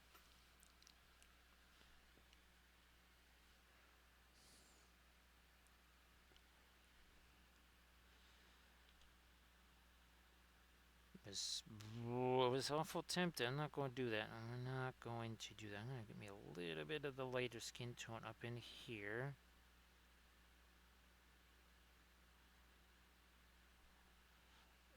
A little something there on the ridge of that schnoz.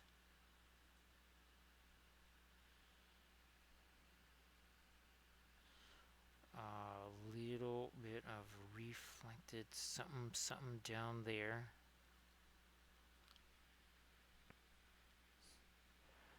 I guess before more secrets are revealed, you don't want to get in trouble there.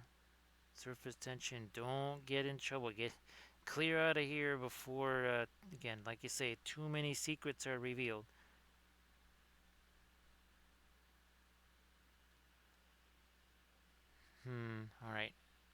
off there. A little touch more, and let's continue that over this way a little bit. It's as much trying to feather that edge a little bit too. Yeah, I think we got it. I think we got it now.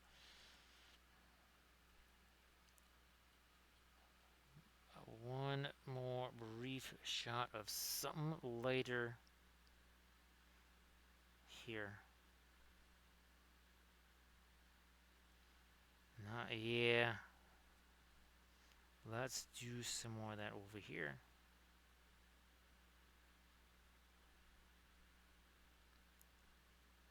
And even again, that might even be a, yeah, see, not the source light there. That would be our ambient light needs to do some work on this side. Some ambient light there.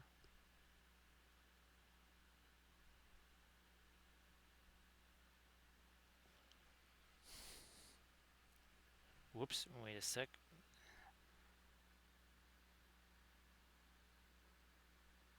Do we have it there? Yeah, I think so.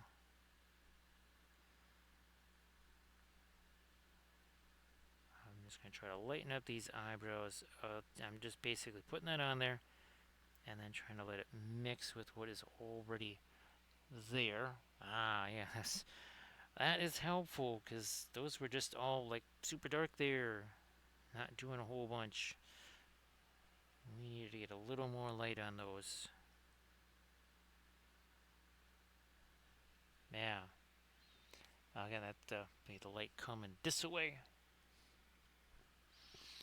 And again, 4 hours, 16 minutes, 32 seconds ago, there was bingo paint on this. There was none.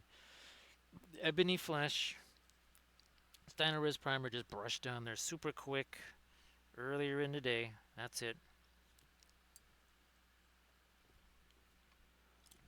I would like to see a little something over here that is, here, that gets our cooler skin tone there. This is in the shadows here. But we still just have our, yeah, look, it's still getting a little bit darker there. That was some of our darker glaze stuff that we did, about 3.5 hours, maybe 3 hours, 40-ish minutes ago, in that range.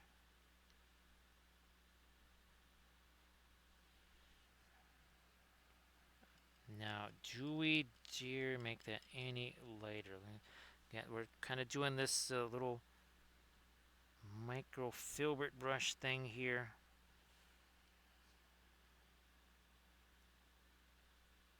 Nah, leave that darker. Now here,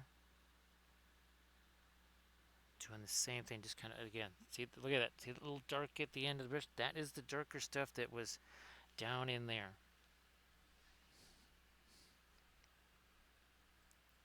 Get some of that stuff out of this brush here.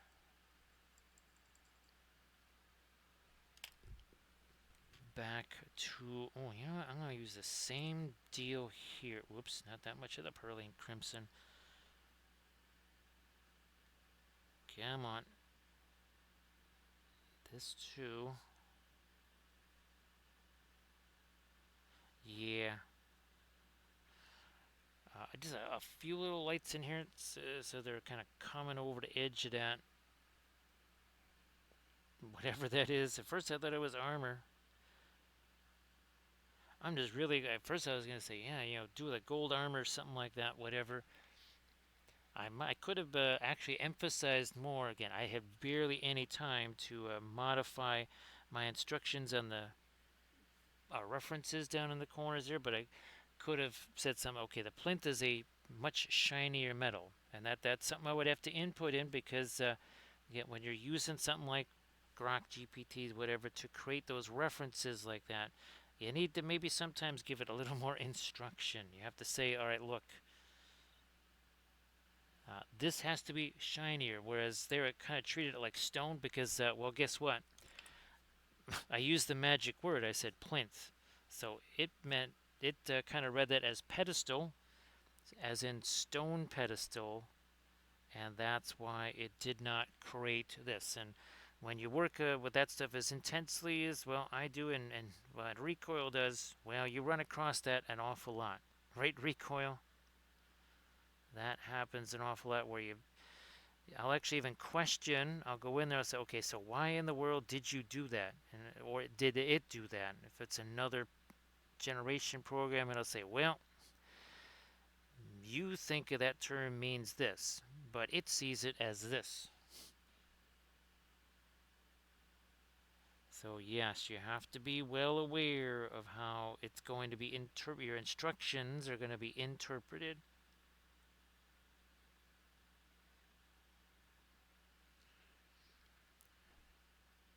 Be a little bit like somebody who's never painted miniatures before, and you start dropping down all kinds of essentially miniature related terms on them. They're going to have no idea what you're talking about, or they will just guess poorly,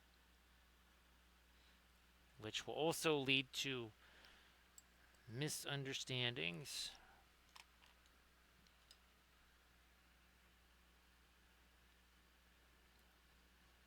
Nope. I, I see that that's still got some thinner on it, so we're going to make sure that is all out of there. Ah, see, there was still some sandwich down in those bristles.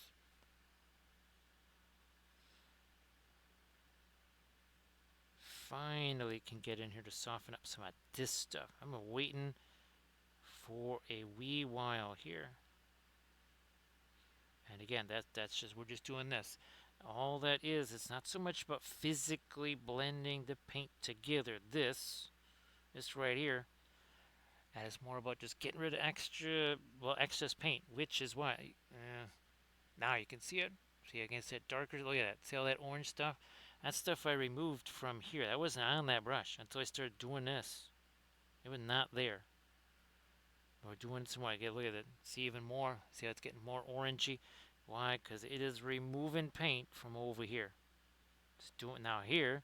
I said, all right, we're going to remove that paint, and then we're going to move it elsewhere. We're going to pick it up from one place, and we're going to transfer that somewhere else.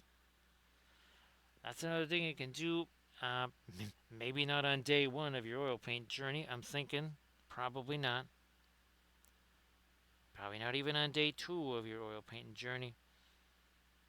Just take it at your own pace. Take it at your own pace. Don't get too. Don't want to get yourself too anxious. Miniature painting. It's supposed to be a fun thing. Even for me, it's what I do for a living. But you could say it's also primarily, again, much as I would love to be in a softball league or something like that, or a bowling league, well, guess what? This has to pretty much be the entertainment right here. The miniature painting, the terrain painting, the sculpting. Up here now. Same deal. Same deal. Just letting stuff kind of blend together a little bit on its own instead of just endless, painstaking layers. Hashtag no layers, right, Irid? Ah, thanks, Irid. Appreciate that. Oh, geez, it's 4:30 here, Irid. Now, of course, it is more weekend time, but I don't want to.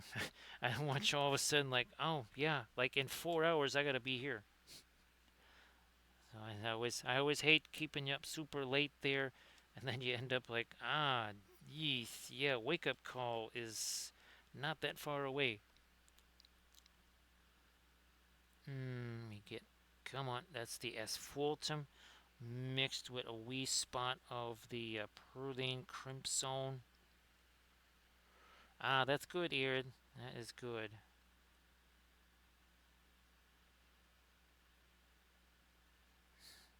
Now on, yeah, I'm gonna get that little edge right there, just to get fixing up little these couple of these little edges here where things went a little wonky. And again, for those wondering, this here is from Nerikson. I think Nerikson, it's more of it's a tribe. I think not a Patreon. At least I don't think so. I can never really No, what the heck is the difference between a tribe and a Patreon? They kind of seem like the same thing. Could be wrong, I guess. They seem to operate in the same way, though.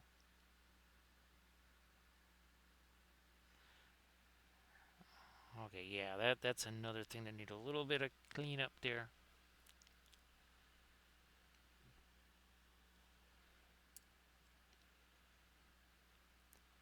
Perline crimp. This is almost straight up perline crimp zone here,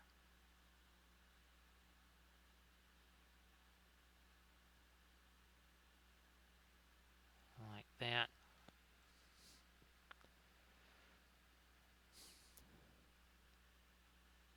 I'll hit you too. A little bit of the perline crimson down into this here, and that might also need to get just toned down a little more, because all that stuff is in shadow. At first I was thinking I wanted the light coming this way, but if it comes this way, then we get to do more of these kind of shadow things. If it's not, we don't really get to do those. Not quite the way we would like to, anyways.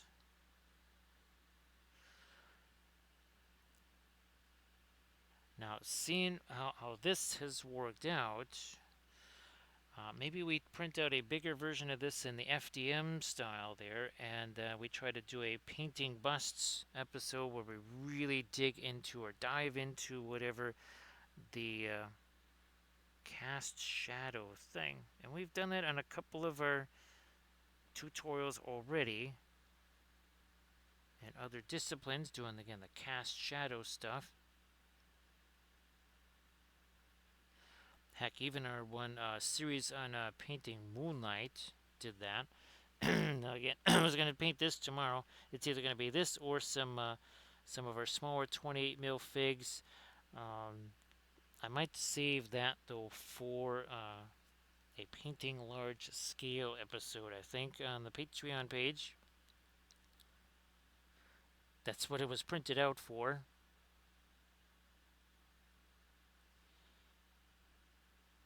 You know what? Let's darken you down.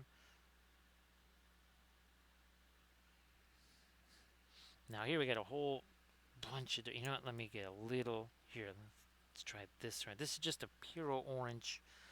What's wild is that this is going to really stand out, even though it's not, it is nowhere near as light. It's not even as light as the stuff up here. You can see, look at that, see it's darker. It's the intensity of it that makes it look lighter. Oh gosh, I think the first time we ever really saw that was with our, with the cadmium colors. Cadmium Scarlet especially, that was a big fave early on. It's still weird to think that the the pure orange is almost potentially, well, not quite twice as expensive as say like a cadmium scarlet, but it's at least 1 point something times as expensive. No idea what the magical special sauce is in Perline Orange. Just like our Radiant colors, we even had somebody go there to try and find out, and they said, well, if we told you you could never leave the building again, you might end up in the concrete foundation of our expansion building. So let's do some more of this here. Of that, again, the orange variety there.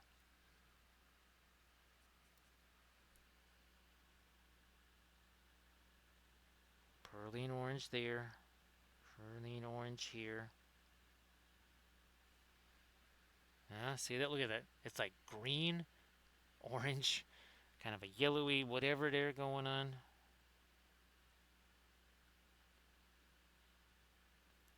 There's just a couple little wacky brush strokes trying to get rid of those. So we're doing it with the orange, kind of what we have been doing with the greens here. Where are we at here? Okay, this side.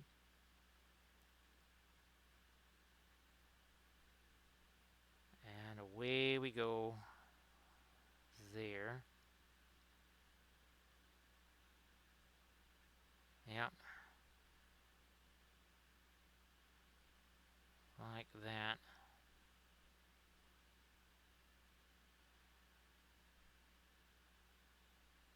More of it here.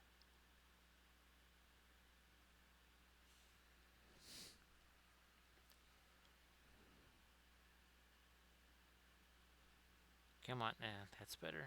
All right, so see, we did the same deal. Look at that. See a little extra spicy orange there, and it is not very light at all. You can, I mean, see it right over here on the ballot. It's pretty darn dark. It's a middle tone at best, potentially a dark middle tone.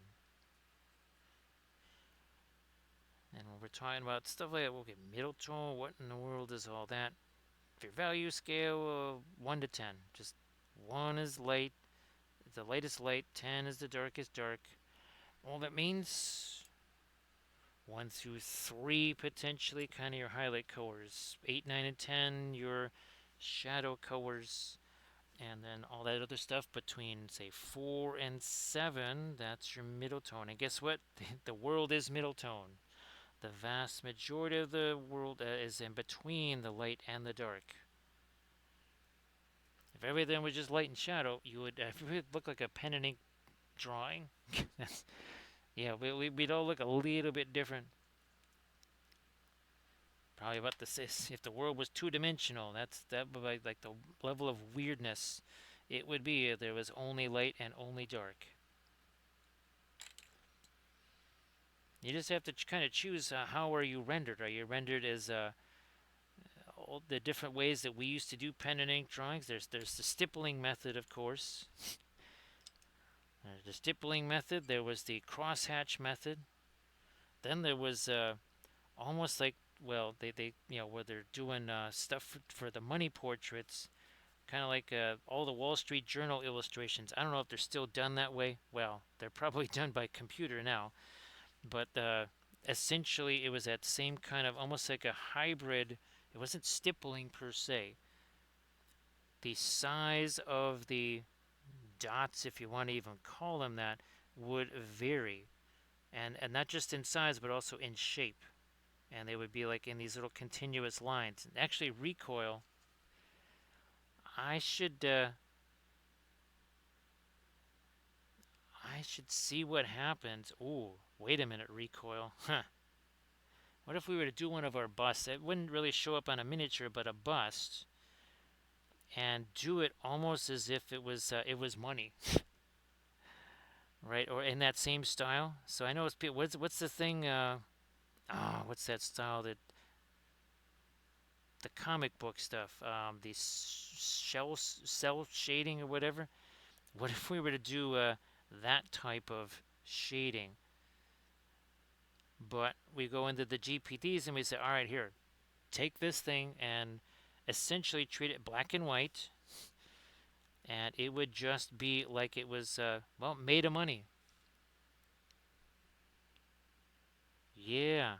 Again, I would just say give it that Wall Street Journal illustration look and see what happens. Or just, again, the same kind of illustration type thing that happens on money, where, again, the dots themselves are not just one size. They're like, if you look at it, I don't know if it's the same thing on Australian currency or whatever, but take a close look at your currency.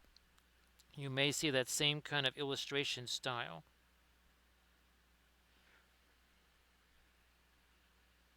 Yeah, that's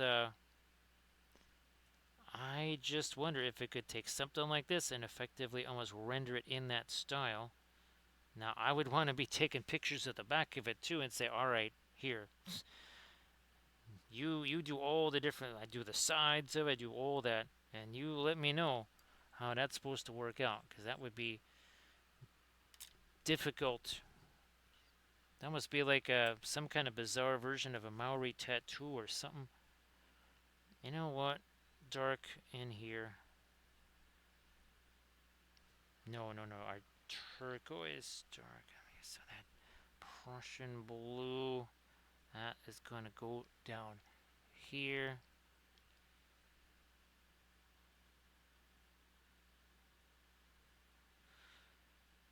Because I actually studied that, and then I did. There was because at that time I was having to do illustrations for these publications that were black and white only, and guess what? That illustration style worked really well for it. Because again, it wasn't crosshatch. It also was not stippling.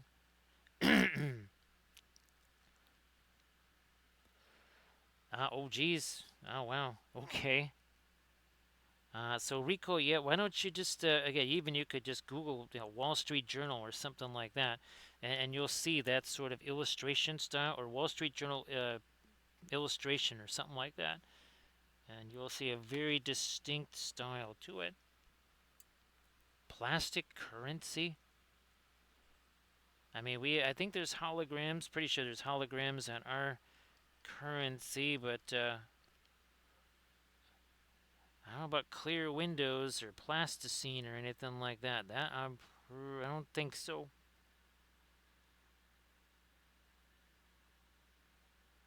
That doesn't seem like something I've ever seen on ours.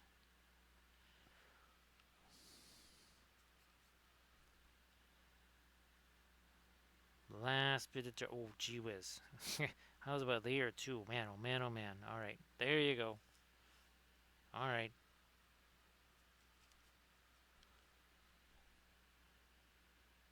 but now, well, geez, now that we are starting to push 5 a.m. in the morning here, no wonder I'm getting pretty darn hungry. It is. It's supper. That's actually separate time for you too. Almost there, Recoil. That's where we say thanks to Armored Wolf for doing all the moderations. Where we say thanks for all the bits, the subs, follows, cheers, and the raids. And then we also say again, well, the plan is to be streaming later today. It just depends on, well, snowfall. Wow, that's like rubber money there, Recoil. So thank you so much for being here, Eric. Appreciate that. Thanks, Camda. Thanks, Recoil. Surface Tension, Grand Oracle. And we were able to have some folks that haven't been able to be with us in quite some time join us, which is always very cool. So again, thanks for everybody and also all the support too, whether it's here, the Patreon page, any of those places. I think Mohawk Miniatures is still streaming. We'll find out as I just hit the raid button. Oh, here, let's zoom out. 1 second, 1 second. Bam, there we go. So 4 hours, 37 minutes, 46 seconds. Look at that. Very fabulous. So thanks again, everybody, and we'll see you later today.